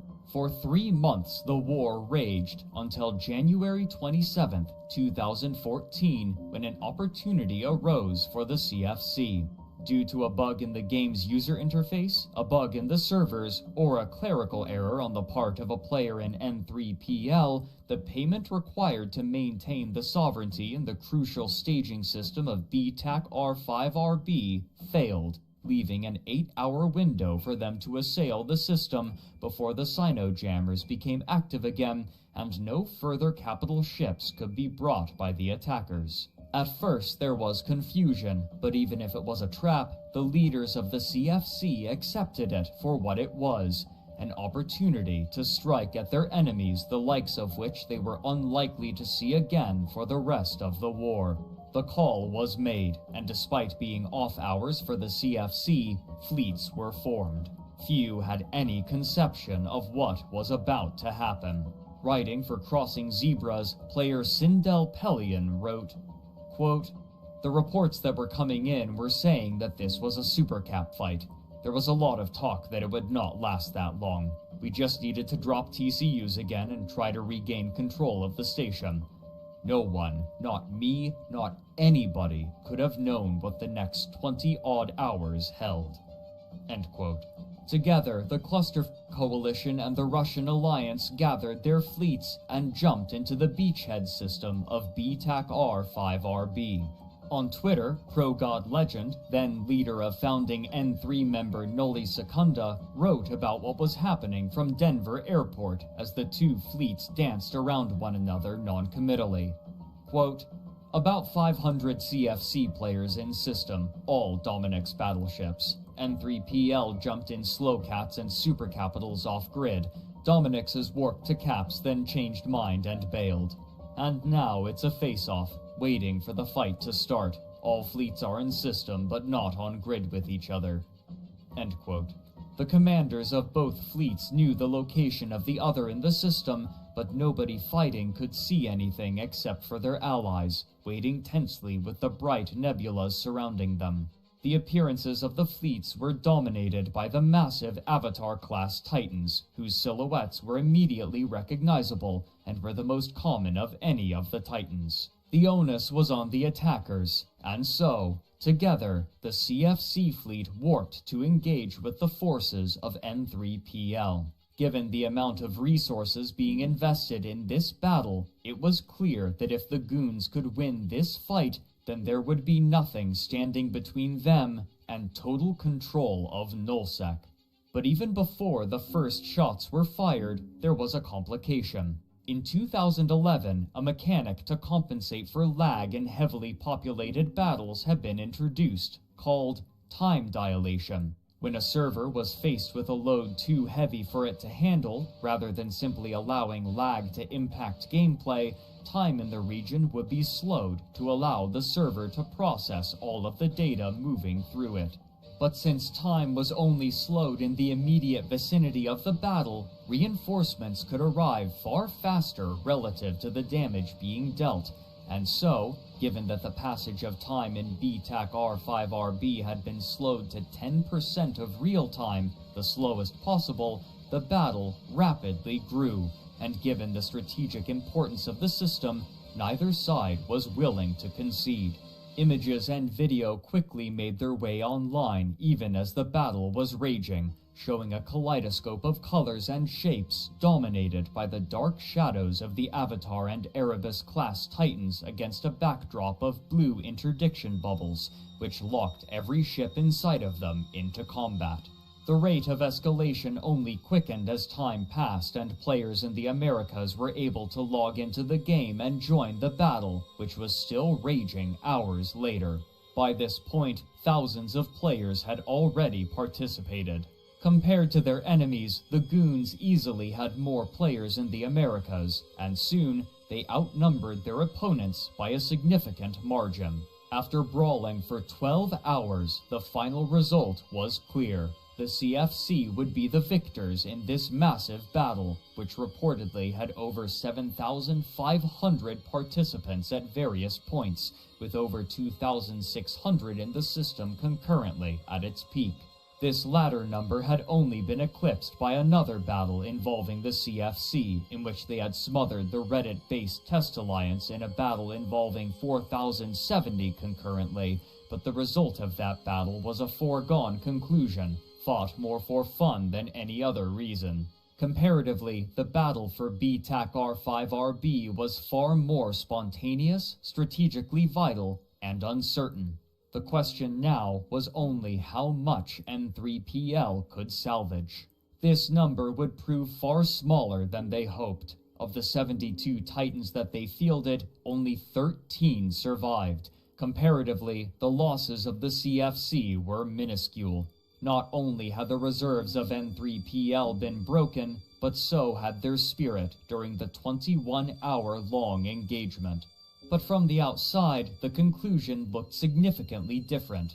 The introduction of Plex had given an approximate real-world exchange rate between in-game currency and real-world fiat currency, and when the damage was tallied and converted, the cost of the entire battle exceeded $300,000. This number was immediately attractive to news outlets, who printed simplified versions of the story to their bemused readers while sheepishly referring to the Cluster Coalition only by their acronym. Now, the Goons were left with the largest empire in the game and the media attention to make them the unequivocal masters of EVE Online, and they would soon come to embody that status in a familiar way. But while the Goons were ascendant, the company that made the game they had mastered was struggling with their other game, and despite how desperately they wanted success, it seemed continuously to elude them.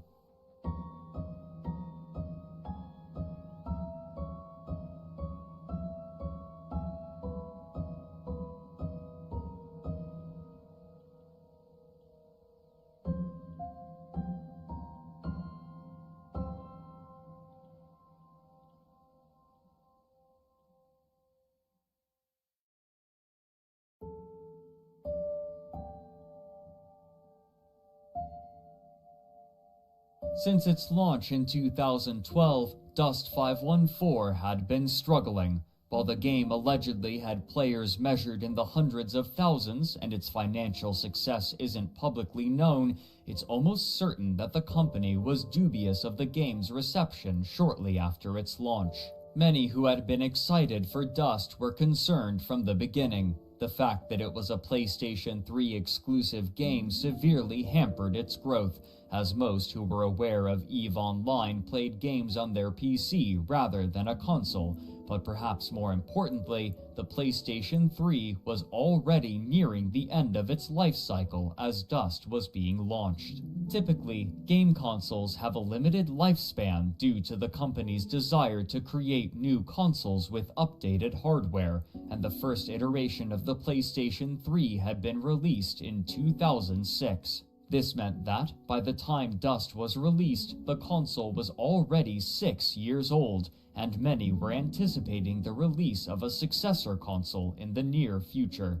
These expectations proved correct, as in February of 2013, less than a year after the release of Dust, Sony announced that the PlayStation 4 would be sold during the holiday season of that year. Frequently, console gamers will leave behind old consoles in favor of new ones quickly, and this meant that the future of Dust was in jeopardy. The game had originally been announced with a 5-year development plan, and CCP's Vice President of Business Development, Thor Gunnarsson, confidently repeated these claims to gaming publication Destructoid. Quote, "We know that our fanbase, Dust-curious players, are buying the PlayStation 3 to get into our game. What we hear anecdotally is that PS3 sales are increasing. Sony have done a phenomenal job of managing console transitions like they did with the PlayStation 2's cost and size reductions. We can make the logical assumption that something similar will happen as the PlayStation 4 comes to market. If you look at the large third-party publishers, you'll see that Sony is not falling away from the PlayStation 3." End quote. The author of the article, Joseph Larray, added that, quote, "Still, CCP will eventually need to develop a PlayStation 4 version of Dust 514, link it to the PS3 version, and then tie both of them to Tranquility, the London-based server that governs everything that happens in the EVE universe. And they'll do it, ideally, with as little downtime as possible." End quote. This would require even more development time and effort, something that CCP were already struggling to manage after the failure of Incarna and the death of World of Darkness. The game itself was rife with issues to which players consistently referred as systemic and fundamental. For example, players could game the EVE integration by joining the opposite side and manipulating whether they won or lost, depending on what was more beneficial at the time, in order to acquire territory. Xander Fena, writing for Crossing Zebras in June of 2013, discussed his problems further in his article, The Tragedy of Dust 514, in which he states, quote, "Dust had definitely caught my attention, and before I knew it, I was hooked in the hype. 4 years later, I wish they had just scrapped the entire project altogether."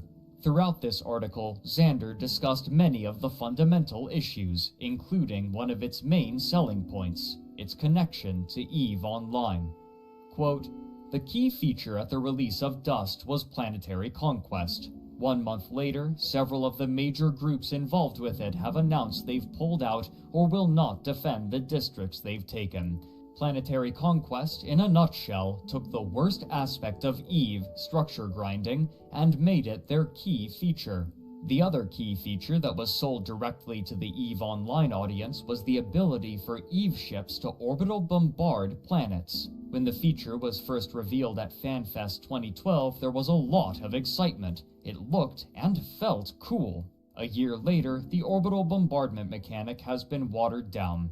There are no launch codes, and you're limited to both the class of ship and waiting for ground teams to accumulate a certain amount of war points before you can launch a strike. The novelty wore off very quickly, and the interest EVE side plummeted. There have been a lot of complaints within the Dust community that the links to EVE need to be drastically expanded in order to attract more players.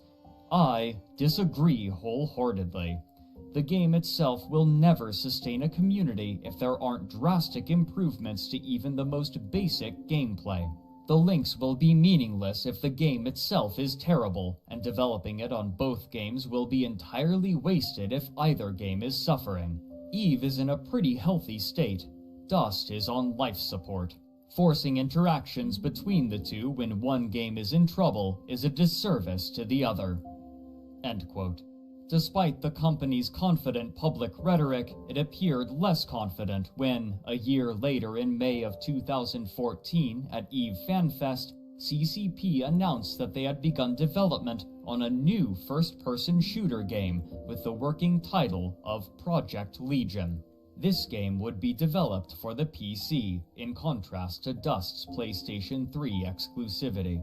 The opening of an article by Andy Kelly for PC Gamer made clear the broad reaction to the announcement, notably referring to Dust 514 in the past tense, despite the fact that the servers were still online and, as far as the gaming public knew, development for Dust was ongoing. Quote, Dust 514 was a PlayStation 3 only FPS set in the EVE universe. Its limitations and flaws were obvious. Now CCP are bringing a reimagined version of Dust to PC with a greater focus on community, customization, and emergence. It's an attempt to marry the free-form, story-generating magic of EVE to a modern multiplayer shooter. Dust 514 and Project Legion share a common DNA, but Legion is a very different experience, says Jean-Charles Godachon, executive producer. It's a competitive shooter that takes place in a sandbox that mixes PvP and PvE. There's also a player-driven economy, which is really important. If you use the EVE name, you have to have an economy that's influenced by the players. It's all about loot, is how Godachon puts it. We're going to have these sandbox areas, planets that you'll drop into, where you'll see other players and an ambient threat. In high-security systems, where Concord are present to protect you, it's more of a social place. Here you'll go looting with AI-controlled drones trying to stop you. End quote. Even if CCP were unwilling to admit it themselves, the message to players of Dust 514, EVE Online, and the rest of the gaming public was clear. To the company, Dust was a failure, and the only question that remained was how long it would be allowed to continue. In the meantime, CCP was also driving excitement for their new VR game, EVE Valkyrie, and much like their other games, the visuals were attracting immediate attention and building anticipation. With this game, CCP were again attempting to entice the general gaming public into the EVE setting of New Eden, where they had failed before with their various other materials. These perceived failures were cemented when, in October of 2015, it was announced that CCP Games was selling White Wolf to another game publisher, Paradox Interactive, known for their intricate strategy and simulation games, such as Crusader Kings, Hearts of Iron, Europa Universalis, and Mountain Blade. Despite these struggles, by the mid-2010s, EVE Online had more subscribers than at any other point in its history. While the subscriber count would rise and fall with the breadth of warfare and peace, the overall trend was still positive, and even as players burned out on the game after long, brutal wars, many would inevitably return. Despite the lukewarm reception of many new features, the basic features of the game had seen continual improvement and well-received iterations, from server stability to graphics, and despite the age of the game and its poor new player experience, it continued to attract players due to its continual modernization. As it was, EVE Online still promised to provide CCP with continuous, reliable capital for the foreseeable future, and the company was intent on building out their library of games, and now that they had sold White Wolf, they resolved that it was time to focus on building out New Eden. This was reinforced by another release from CCP titled Gunjack, an arcade shooter for VR in which the player takes on the role of a gunner for a mining expedition in New Eden, protecting against pirates. While a relatively small release, it received positive reviews, but the mainstream gaming public seems to have spoken little about it. But as crowd control productions seemed to be entering a new phase of their lifespan, so too was the world of EVE Online, defined largely by a single group of players whose clear ambition was to dominate all of New Eden.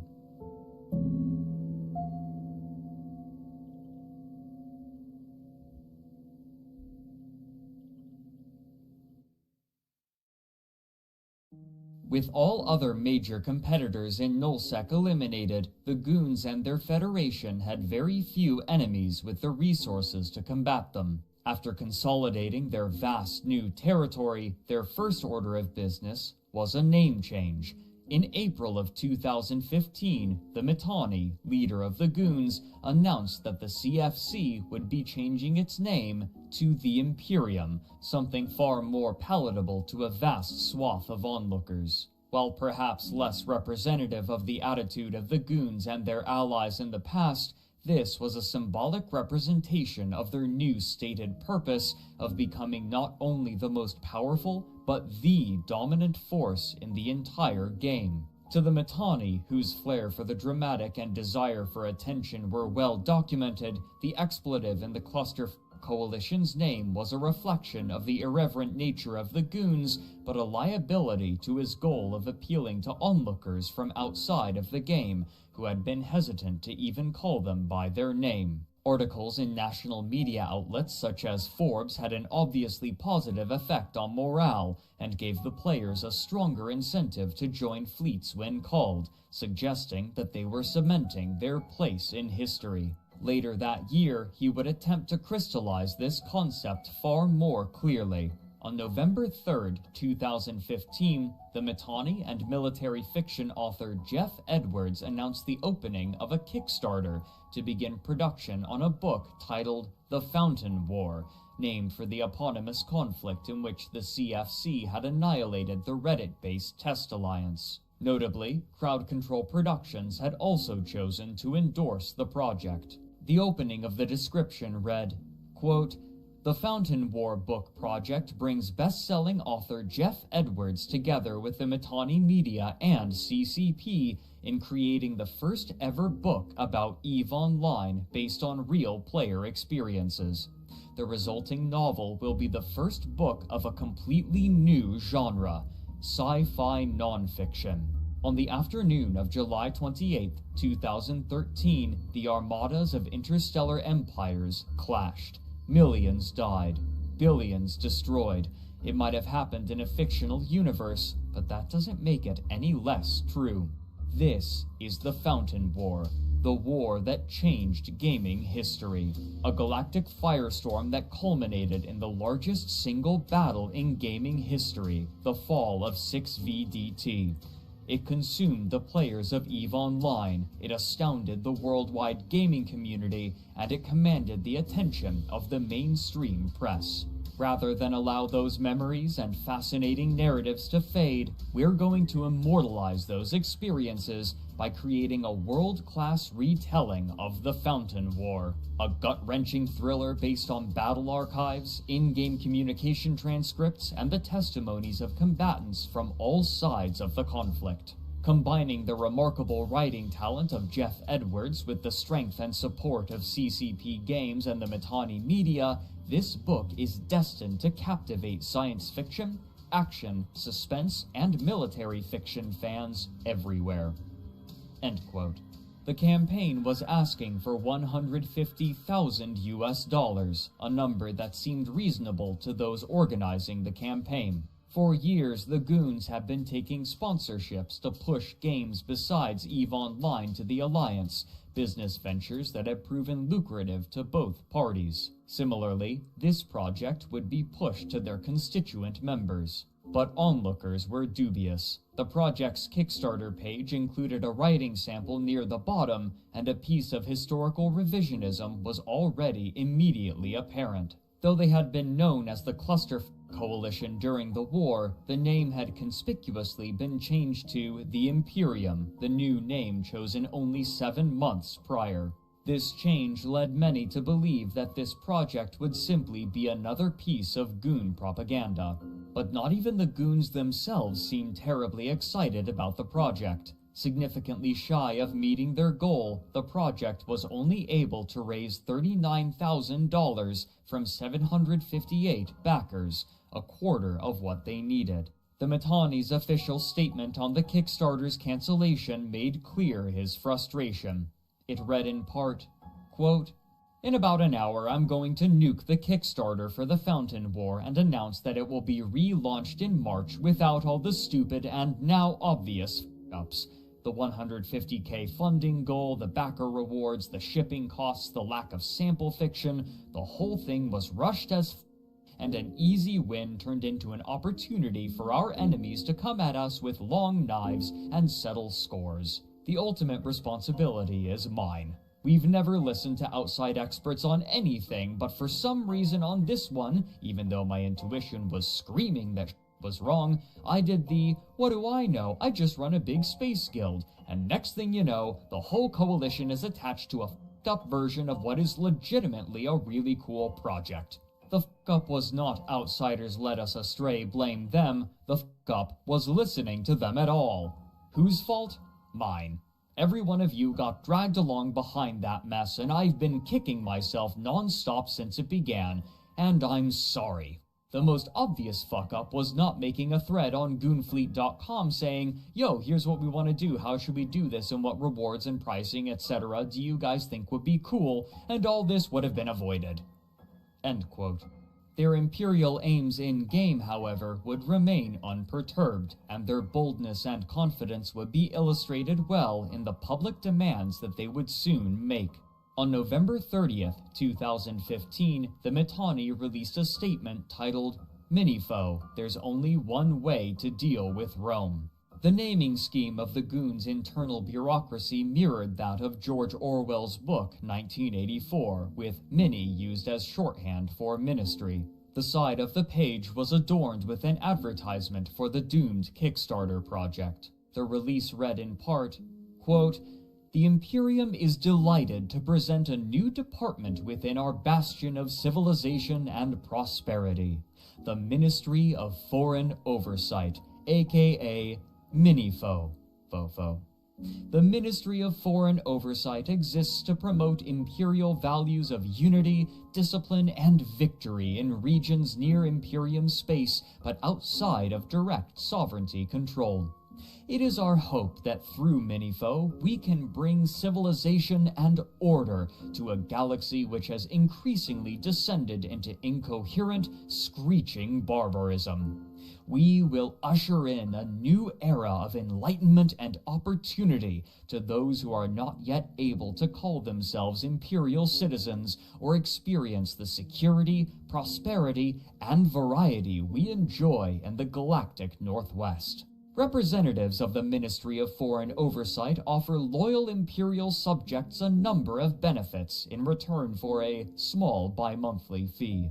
We understand that as a new dark age sweeps across the unenlightened territories of New Eden, some will undoubtedly refuse the kind and polite entreaties of Minifoe in their attempts to elevate their situation. To aid in the establishment of a dominion, the Imperium's Black Fleet has been tasked to ensure that pacification and security are established in a smooth and orderly fashion. Look forward to civilization. Look forward to the arrival of the Ministry of Foreign Oversight and its smiling, polite representatives. Help and hope are on the way. End quote.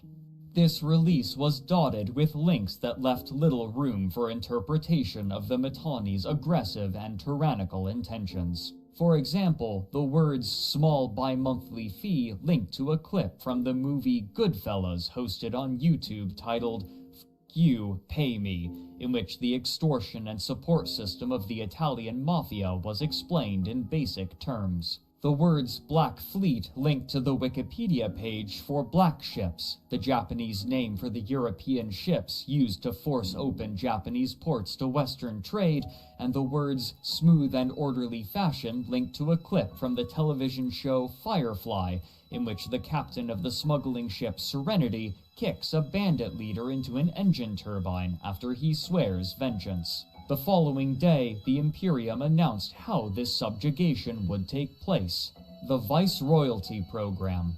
The most remarkable aspect of these demands was that they weren't limited to those in Nullsec. This extended to the twilight regions of low-security space as well, where pirates and griefers plied their ships to the purpose of destroying and claiming whatever they could. In a public post, the propaganda arm of the Imperium announced that, quote, "The Imperium's plan, organized under the Ministry of Foreign Oversight, involves viceroys or governors contacting regional leaders with an offer that comes with two options. The first option is to take the benefits package of the Imperium in return for simple, reasonable bi-monthly fees and/or tribute. The second option is much more violent. If a subject alliance denies the offer, the full might of the Imperium will deploy and exterminate the subject alliance's sovereignty and assets. At first, there will be loads of resistance and rebellion, but that is the point. Resistance means war, and war means everyone gets to shoot spaceships." End quote. The different benefits and tribute methods were detailed below this, but the proposals were comical in their boldness and almost certainly intended to trigger an aggressive and hostile response. EVE News 24 attempted to capture the general sentiment in an article titled, "Imperium Viceroyalty Met with Defiance." Quote, "This announcement has effectively declared hostilities on the rest of New Eden. The Imperium has officially begun the Viceroyalty program and is actively targeting groups in neighboring regions." End quote. Below was included an exchange between an Imperium Viceroy and one of the alliances that they intended to subjugate. After the Viceroy demanded a 10 billion ISK deposit and informed them that their tribute would be expected every 2 weeks, the leader of the alliance, Merovingian, said, 117 billion. The Viceroy replied, 117 billion, I'm sorry, I don't follow. Merovingian continued, 117 billion ISK. It's what you guys are gonna pay us to stop burning your assets to the ground when you come here. Send Mittens my regards." End quote. Here, the name Mittens is a nickname for the Mittani, used either affectionately or derisively, depending on the context. It would only be days before the Imperium began their assault on the low-sec empires, but they were met with stiff resistance by the largest corporations, including snuffed-out and psychotic tendencies, who were able to turn fights against them even when outmatched. Inspired by their first unlikely victory, the rest of low-sec decided that, for the first time in history, it was time for the various pirates, bandits, and griefers to band together and ward off this threat to their way of life, creating an entity that they named Low-Sec Voltron. Speaking to Crossing Zebras, Imperium Fleet Commander Lemba said, quote, "Low-sec entities are ridiculously good at fighting with smaller numbers but with more proficiency. The Imperium's idea of null-sec fighting is far different from what is needed for low-sec fighting. The first few times, including a fight I commanded, we got wasted. It doesn't matter how many numbers you bring. If the enemy brings a fat comp with perfect logi and implants and outplays you, there is nothing you can do but die." End quote. If the Imperium was to subjugate New Eden, they would have to do so inch by inch, and it was clear that this group was more than a match for the forces of the Imperium, repelling them in multiple battles against bad odds. But this war would not be allowed to continue for long, for soon a force long believed to be in repose would suddenly awaken, and their actions would drastically alter the fate of New Eden.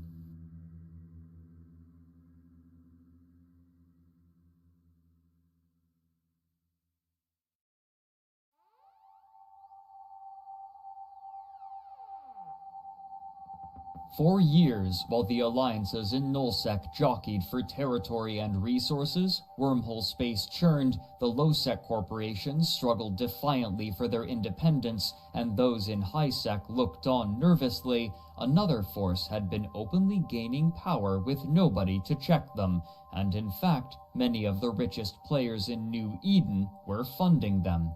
The casinos.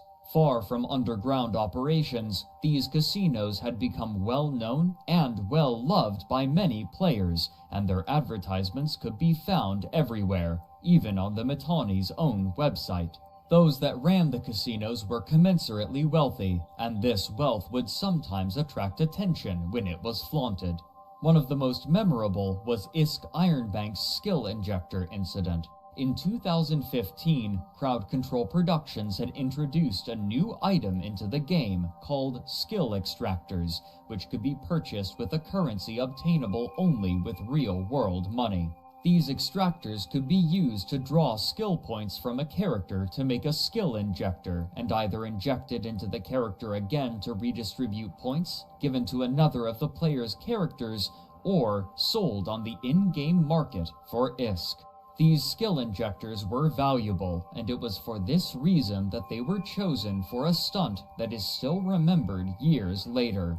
As Jehoiken Goldstein wrote for EVE News 24, quote, ISK Ironbank of the ISK gambling website iwantisk.com has just maxed out a 3-day-old pilot with every skill in EVE through the use of skill injectors. The ISK trillionaire created his pilot under the name of Ironbank and injected all of the skills and points over the course of about an hour on his stream. The character now stands at 473,344,000 skill points, with the total value of his purchased skill injectors rounding out to around 1.8 trillion ISK, or $25,000 should you buy the ISK via Plex. Ironbank had promised his viewers that, in light of the new skill injectors, he would max out a new character live on stream. Quote, my reasons are simple, I had the means to do it, so I did it, and I kept my promise to my viewers. End quote. But the casinos were inconvenient for CCP Games, who were struggling with real money trading, or RMT, the practice of selling in-game currency for real-life money. As writer Matterall put it in an article from late 2015, quote, RMT happens all over EVE, and some guilty players try to launder their money through a gambling site instead of directly putting it in their wallet in an attempt to try and hide their tracks. CCP probably dislikes sites like iWantISK since it makes their job much harder and necessitates tracking ISK through the web of deposits and winnings, so scrutiny is high from CCP Pellegro and the security team. The iWantISK Corp wallet is constantly monitored.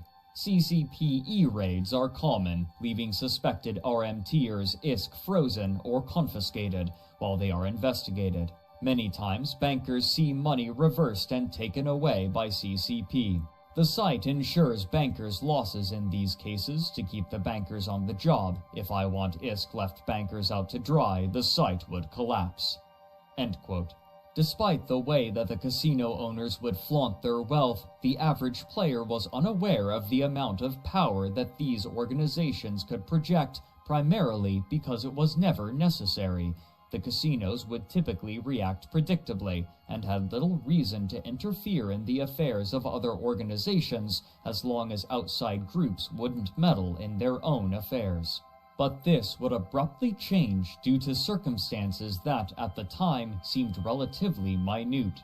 The public first learned of the disagreement due to a Reddit post which included chat logs between Eep, the creator and leader of the famous and fabulously wealthy gambling website iWantISK, and Winnet, the director for the Space Monkeys Alliance, which was a member of the Imperium. The chat log itself was peculiar. After commiserating about their mutual struggle with stomach ulcers, the gambling magnate Eep accused Winnet and Space Monkeys Alliance as a whole of stealing from his bankers after kicking them out of their corporations. Winnet's responses were dismissive. He stated that the removal of the bankers from their corporation was due to them stealing large sums of money from Noobs Corp, their corporation within Space Monkeys Alliance, though he was unclear about the methodology used to uncover this information. Quote, Noobs no longer wanted them in Noobs after they did some analytical thing, and their evidence is 250-ish billion is missing from Corp assets. End quote.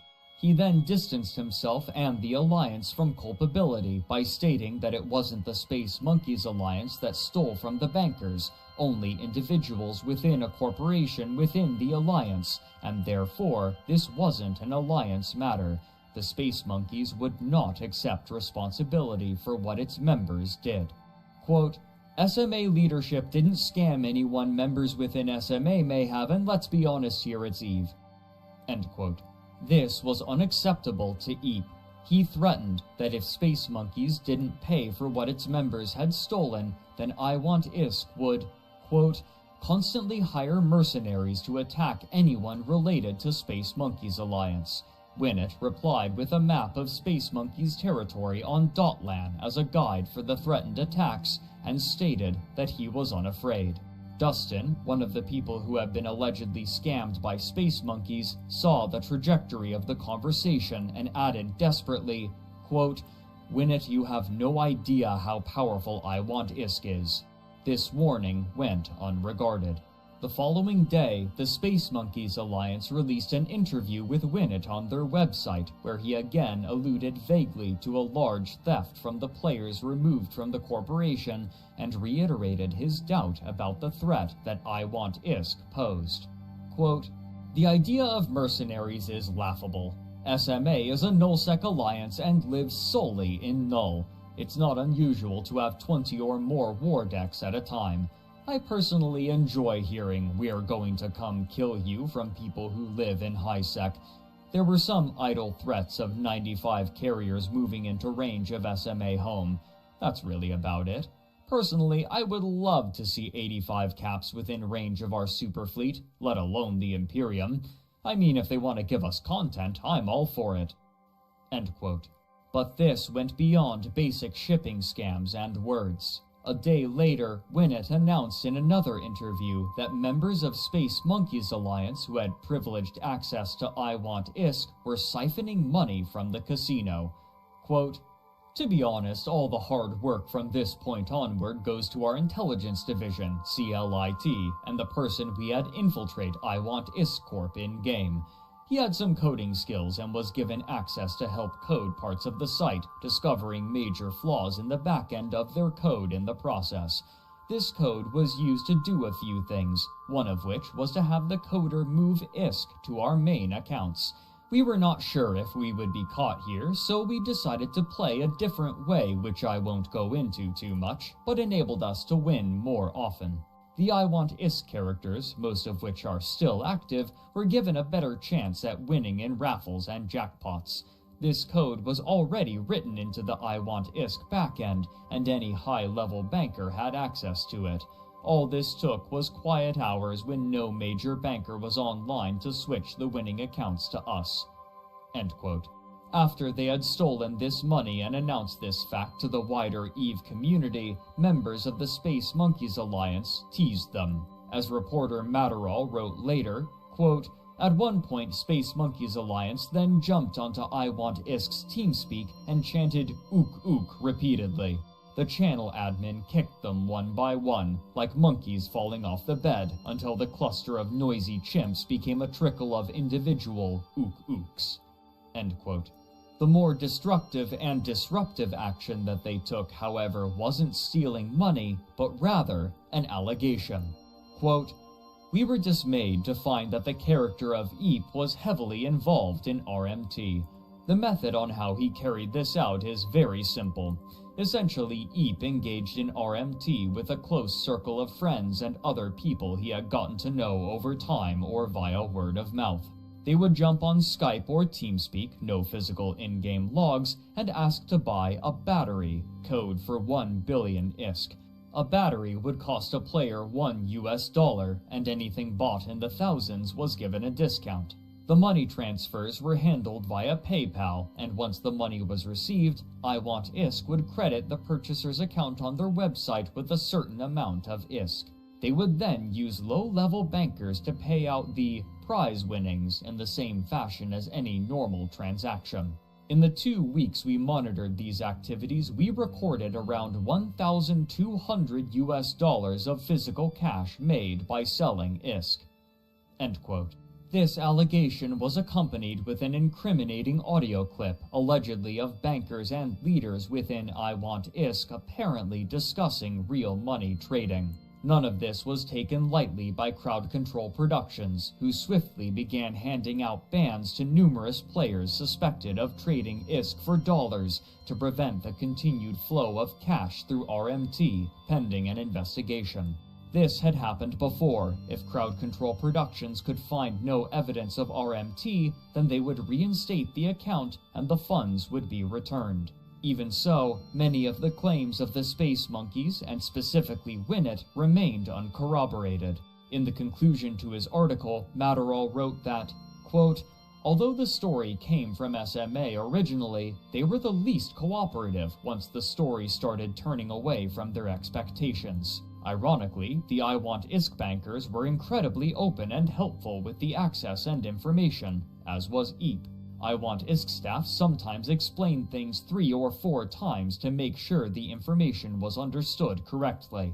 A few prominent players have confidently told me there is RMT happening at I Want ISK's highest level, but for one reason or another cannot supply me with direct evidence. If they had, it would be in this report." End quote. What the public didn't know was that I Want ISK had already signed an utterly massive 1.2 trillion ISK contract with low-sec corporation's psychotic tendencies significantly before the argument had taken place, tasking the pirates with performing raids on Space Monkey's territory, and when the details of this contract leaked, this disagreement served as retroactive justification. What few knew at the time was that this attack had a larger goal: to distract the forces of the Imperium to an end that would soon become all too clear.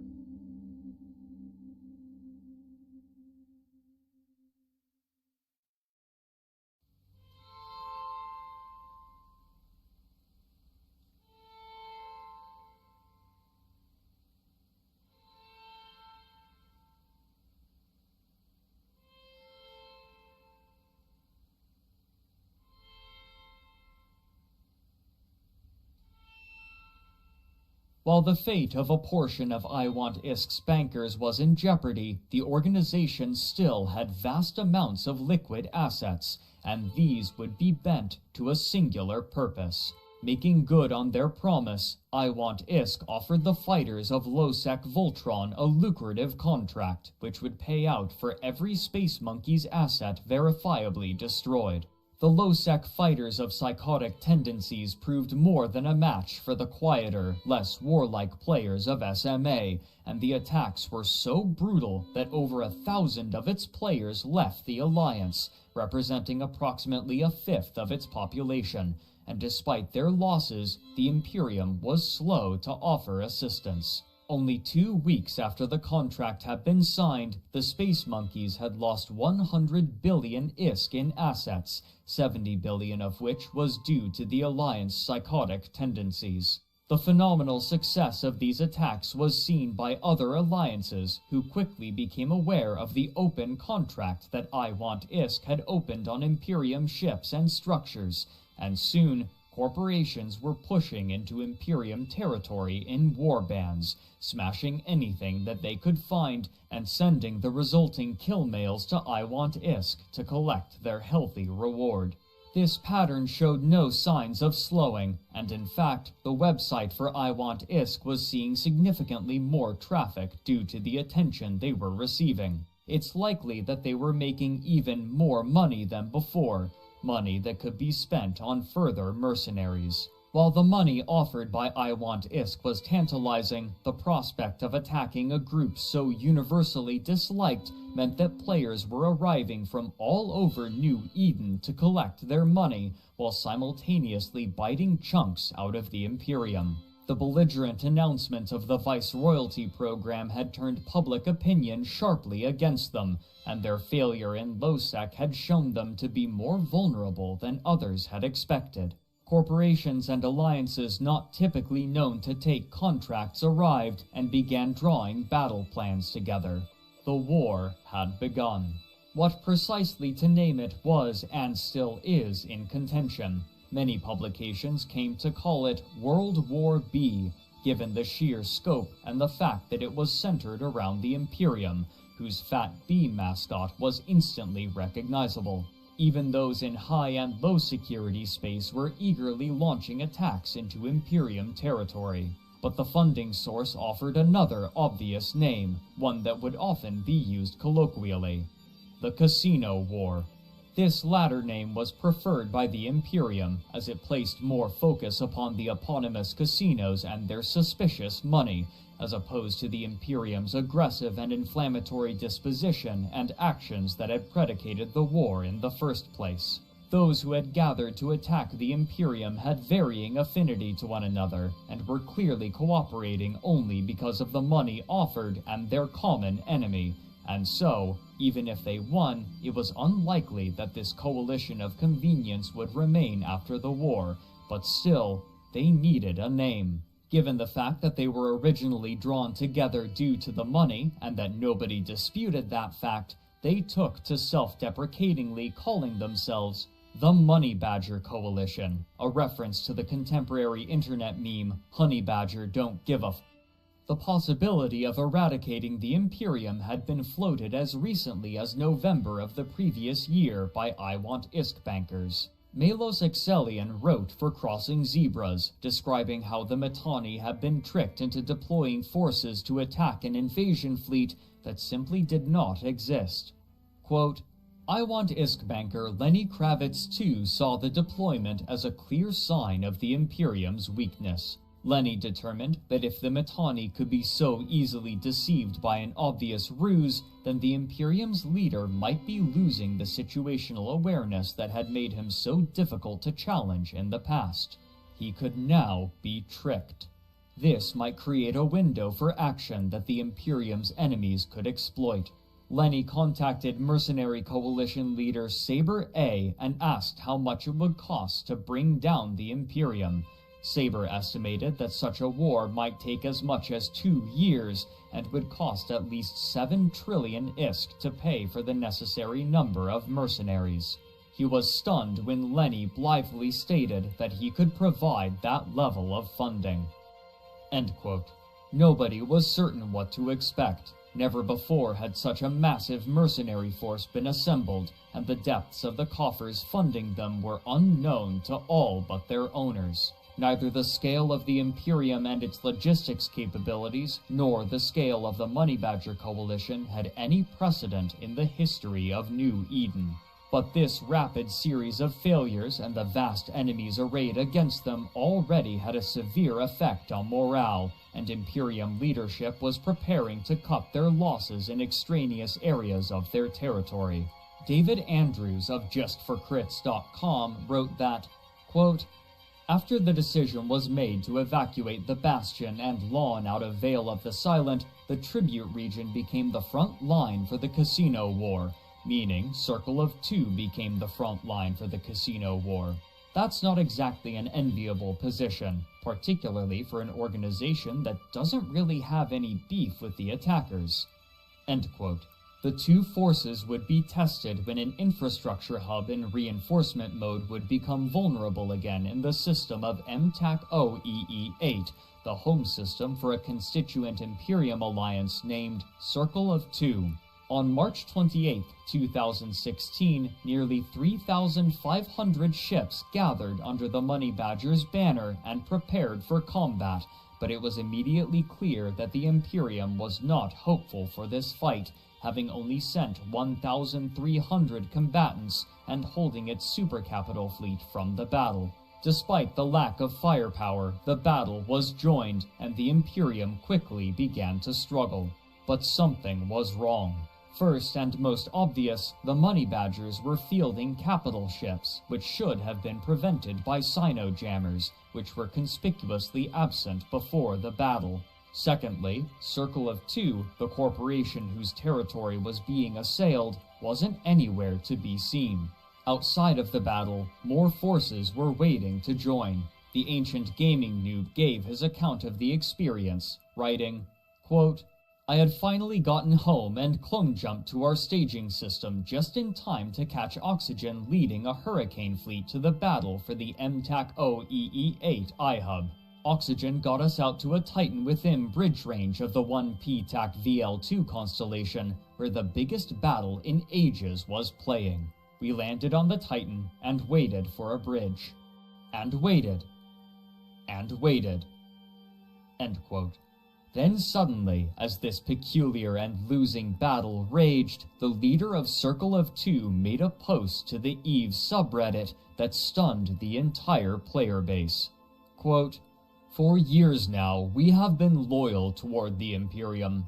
We as an alliance have, for a large part, never been seen as a full member by Goonswarm Federation. As a result, we've never been treated nor represented as such. The basis of the coalition, it being a meritocracy, became an affront over time. In the same time span, the list of grievances grew. I will not go into detail as the people involved know full well whom and what I'm talking about. They can mostly be summed up as Goonswarm Federation taking care of their interests and at the same time blatantly disregarding the coalition policies they claim to uphold.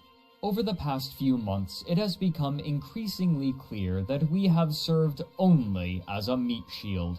Circle of Two is not a meat shield. We will not stand as the wall that defends Declan from the angry hordes for the benefit of goons. We will no longer subject our pilots to the indecency of watching their hard work burn while goons sit in their ivory tower. We will no longer stand as an unequal partner in the Imperium.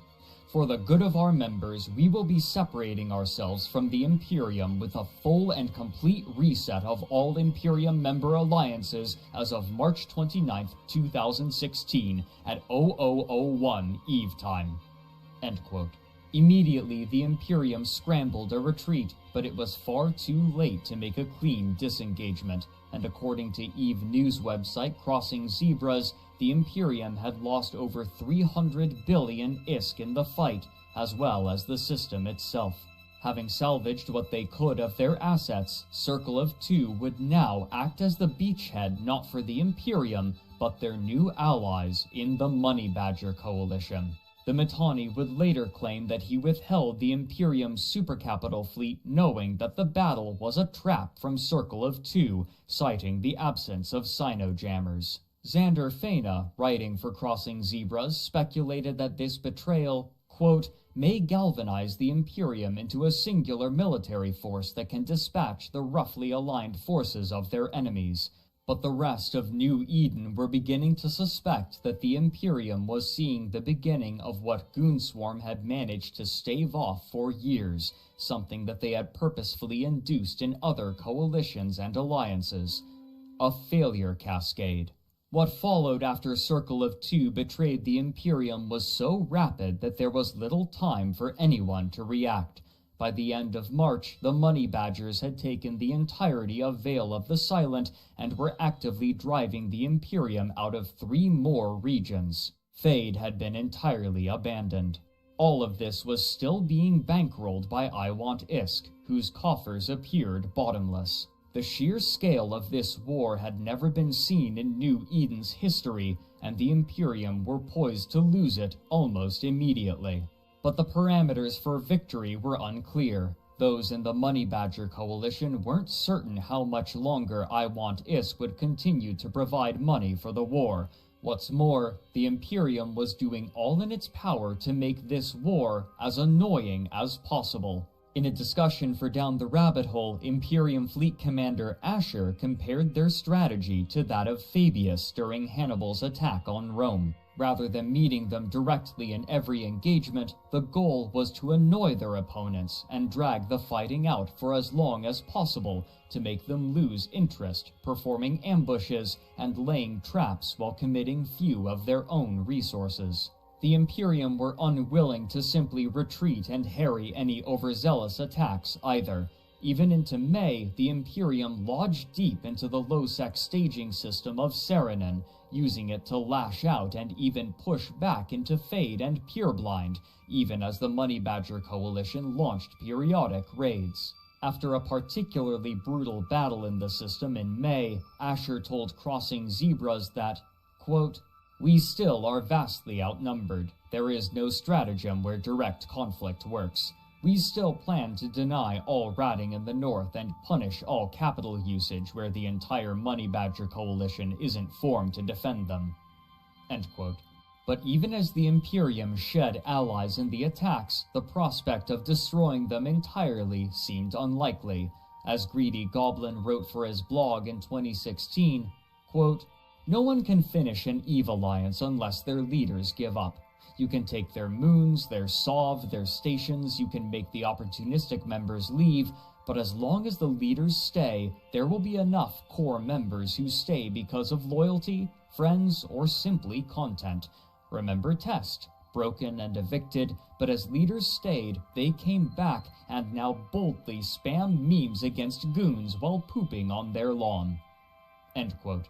Also recognizing that they couldn't afford to spread their forces too thin, what remained of the Imperium launched an attack on the contemporary residents of Delve, seeking to once again take the region for themselves, displacing their current residents with their massive supercapital fleet. However, by the time this conquest was complete, the Imperium was a shadow of its former self. Yinton, writing for Crossing Zebras, provided a list in mid-July. Quote, "I would like to explain why I am calling them the Goonswarm Federation and not the Imperium, as has been their preferred nomenclature, and what I have stuck to calling them these past few months. That is because the Imperium, even if GSF does not want to admit it, is dead. It was a defensive coalition based around strong holdings in the north. Counting down the list of GSF's former coalition mates reads more like a mixed obituary and divorce proceedings than a list of allies at this point. SMA, almost completely collapsed with only a 300-man dust corp holding it above the 500-man mark. CO2, turned to the side of the Money Badger Coalition and holding a larger chunk of previously Imperium space. Razor, functionally Y-dotted previously with the acquisition of 4S and fully so with the leaving of both Roving Guns and Gladiators of Rage to MC. And Chaos respectively. FCON, left the Imperium on good terms to find a new home within either the Vanguard Coalition or Stainwagon, depending on what day it is and who you ask. TNT seems to have kept relatively steady. Bastion, down nearly 700 members this month alone. This leaves Goonswarm Federation almost entirely alone in terms of being a strong, self-sustaining alliance within the Imperium, and whilst I would expect them to still lug around the alliances and help them to not cascade to the point of actually becoming non-entities, even the facade of being a coalition of equals is now almost painfully obvious in its falsity to an outside observer." End quote. But by the time everything else had been taken from them, there were few left on the offensive. The Losec coalition had fallen apart over the course of June, as is perhaps unsurprising for roving pirates, and while I Want Isk was still willing to fund the war with their incredible wealth, much of the impetus for the initial invasion had vanished. While ostensibly driven by profit, this narrative was undermined when almost all of the Money Badger Coalition abandoned the offensive, their members exhausted from the fighting and content with their victory. By the time the Imperium had completed its invasion of Delve and lodged themselves in, the only alliance pursuing them was Test, believing that if the offensive was continued, they could stamp out the goons entirely.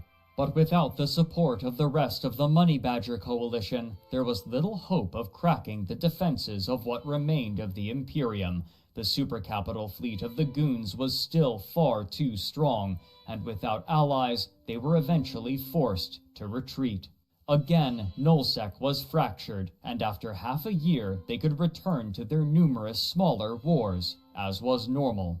But this war had elucidated myriad problems for Crowd Control Productions, and even as the company desperately attempted to juggle its other projects, it would have to continue its custodial duties to EVE Online or lose their only reliable source of income.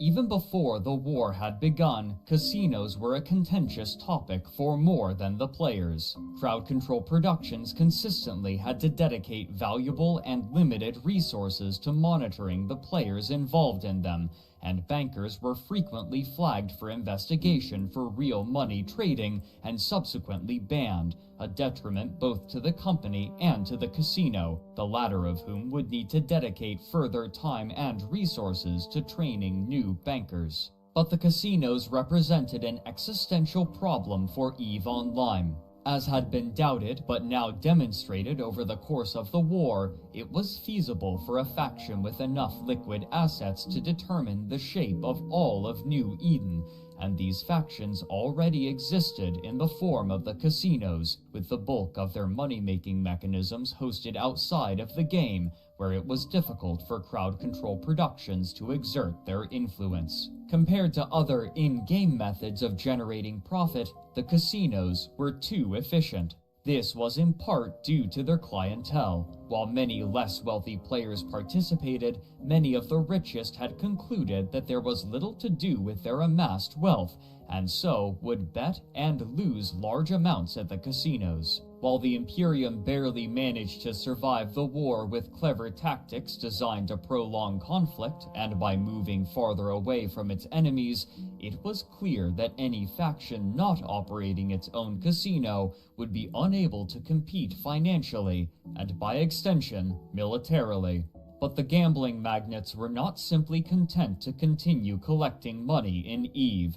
Rather, they were preparing a total takeover of the financial markets, predicated upon an important expansion to the game released initially in April of 2016 during the war.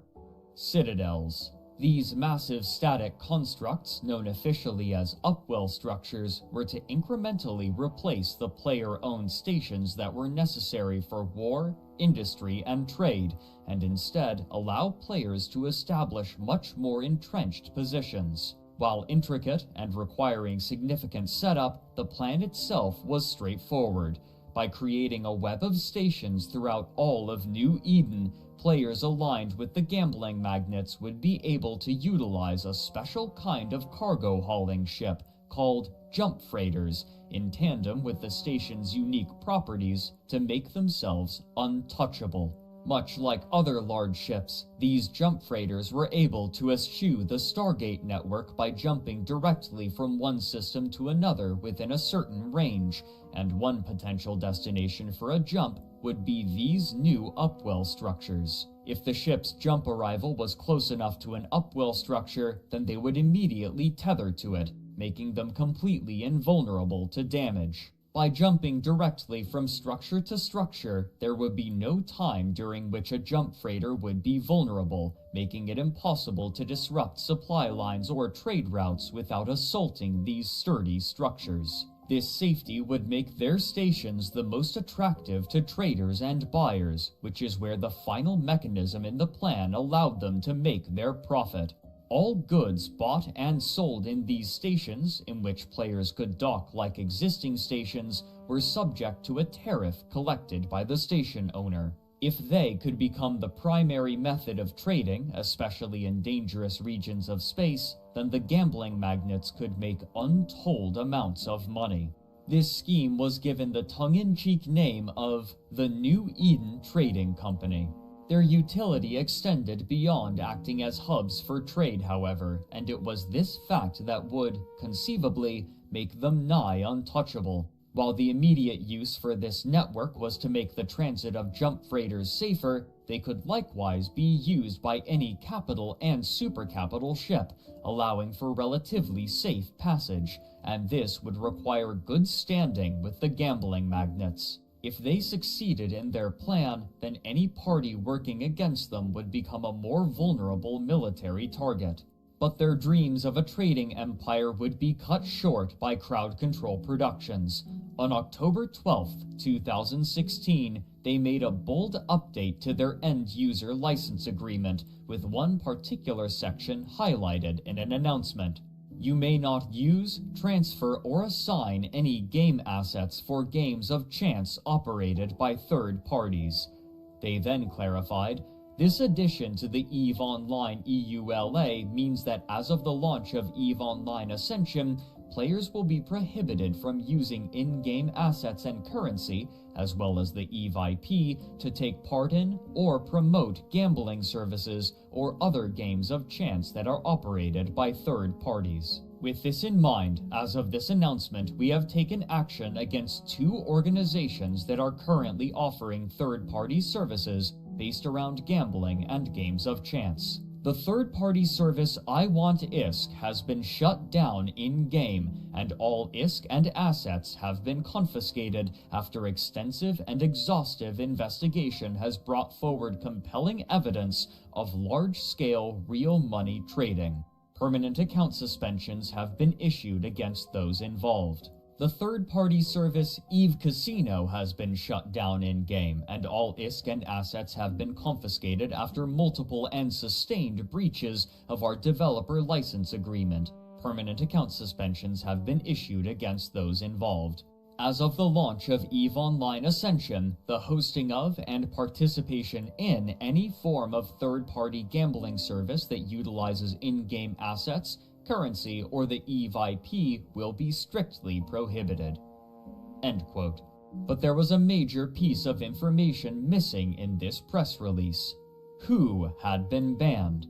After investigating them, a large number of I Want ISK's bankers had been targeted, but the most notable names were Lenny Kravitz II and Iron Bank, the architects of the war, though they continued to protest their innocence. Lenny would take to Reddit to inform everyone that the trade network would continue as planned, but it would face stiff resistance. After being beaten back into Delve, the Imperium lacked much of their old infrastructure, but they still wielded one of the most threatening fleets in the game, and they would be joined in attacking some of the early structures in the trade network by some of their former enemies in the Money Badgers, intent on preventing its eventual establishment. With such powerful forces arrayed against it, and few willing to come to its defense without being paid, its future was in question, as the limitless supply of money from the casinos was now suddenly gone. How much money they still had left over was unknown. Crowd Control Productions' decision to forcibly dissolve the gambling corporations had dramatically altered the shape of New Eden's future, which they hoped would improve the health of the game, but even as they did so, they would finally lay another part of New Eden to rest.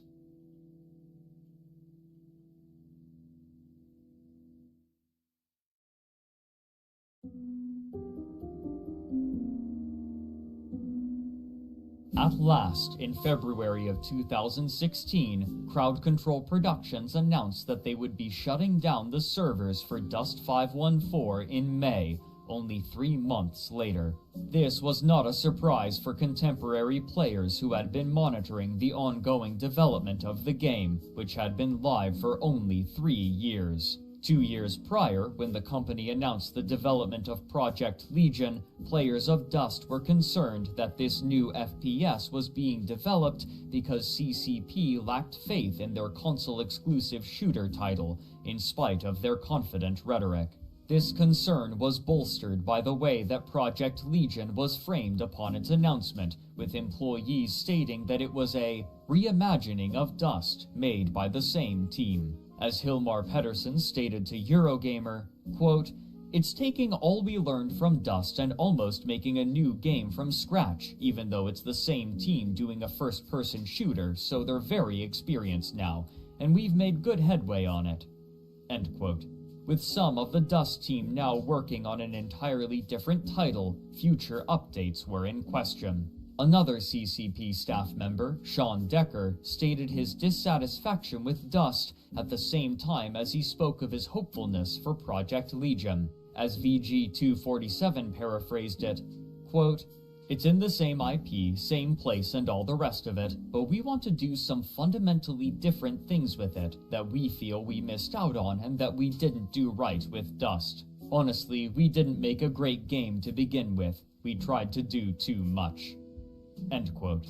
Even as CCP Games proclaimed the success of Dust, their employees seemed to deride it in favor of their new project. The concerns of the players proved correct, and after one final major content update in 2014, the game would only see maintenance and hotfixes until its death in May.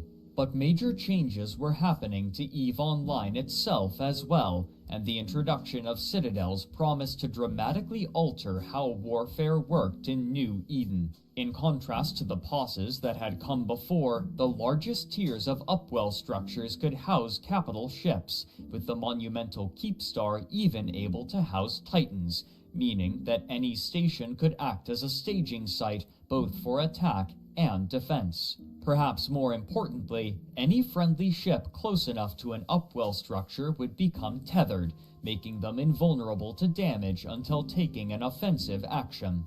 The tether could be reinitiated simply by refraining from any offensive action for a full minute, again rendering the player's ship invulnerable. The defensive advantage this afforded to players was immense, and their ability to house fleets meant that invading any territory with upwell structures would become significantly slowed, if not blunted entirely.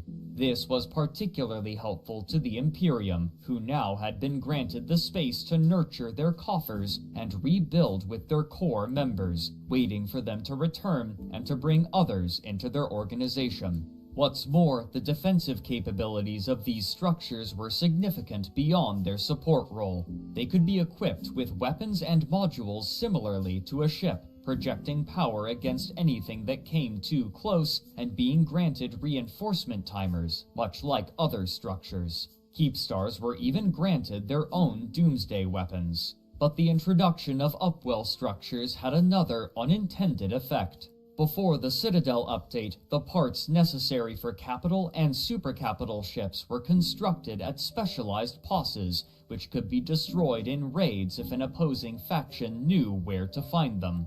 Now, these production capabilities could be moved into heavily fortified stations. This meant that significant resources could now be funneled into the production of large ships with significantly less risk. What's more, this safety allowed for mining to be performed in nullsec at a capacity previously unheard. A sudden increase in mining output was precipitated by the Rorqual, a specialized capital ship proficient at rapidly mining asteroid fields, and the changes enacted by the Citadel expansion made them far safer to field and easier to protect. The wealth amassed by all nullsec powers began to reach what had once been ludicrous extremes. What followed was a long period of stagnation. While the existing powers would occasionally lash out at one another in massive battles, territory changed hands more sparingly than before, and nullsec gradually divided into three large power blocks who had little interest in earnestly attacking one another, a state of affairs that came to be known pejoratively as the Blue Donut, referring to the disk shape of nullsec around Empire space. Soon, the rapid proliferation of massive supercapital ships became nigh unstoppable, yet with few targets, their use was limited. Despite the relative power of the upwell structures, the potential effects of the proposed trade network were too threatening to the nullsec powers, who lashed out against the citadels which served as its foundation. Without the money flowing from the casinos, the endeavor was cut short in 2017. For the next few years, New Eden was relatively quiet as the powers in nullsec amassed wealth and bided their time, unchallenged except by one another. Many agreed that, with the introduction of citadels, a protracted era of peace had begun, one far different from the New Eden that most had come to know, fueled by the safe income enabled by upwell structures. Even though the grand trade network envisioned by the one-time casino owners hadn't come to pass, many players established upwell structures in high-security space and allowed players to trade there, taking a broker's fee from every transaction. In March of 2016, EVE blogger Greedy Goblin made a post detailing his concerns over an increase in the amount of money that players could make in these citadels, writing that, quote, "There won't be any serious wars. Ever. Do you remember whining over top-down income because of moons? Imagine something 10 times bigger, without siphons, without having to fuel towers, without hauling, without even logging in.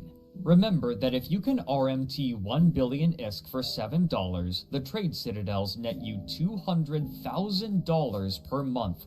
You don't choose playing a video game over getting such money. Every major alliance leader and FC will agree to keep the peace and stomp on anyone trying to disturb it. Such peace will obviously mean the end of EVE." End quote. This state of affairs culminated 2 years later on October 15, 2018, in the establishment of the Tranquility Trading Tower, a Keepstar-class citadel, the largest and most powerful available. Deployed by test and supported by the Imperium, this Keepstar was meant as a central location for their alliance's traders to sell their wares, where the brokers' fees could be collected and split between them and their allies. The location of this station was also conspicuous. It had been deployed in the system of Perimeter, immediately next to Jeddah and its all-important trade hub. Prior to this, their enemies in Federations NC. And PanFam had held a monopoly on trade in this vital system, but the establishment of this Keepstar and Test's ferocious defense of it ensured its survival, and soon, nobody was willing to strike out against the Tranquility Trading Tower. For a time, its survival seemed uncertain, but soon, PanFam, the Imperium, and Legacy Coalition, 3 of the major power blocks in Nullsec, agreed to split the money generated by the tower, despite their shaky relationship. This all but guaranteed its survival going forward, as these 3 came to be the dominant forces in Nullsec and exerted significant market pressure on the whole of New Eden.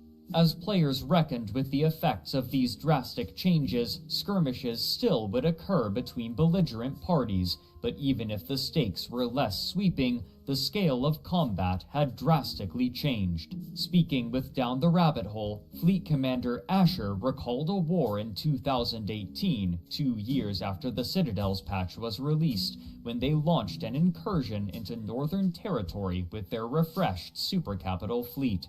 This culminated into a massive fight over a vulnerable Keepstar in the system of X47L-TAC-Q, a fight that ostensibly should have been unwinnable due to the dearth of benefits that the Keepstar provided to the defending fleet. Not to be outdone, however, Asher hatched a plan. In spite of the powerful modules that could be fitted onto a Keepstar, its most useful tool was tethering. When a player fired their ship's weapons on another player's ship, it would begin what was known as a weapon timer, which precluded the attacker from utilizing the tether or docking for a full minute.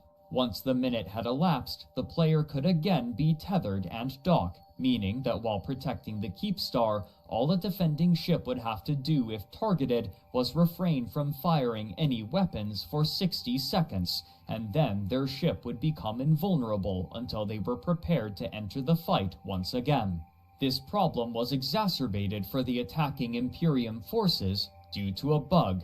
When a Titan fired a Doomsday, a 5-minute weapon timer was supposed to be applied instead of the usual 1-minute timer. But if the target of the Doomsday died to the blast, then the 1-minute timer was applied instead, making it difficult to target vulnerable enemy Titans. But there was a way to prevent enemy ships from tethering to a station.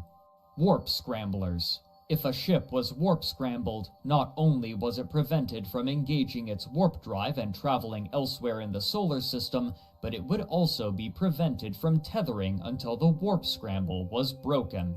To this end, Asher ordered warp scramblers fitted to a small fleet of supercarriers, what had once been known as motherships. These ships, typically deployed at long range and dealing their damage through the use of small strike craft, would serve a singular purpose. They would leap directly into the enemy fleet and deploy their warp scramblers on any vulnerable ship, delaying the tether for as long as possible. Beset by this new strategy, there seemed to be no correct answer. If the defending fleet attacked the supercarriers, then they would lose valuable time to damage the main enemy fleet, but if they attacked the Imperium's Titans, then the key defensive benefit of the Keepstar would be entirely nullified. This was compounded by the sheer defensive potential of these supercarriers, which Asher estimated at the time to be 75% that of a Titan for only 20% of the cost, a fantastically cost-effective trade for the utility that these specialized supercarriers provided. The pressure from the Imperium was too great, and they were able to deplete the armor of the Keepstar. When its hull was exposed a short time later and the Northern Fleet rallied to defend it, the pilots fell back behind one another in an attempt to avoid being targeted themselves, lest a supercarrier arrive to lock them in place and deny them their tether, leaving only a fraction of available ships to return fire. This second battle was won without a single warp-disrupting supercarrier deployed. Despite this fantastic victory, the territorial gains were minimal, and instead of pressing their advantage, the Imperium retreated back to their home systems, further emphasizing in the minds of players the immortality of the Blue Donut. The sheer size of this battle was beyond what had been seen for years, and the number of Titans deployed was unthinkable a few short years prior. But this raised a question. If the proliferation of supercapital ships had reached such an absurd level, what would an all-out war look like, and was one even feasible given the state of the game? Even before the Battle of X-47, another battle had broken the record for the most number of players in a single fight, with over 6,000 as the Imperium attempted to destroy a Keepstar held by Pandemic Horde. But given the resources that the different factions had amassed, this was clearly far from the level of destruction that was possible. It would take another 2 years, but the answer would eventually be known, and it would defy the scale of anything that had been seen in the entire history of New Eden.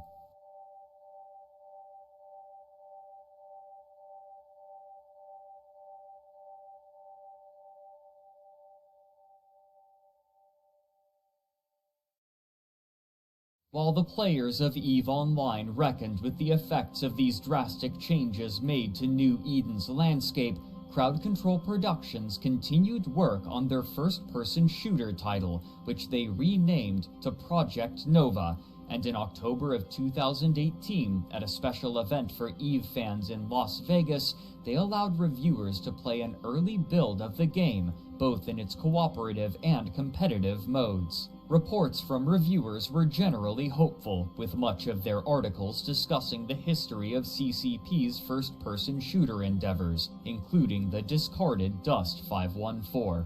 But those who had the opportunity to test it also noted that the game, while enjoyable, would require something unique to draw a player base, something that was still missing from what was playable. Gaming journalist Joe Screbbles, writing for IGN, echoed other reports when he stated that, quote, "It's challenging, hectic, and, it must be said, unspectacular. What I played is an early build, so elements may change, but no matter how right it feels under the fingers, Nova doesn't quite connect in terms of excitement right now. Sound effects are oddly muted. A space magnum with exploding bullets shouldn't sound like my oven door closing. Enemies appear without fanfare and traipse around the gunmetal battlefield unthreateningly, and even the act of evacuating at the end of a round feels lacking in peril. Given that I've criticized Dust for exactly opposite issue, it might seem a little damned if they do, damned if they don't, but I can't stop thinking that a solid foundation isn't quite enough at this point. CCP does have wider plans for Nova and even more hopes, but crucially, I don't see any evidence of them other than being told they could exist one day. It's promised that Nova will bring a level of customization to suit even EVE players, creating custom clone trooper builds piece by piece from hundreds of options. But what I see are the game's introductory classes, built more like the set heroes currently in vogue in FPS games." End quote. The pressure on the company to release a popular title would only increase with time. On September 6, 2018, Crowd Control Productions was bought by another company named Pearl Abyss, a game publisher known for the popular MMO title Black Desert Online. Players were nervous. Black Desert Online utilized a radically different monetization strategy compared to EVE Online, eschewing the subscription-based model in favor of the now far more popular free-to-play method, with numerous microtransactions, selling in-game items such as weapons, consumables, cosmetics, and, most importantly, loot boxes. By targeting a small number of players willing to spend exorbitant amounts of money on microtransactions, called whales by the industry, video game publishers have managed to drastically increase their profit margins, introducing them even into full-priced games to increase their revenue, and the most lucrative method of selling in-game items proved to be loot boxes. Rather than simply buying the items that they wanted outright, players in contemporary games instead were offered these boxes, which would contain a random item or set of items, with more desirable items being rarer and a chance for duplicates that the player already owned. This would attract not only those with significant disposable income, but gambling addicts as well, further widening the pool of whales. To conceal the chance-based nature of these rewards and to avoid various countries' gambling regulations, they would often be veiled or obfuscated in some way, with these obfuscations growing more convoluted as time passed. But this method of monetization, to many players, was anathema to the new Eden that they knew. One of the most appealing aspects of the game was the fully player-driven economy, in which every object collected, crafted, and used was made by a long supply chain of players, and to damage that supply chain through the sale of microtransactions would potentially destroy what made the game so appealing. This was a fear that had been harbored ever since the internal magazine with the title Greed is Good was leaked, where the company had written extensively about their introduction into the game. While EVE Online could technically now be played for free by new players, the vast majority of content was locked behind a paid subscription fee, and most of the other games that still utilized a subscription fee had been released at around the same time as EVE Online. A game that had once been a pioneer in gaming technology now seemed outdated, at least from a business perspective. Some items available for purchase with real money had already been introduced, such as skill extractors, but the greatest fear of the player base was that the company would move beyond these smaller items and start selling the most vital item in the game: ships. More than tools, ships were a social item as well, and represented great strides for player progression, with larger and stronger ships often a point of pride. One of the greatest leaps for many new players was moving from a venture, a small introductory mining ship, to a mining barge. This early goal is so ubiquitous that new players will often fall for scams involving such barges. With Pearl Abyss's purchase of CCP Games, the possibility of selling such ships, and therefore the destruction of the player economy as the players knew it, seemed much closer than ever before. The role that Crowd Control Productions would take was not immediately clear. An article by Chris Kerr for GameDeveloper.com read in part, quote, CCP will continue to operate independently as a developer from its studios in Reykjavik, London, and Shanghai, while Pearl integrates the Icelandic outfit's development and publishing expertise into its own pipeline. End quote. Less than 3 months after Pearl Abyss acquired Crowd Control Productions, Project Nova's webpage was altered with a statement. It read in part, with familiar reassuring corporate prose and cliches, quote, over the course of Project Nova's development, we conducted a number of player research sessions with external partners, tirelessly playtested the game internally, and brought community stalwarts in to help us evaluate the project. Now, after taking all this research and feedback into account, we see that the gameplay experience in its current form does not live up to our original vision and would not achieve our ambitious goals for this project. As a result, we will not be moving forward with the upcoming invite-only alpha until further notice. We hope you understand that we need to take a step back and return to the drawing board, where we will spend more time figuring out how all this hard work can translate into something better and more meaningful for the EVE universe. Remaining true to our vision of Project Nova's future in connection with EVE is essential. Project Nova continues to evolve, and we remain committed to delivering a high-quality, team-based shooter experience to EVE Online fans, while exploring new and exciting opportunities to integrate the two games. CCP is in no rush to release Project Nova until we're satisfied it provides a rock-solid gameplay experience and visuals to match." End quote. Though Crowd Control Productions had released multiple standalone single-player experiences over the years, EVE players remembered the company's failures much more prominently, in large part due to their comparatively high profiles. As it was, the only major product that had managed to survive to that time was EVE Online. Their VR space combat game, EVE Valkyrie, had been released on March 28, 2016, but further development was halted only a year and a half later, despite what Rock Paper Shotgun called bullishness about VR only 7 months before the shutdown. EVE Online continued to be the only public-facing project that provided returns for Crowd Control Productions, and though it was public knowledge that the company had been hiring staff for a new action massively multiplayer online game, excitement for anything except EVE Online had long since been dampened, and even that excitement was being tempered by trepidation.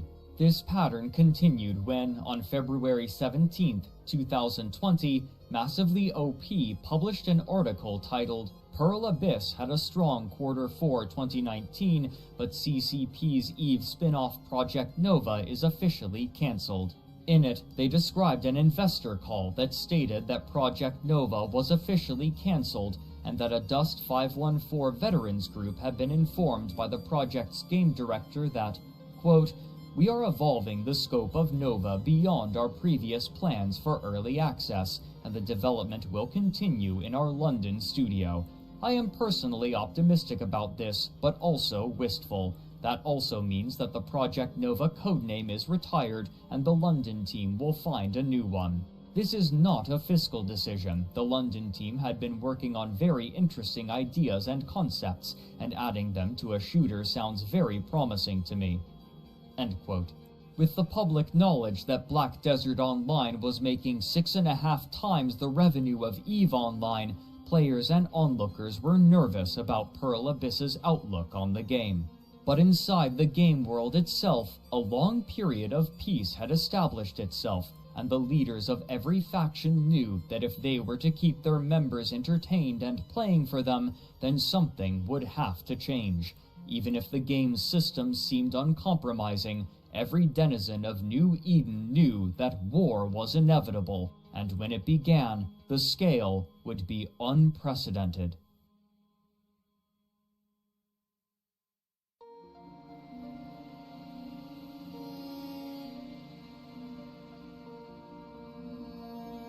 While much of New Eden had been watching the situation in Nullsec pensively and bracing for the effects that a large conflict might have, another group was seeing a resurgence. Early in New Eden's history, when Nullsec was first being colonized, two of the major factions, the Stain Alliance and the Northern Coalition, had been founded in part by role-players looking to play characters within the game world, but as time passed, this method of play had declined as the players focused on efficacy took over their space and granted them few options to make an impact upon the game world. However, individuals would sometimes still engage in the practice, and among them was the character Katya Say. While the player had other characters with which they engaged in other sundry activities in New Eden, Katya was created with a singular goal in mind: to be the first character to visit every solar system in New Eden without losing a single ship. When her journey began on December 1st, 2009, the Apocrypha expansion had just been released, and with it, the new systems in wormhole space, meaning that there were 5,201 star systems in normal space to explore and another 2,604 systems in wormhole space, a total of 7,805 systems, enough that they knew that they would need to pace themselves. In an interview with Polygon, they said, quote, "I only did this for an hour and a half each day just to unwind after work. I wasn't killing myself doing this." End quote.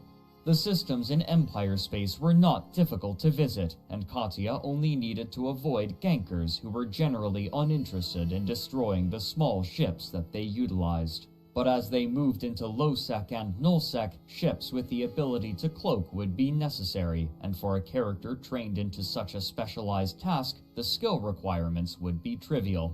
The player also had the skill set to avoid anyone who might be interested in destroying their ship, a kill mail that would certainly be coveted by anyone who could acquire it. In an interview for Down the Rabbit Hole, Katya stated that, with their experience, avoiding such hunters was a trivial affair. They would chronicle their travels by writing in a blog, role-playing as the character and capturing images of places that they found particularly beautiful or interesting, including the hull of Steve the Titan in C9N TAC CC. But their role-playing endeavors would extend much farther. The RIA expansion in 2014 had introduced a new, special wormhole system named Thera into the game, unique to other wormhole systems in that it featured numerous amenities unseen in other systems, such as approximately 12 entrances to normal space and indestructible NPC stations, making it an attractive system for players hoping to quickly travel from one location to another in normal space. Interested in the opportunities that Thera provided, a group of explorers gathered together under the name Signal Cartel with the intention of creating a peaceful outlet for themselves in a highly competitive game. Their credo today, whose spirit has been maintained through the corporation's entire life, reads in part, quote, "Signal Cartel is a service corporation to all of New Eden. In this role, members are encouraged to treat all players with respect, regardless of affiliation. In challenging situations, our goal is to look for a graceful resolution and set an example of dignity and friendship through our actions. We embrace the attitude of a true explorer. We are friendly to others in our travels, neutral and never initiating aggression, and endeavoring at all times to be perceived by the New Eden community as a non-threat. Among our own ranks and with others, we are patient and generous with knowledge, ideas, and experiences." End quote. This ethos appealed strongly to Katya, who was among the first to join, and by the end of the first year, they had amassed 700 members, a remarkable amount for such a niche corporation, which was thought to have limited appeal. Their most public-facing activity would be the establishment of Eve Scout, a tool that tracked the appearance, disappearance, and status of the numerous wormholes connected to Thera. By utilizing this list of connections, players could drastically decrease their travel time anywhere, though its lack of any NPC security meant that doing so was somewhat dangerous, given the sheer amount of traffic through it. Among other things, Signal Cartel's philanthropic aims included what they called rescue caches. Unknowledgeable, inattentive, or reckless players could sometimes find themselves stranded in wormhole space, and without the proper tools or assistance, it could be impossible to discover any route out, finding themselves stranded in hostile and unknown territory. Placed in systems all over wormhole space, these rescue caches were containers equipped with everything that a player needed to chart a route out of wormhole space, as well as a few other objects that the cache's creator might find amusing, such as fireworks for the player to launch in celebration of their rescue. On November 1st, 2018, 4 years after the Signal Cartel's founding, Katya Say would approach them in need of assistance. After 4 years, Katya had managed to visit all 5,201 star systems in New Eden, visiting many of the planets and chronicling the journey in their blog, and had begun visiting every wormhole system as well, still without losing a ship, a remarkable feat given the belligerence of the roving bands of players who made their home in wormhole space. But after visiting the first 2,000 wormhole systems, a problem that Katya had been dreading became an issue. The chaotic nature of wormhole space and its constantly shifting, labyrinthine pathways made it nigh impossible to find every one of the remaining 600 systems. They would need assistance, and their friends in Signal Cartel were more than happy to oblige.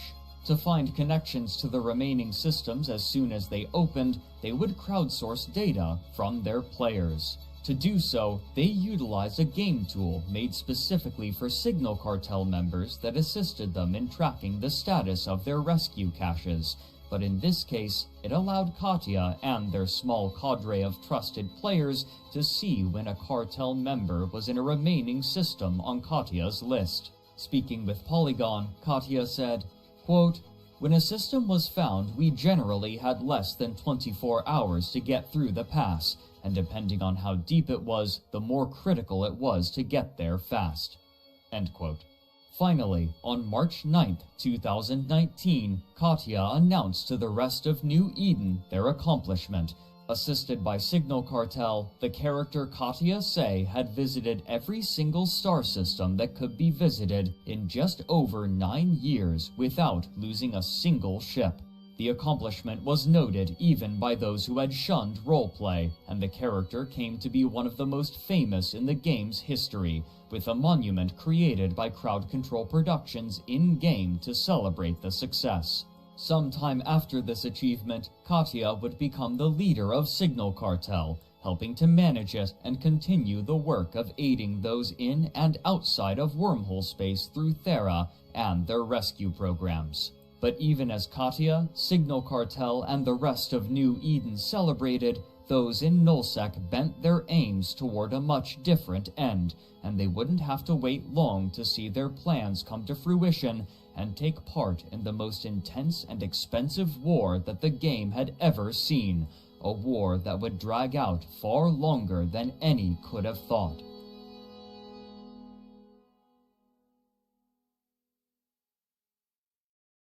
The establishment of the Tranquility Trading Tower had ensured at least a measure of peace out of mutual economic interest, but as the years wore on, the fear of member attrition grew in the leaders of the various Nullsec powers. Many who had joined these factions did so with an interest in fighting in grand battles, and though the supercapital fleets grew, their use had dwindled. Fleet commanders would take their players on roams through Nullsec looking for fights, but these wouldn't remain enough to sate their desire for battle, and there was concern that significant amounts of players would leave if not entertained. Murmurings of war propagated.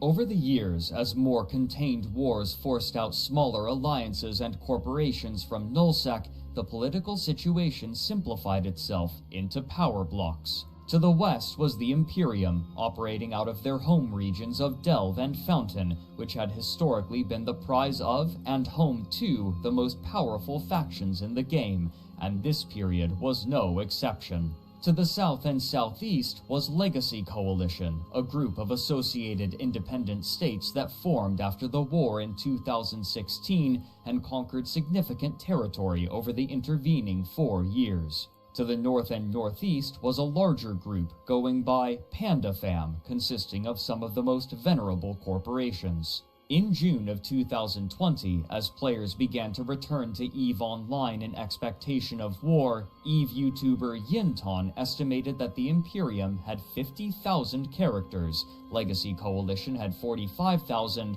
and PandaFam had 62,000. The distinction of characters was important due to the propensity of EVE players to have multiple accounts, a practice that Crowd Control Productions now subtly encourage through its user interface. Yinton attributed significant territory over the intervening 4 years. To the north and northeast was a larger group going by Panda Fam, consisting of some of the most venerable corporations. In June of 2020, as players began to return to EVE Online in expectation of war, EVE YouTuber Yinton estimated that the Imperium had 50,000 characters, Legacy Coalition had 45,000, and PandaFam had 62,000. The distinction of characters was important due to the propensity of EVE players to have multiple accounts, a practice that Crowd Control Productions now subtly encouraged through its user interface. Yinton attributed the growing tension in Nullsec to the decayed relationship between the Imperium and Legacy Coalition, the latter of which was home to Test Alliance, who had a complicated past with the Imperium, at times cooperative and most of the time adversarial, having been the final attackers in the last major war, hoping to eradicate the Imperium. While they had worked together to fight against their mutual enemies in the North years prior, Test attacked a smaller coalition in the Northwest, a coalition that the Imperium was supporting, and according to Yinton, the Imperium and Legacy Coalition fought against one another in small-scale battles, but the Imperium's allies would fall, leaving a dearth of territory awaiting capture. As PandaFam alliances moved into this territory and skirmished with the Imperium, however, Pro-God Legend, the leader of Test Alliance and one of the principal leaders of Legacy Coalition on the Imperium's southern border, made a strong allusion to war at an Alliance town hall. Reacting to this, and likely other intel gathered from their intelligence network, the Imperium withdrew from their less defensible territory, shipping all stations and goods that they could to their core regions to prepare for what they knew was coming. Approximately a week after Pro-God Legend's statement, a post made to the Imperium News Network website alleged that, quote, "The past couple of months, Pro-God Legend has run around talking to basically every alliance who has ever shot at the Imperium and gotten them on board with the idea of invading us." End quote. The Mittani, leader of the Imperium, announced publicly the strategy that they would employ for what was now understood to be an imminent war. He had commanded all members of the Imperium to fall back to Fountain and Fortress Delve, as well as the more peripheral regions of Quarius and Period Basis, where they would establish their defenses at choke points in anticipation of the impending attack. Soon afterward, the leaders of Legacy Coalition announced their withdrawal from the Non-Invasion Pact, which dictated a 2-week grace period before an invasion would be permitted by the agreement, though as was perhaps to be expected, various breaches of this stipulation were ignored by both parties. The goal of this war was clear, one that echoed the goals of the war 4 years prior. Currently there are well over 400 Titans converging from all over EVE, and that will combine with our Titan fleets from Legacy and Fire and all of our allies, and it will be the largest Titan force ever assembled in EVE Online. Most of EVE is unified around one goal, that this time, goons must finally be destroyed.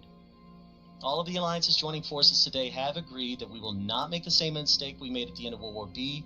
We will see this through to the end. And months from now, when this war is won, we will finally be looking at an EVE that is worth playing.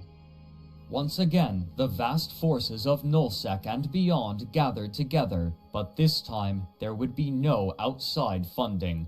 Using the resources amassed during the years of peace, the united forces of Legacy Coalition and PandaFam would fund this war themselves, with the express purpose of destroying the Imperium once and for all. This temporary alliance between these two massive coalitions against the goons would be called TAPI, a portmanteau of Test Alliance's abbreviation TAPI and PandaFam.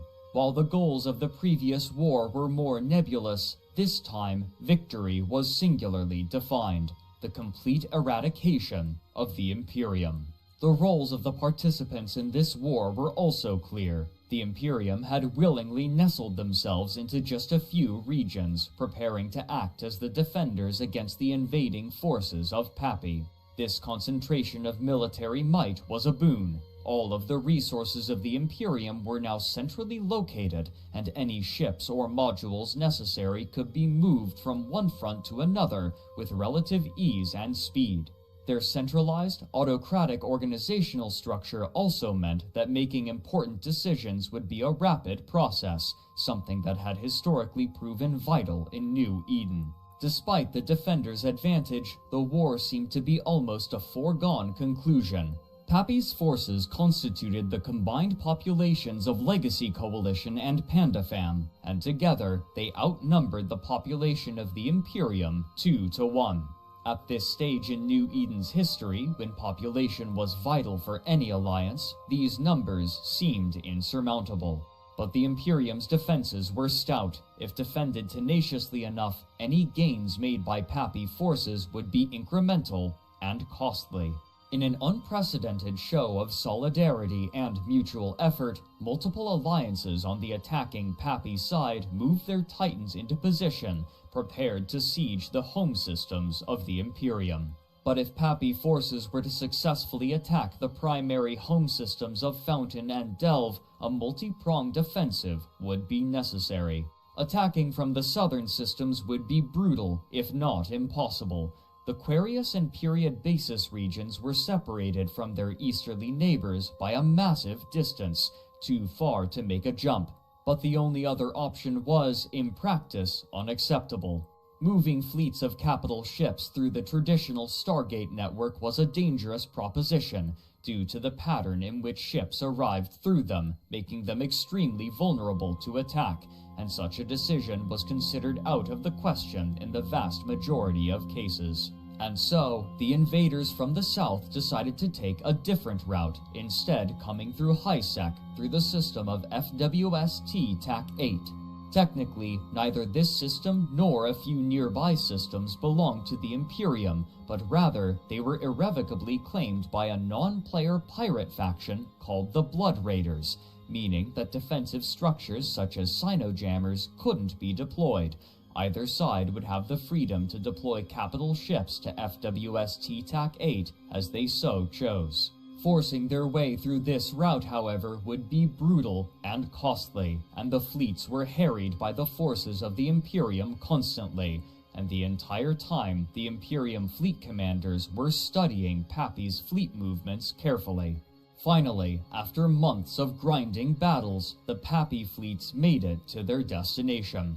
The goal of Pappy forces was to anchor a Keepstar as a base out of which they could prosecute the war on the northern front, a boon that would make raids and attacks into Imperium territory far easier. If the Imperium could blunt this attempt, then victory would almost be assured. Pappy would attempt to anchor the first Keepstar in the beginning of October, and the Imperium were ready, with hundreds of dreadnoughts prepared to bring their heavy weapons to bear against the Keepstar before it could come online. When the Imperium arrived, they were significantly outnumbered by the Pappy forces, a trend that would continue to repeat itself throughout the war, and they had little hope of driving their foes from the battlefield. However, their definition of victory was not to push back the enemy fleet. Rather, they needed only to destroy the Keepstar, a goal that superseded any concerns over cost. As the dreadnoughts focused their fire, they in turn were targeted by enemy ships, and they began to drop one by one. But the damage output of these siege batteries was too great for the Keepstar to weather, and the structure would be destroyed before it could come online. Despite achieving their objective, the toll was extremely heavy for the Imperium, with 250 of the attacking dreadnoughts destroyed, significantly more valuable than what Pappy had lost. And so, they tried again. But the response from the Imperium would shock both New Eden and the gaming community at large. On October 6th, the second Keepstar was deployed. Pappy ships surrounded it, ready to defend it against what the fleet commanders expected to be a massive response from the Imperium's supercapital fleet by stationing their own Titans around the Keepstar. But what they received instead was an unbelievably massive swarm. In an offensive that mirrored the old strategies from the beginning of Goonswarm, thousands of players from the Imperium arrived in Raven battleships armed with long-range missile weapons and charged headlong into the fray. What would come to be known as the Fury of FWST TAC-8 had begun. As the battle escalated and more ships arrived, time dilation automatically activated, reducing the speed of all actions to 10% of their normal values and allowing support ships to arrive much faster relative to the pace of the fight, further increasing the scale. As the hours wore on and more battleships arrived to replace those lost, Pappy leadership realized that the damage was too great for the Keepstar to bear, and forces were scrambled to intercept Imperium ships as they arrived, but the flood of incoming Imperium forces was too great to stem. As the fight spilled into the following day, the Keepstar disintegrated, and Pappy ceded the field. Whether they knew so or not, those who attended the fight had made history. According to CCP, the battle in FWST TAC 8 had broken a record, with 8,825 characters involved, more than had ever been seen in the game's history. While losing 2 Keepstars was a heavy toll, the losses suffered by the Imperium were even greater, but unlike previous wars, the vast accrued wealth of all sides made such losses far less impactful than they had been in the past. At this stage, the 3 more important factors were strategic objectives, available population to fight, and as always, morale. For Imperium leaders, such monetary losses helped to show their resolve. But Pappy would not relent. 3 more times they would attempt to deploy a Keepstar as a forward base of operations, and each time the Imperium swarmed with their battleships to batter it with missiles and prolong the assault. But finally, on the 19th of October, in the system of YZ9 TAC F6, they would find purchase. Imperium forces once again arrived in their missile-laden Raven battleships, but this time, Pappy were prepared. Rather than allow the enemy fleet and their reinforcements to arrive at a safe range, they surrounded the nascent Keepstar in warp disruption bubbles, which pulled the arriving enemy ships into range of the entire defensive fleet. By calling their targets carefully, battle groups could pick off the battleships one by one with little trouble. The Imperium was forced to cede the field. Frosty's OP, an EVE player and YouTuber chronicling the war, estimated that about 140 warp disruption bubbles were deployed for the purpose, each of which was then destroyed by the Pappy forces, so that they could enter their newly anchored Keepstar. In reference to a popular science fiction show, the method by which it was defended, and the number of attempts to anchor a station, this new structure was dubbed Babylon 5. The tactic of bubble wrapping a station was not a new idea, but according to Asher, this tactic had been explicitly banned by the game masters of EVE Online until special permission was secretly given to Pappy forces to perform it. In response to this claim, Pro-God Legend made a post to Reddit which read, "Despite what Matani is pinging to you, placing 140 anchored bubbles on a grid is not an exploit. Whatever the case may have been, Babylon 5 would stand. The war had dragged on for 3 months, from the summer into the autumn of 2020, and there was hope from most of New Eden that this Keepstar would perpetuate a swift end to the war, one that would again see the Imperium defeated and, this time, obliterated. Such wishful thinking would prove comedically wrong.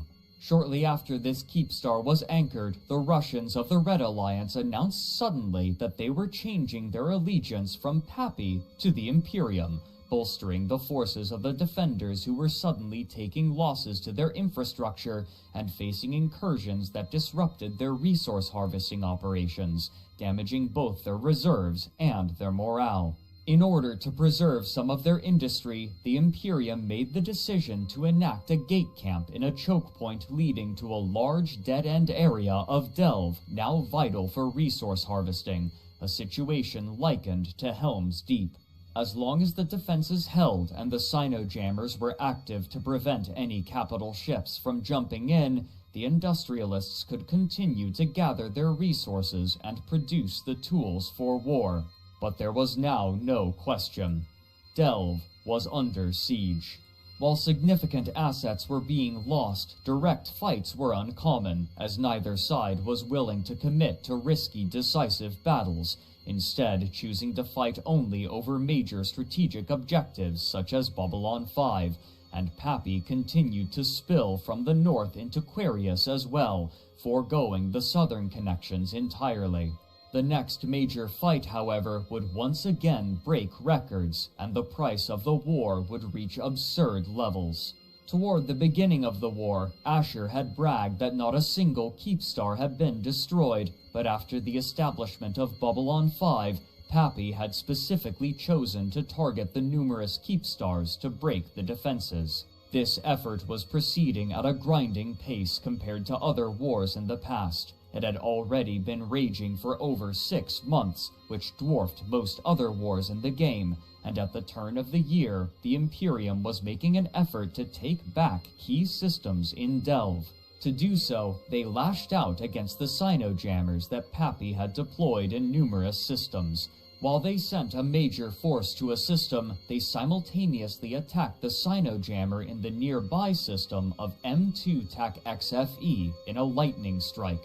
With the Sino-jammer destroyed, the Imperium were finally able to bring their supercapital fleet to bear, and immediately the signal was given. A beacon was lit, and a fleet of hundreds of these massive ships moved into position to defend their vulnerable Keepstar left behind some time ago. For tense minutes, they were silent as Pappy brought their own fleet and began firing on the Keepstar, unable to target the Imperium's fleet due to the protection of the tethers. But suddenly, the Imperium forces all opened fire at once in a massive cascade to take the initiative. Even as they traded blows in a somewhat conventional battle, the Keepstar was forced into its reinforcement timer, meaning that there was no longer an objective to take. But in a move that surprised onlookers, neither side was willing to cede ground, and the fighting continued. At first, Pappy appeared to be taking the fight, but server downtime was coming, meaning that all of the fighters would be logged off and wouldn't appear again until they logged back in.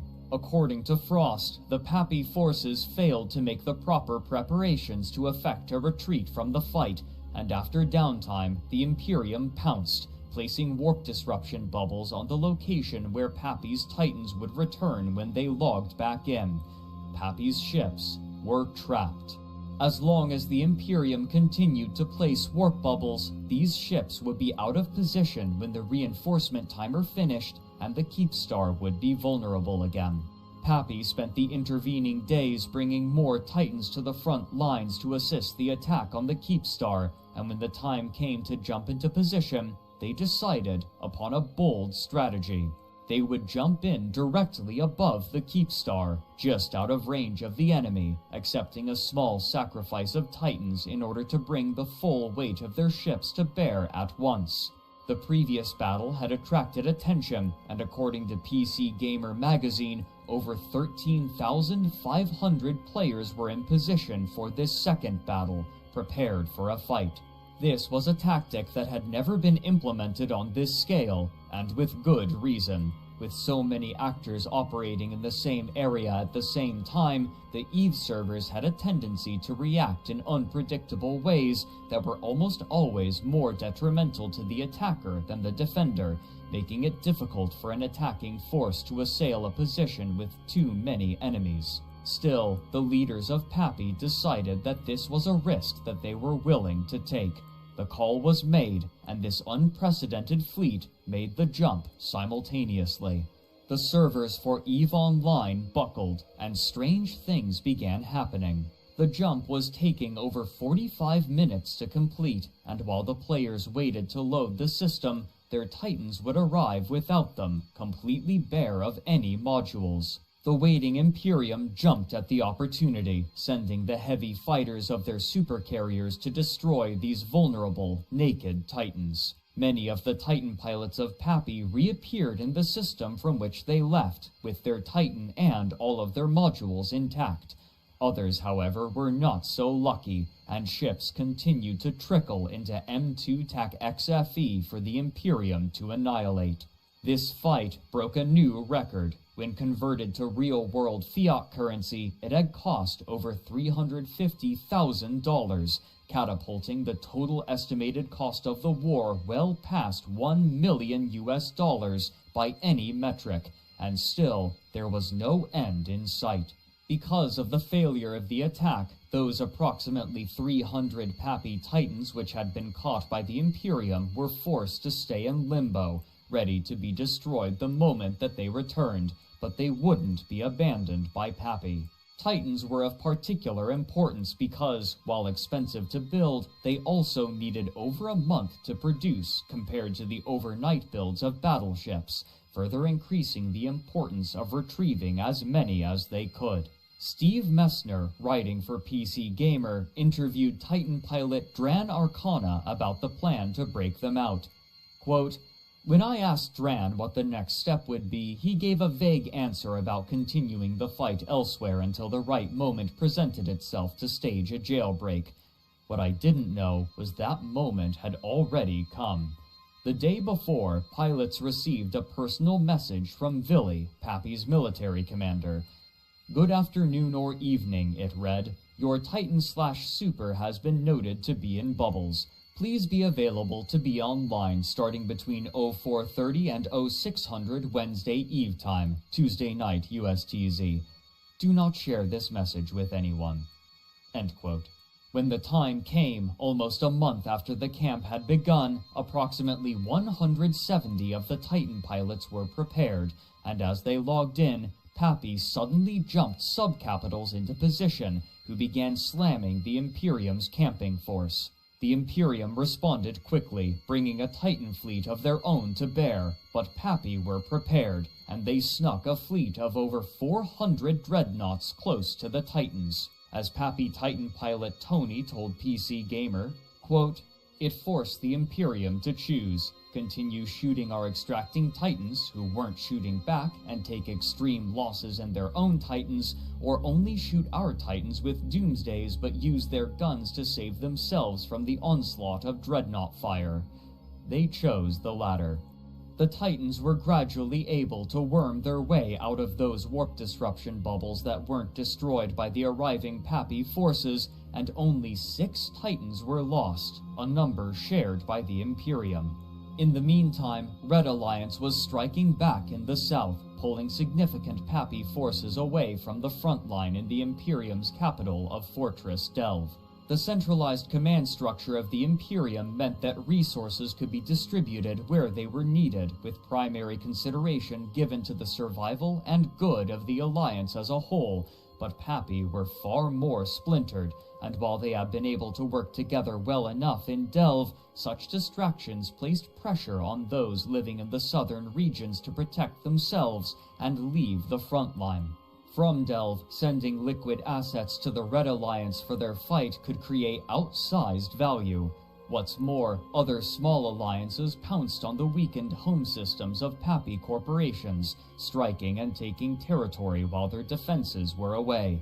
Suddenly, Pappy alliances were losing territory, and the longer that they fought in Delve, the worse their losses became. The Imperium fleet commanders were also learning the patterns of their opponents in a way that opened up opportunities. After studying the way that their supercapital ships jumped together in a tight formation, they hatched a plan, known internally as Operation Enho, but known to others by another name, the Boson Trap of YZ-9 TAC F6. It would be an ambush the likes of which had scarcely been seen before. Such a tight grouping of ships left them vulnerable to a particular kind of Titan doomsday weapon, a bosonic field generator, or as it's commonly known, a boson. This weapon, when activated, dealt damage in a cone in front of the ship, and while not nearly so oppressive as the original doomsday weapon from years prior, its damage was still incredibly high for a weapon of its kind. While requiring careful coordination and tight restrictions on communication to prevent information from leaking, the plan in its essence was straightforward. When the supercapital ships of Pappy jumped into a fight, a fleet of Titans, all spread out across the solar system, would warp into predetermined locations, aim their bosons, and fire all at once, dealing enough damage to wipe out the Titans clumped together. While it wouldn't be enough to turn the tide of the war, it would be an incredible victory. The day of the battle came, and everybody was prepared. At first there was concern that Pappy's super capitals wouldn't even show, or they would jump into the wrong location, but such worries suddenly fell away when every cynosural field was placed on top of one another, unprotected by warp bubbles. As Asher wrote after the battle, quote, "The load-in for their supers took forever. Our Titans were creeping closer in warp. Eventually they started hitting grid and no supers had loaded, but the warp-ins were perfect. I thought again, if it works. We had executed the warp-in perfectly, a beautiful spread, a fleet killer. I keyed up to all my fleet members and said, if you believe in a deity, we could use a few prayers right now." End quote. Finally, all of the super capital ships from Pappy arrived and the bosons were fired all at once, capturing the helpless ships in the crossfire in a fantastic display. But as the bosons spooled down, their targets continued floating in space, barely scratched. Due to a bug, only a tiny amount of the damage from the bosons have been applied. With the entirety of Pappy's fleet now in fighting position and the Imperium's Titans all in awkward locations, the only thing that the Imperium could do was retreat. Such a tactic would not be allowed by Pappy again.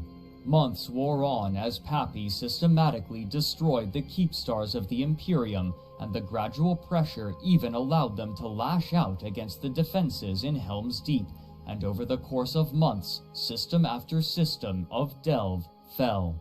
Soon, the Imperium was locked in one final constellation of 7 systems, with their capital of 1DQ1 TAC A as a choke point. The sheer defensive abilities of the Imperium and the key choke point that allowed them to maintain sovereignty in the constellation meant that attacking directly would be foolhardy for Pappy, even given what they had learned in M2 TAC XFE about the effects of massive numbers of players in a single system. Though they had the Imperium surrounded, there seemed to be no way to break into their capital, and the longer they took, the more chaos brewed in their home systems, and the worse morale became.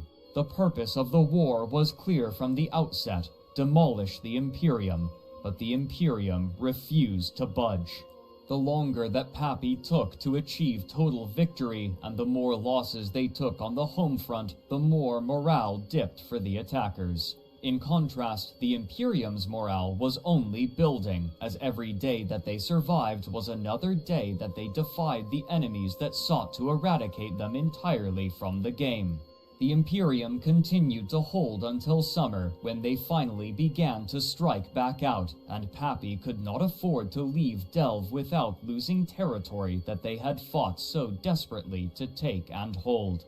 The deciding event of the war, however, wouldn't be military, but economic. As Pappy had been laying siege to Delve, they had relied on the continuous income from the Tranquility Trading Tower, but suddenly, Crowd Control Productions announced a change that would reduce the taxes that players faced when buying and selling goods at NPC stations, making it more profitable to sell in Jeddah rather than at the neighboring Tranquility Trading Tower, meaning that the income for these corporations relying on the trading fees was suddenly and drastically diminished. While far from the only factor, it would prove to be the final one. The call was given. Pappy alliances were ordered to unanchor their citadels and leave. Different outlets would blame different factors, including splintered interests among Pappy leaders, the loss of territory, low recruitment numbers, and waning resources, but it's most likely that all had some role to play in the decision.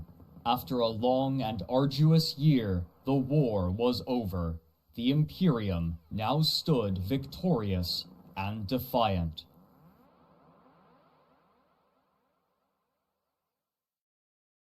But while Nullsec returned to a relative state of equilibrium, the game itself would undergo turmoil. After Pearl Abyss purchased Crowd Control Productions, there was concern in the community that they would eventually begin to offer purchases for items that had traditionally only been available to those who worked hard to earn them in-game, and these fears were made far more tangible when, in March of 2022, they announced a special pack for sale that they called the Prospector Pack. While many different things were offered, among them was a mining barge, the Retriever. The sale of this ship was a shock to almost everyone in the game. Those who started playing EVE Online often began by mining in HiSec, saving in order to afford a new Retriever so that they could mine more efficiently. And its existence was symbolic of the struggle for success in New Eden for new and old players alike.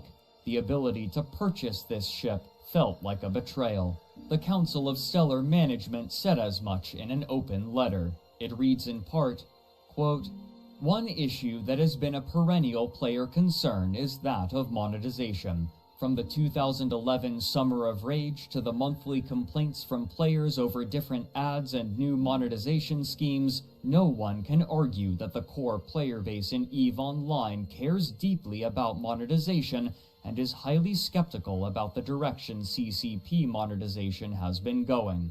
The one line we have always said should never be crossed is the selling of fitted ships. This has been consistent. It has been long held and passionately held by most core players. None of us have talked with any of our fellow CSM members who believed that selling fitted ships was an acceptable means of monetizing the game. Any sale like this would have a negative impact on the in-game economy for a variety of reasons, but most importantly because it would both set the in-game price for ships as a function of the real-life cost of the sale, as we see with skins, and because it would edge out producers by introducing free ships that did not require in-game time and materials to produce. We cannot, in good faith, tell any player concerned with this sale that this is as far as the line goes, because we have seen, twice now, CCP willingly cross a line that we were confident was strictly off limits." End quote. After a coordinated effort by EVE content creators to draw attention to this issue that they called EVE Blackout, and significant pressure from the player community, the Prospector Pack was removed. The question for players now was simply, how would they attempt to monetize the game next? It was clear that they wished to move away from the monthly subscription model, but it wasn't clear how precisely they would do so in a game that prioritized player effort so highly. What precisely the company will do with the game in the near future is difficult to predict, but the players are passionate enough to stay, even in the face of profoundly unpopular decisions, and fight for the virtual world that they have made their second home, both against one another and the company. As this video is being completed, a new war has broken out involving much the same belligerents as the war that preceded it, and its trajectory will chart yet another chapter in the history of the game. After 2 decades, EVE Online not only refuses to die, but continues to thrive, and its stories will continue to be told in characteristic, nigh incomprehensible jargon by players passionately recalling their time spent in New Eden.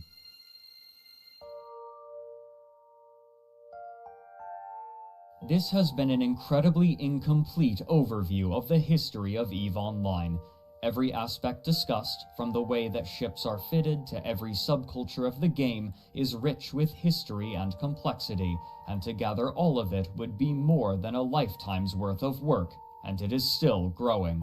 A single aspect discussed could have filled multiple videos of the same runtime. This is true for the maneuverings of high-sec corporations, the drama swirling in low-sec, the intricate politics of null-sec, the history of evictions in wormhole space, the growth and evolution of industry, the history of day trading commodities in economic hubs, the regular tournaments between skilled combatants, factional warfare, the lore of the game, the science of fitting ships and creating fleet doctrines, and a cavalcade of other topics, not least of which being the stories of individuals, such as the maneuverings of the late Vilerat, the resignation of the Mittani from Imperium leadership, and the efforts of Jade Constantine to create the first nullsec trade hub.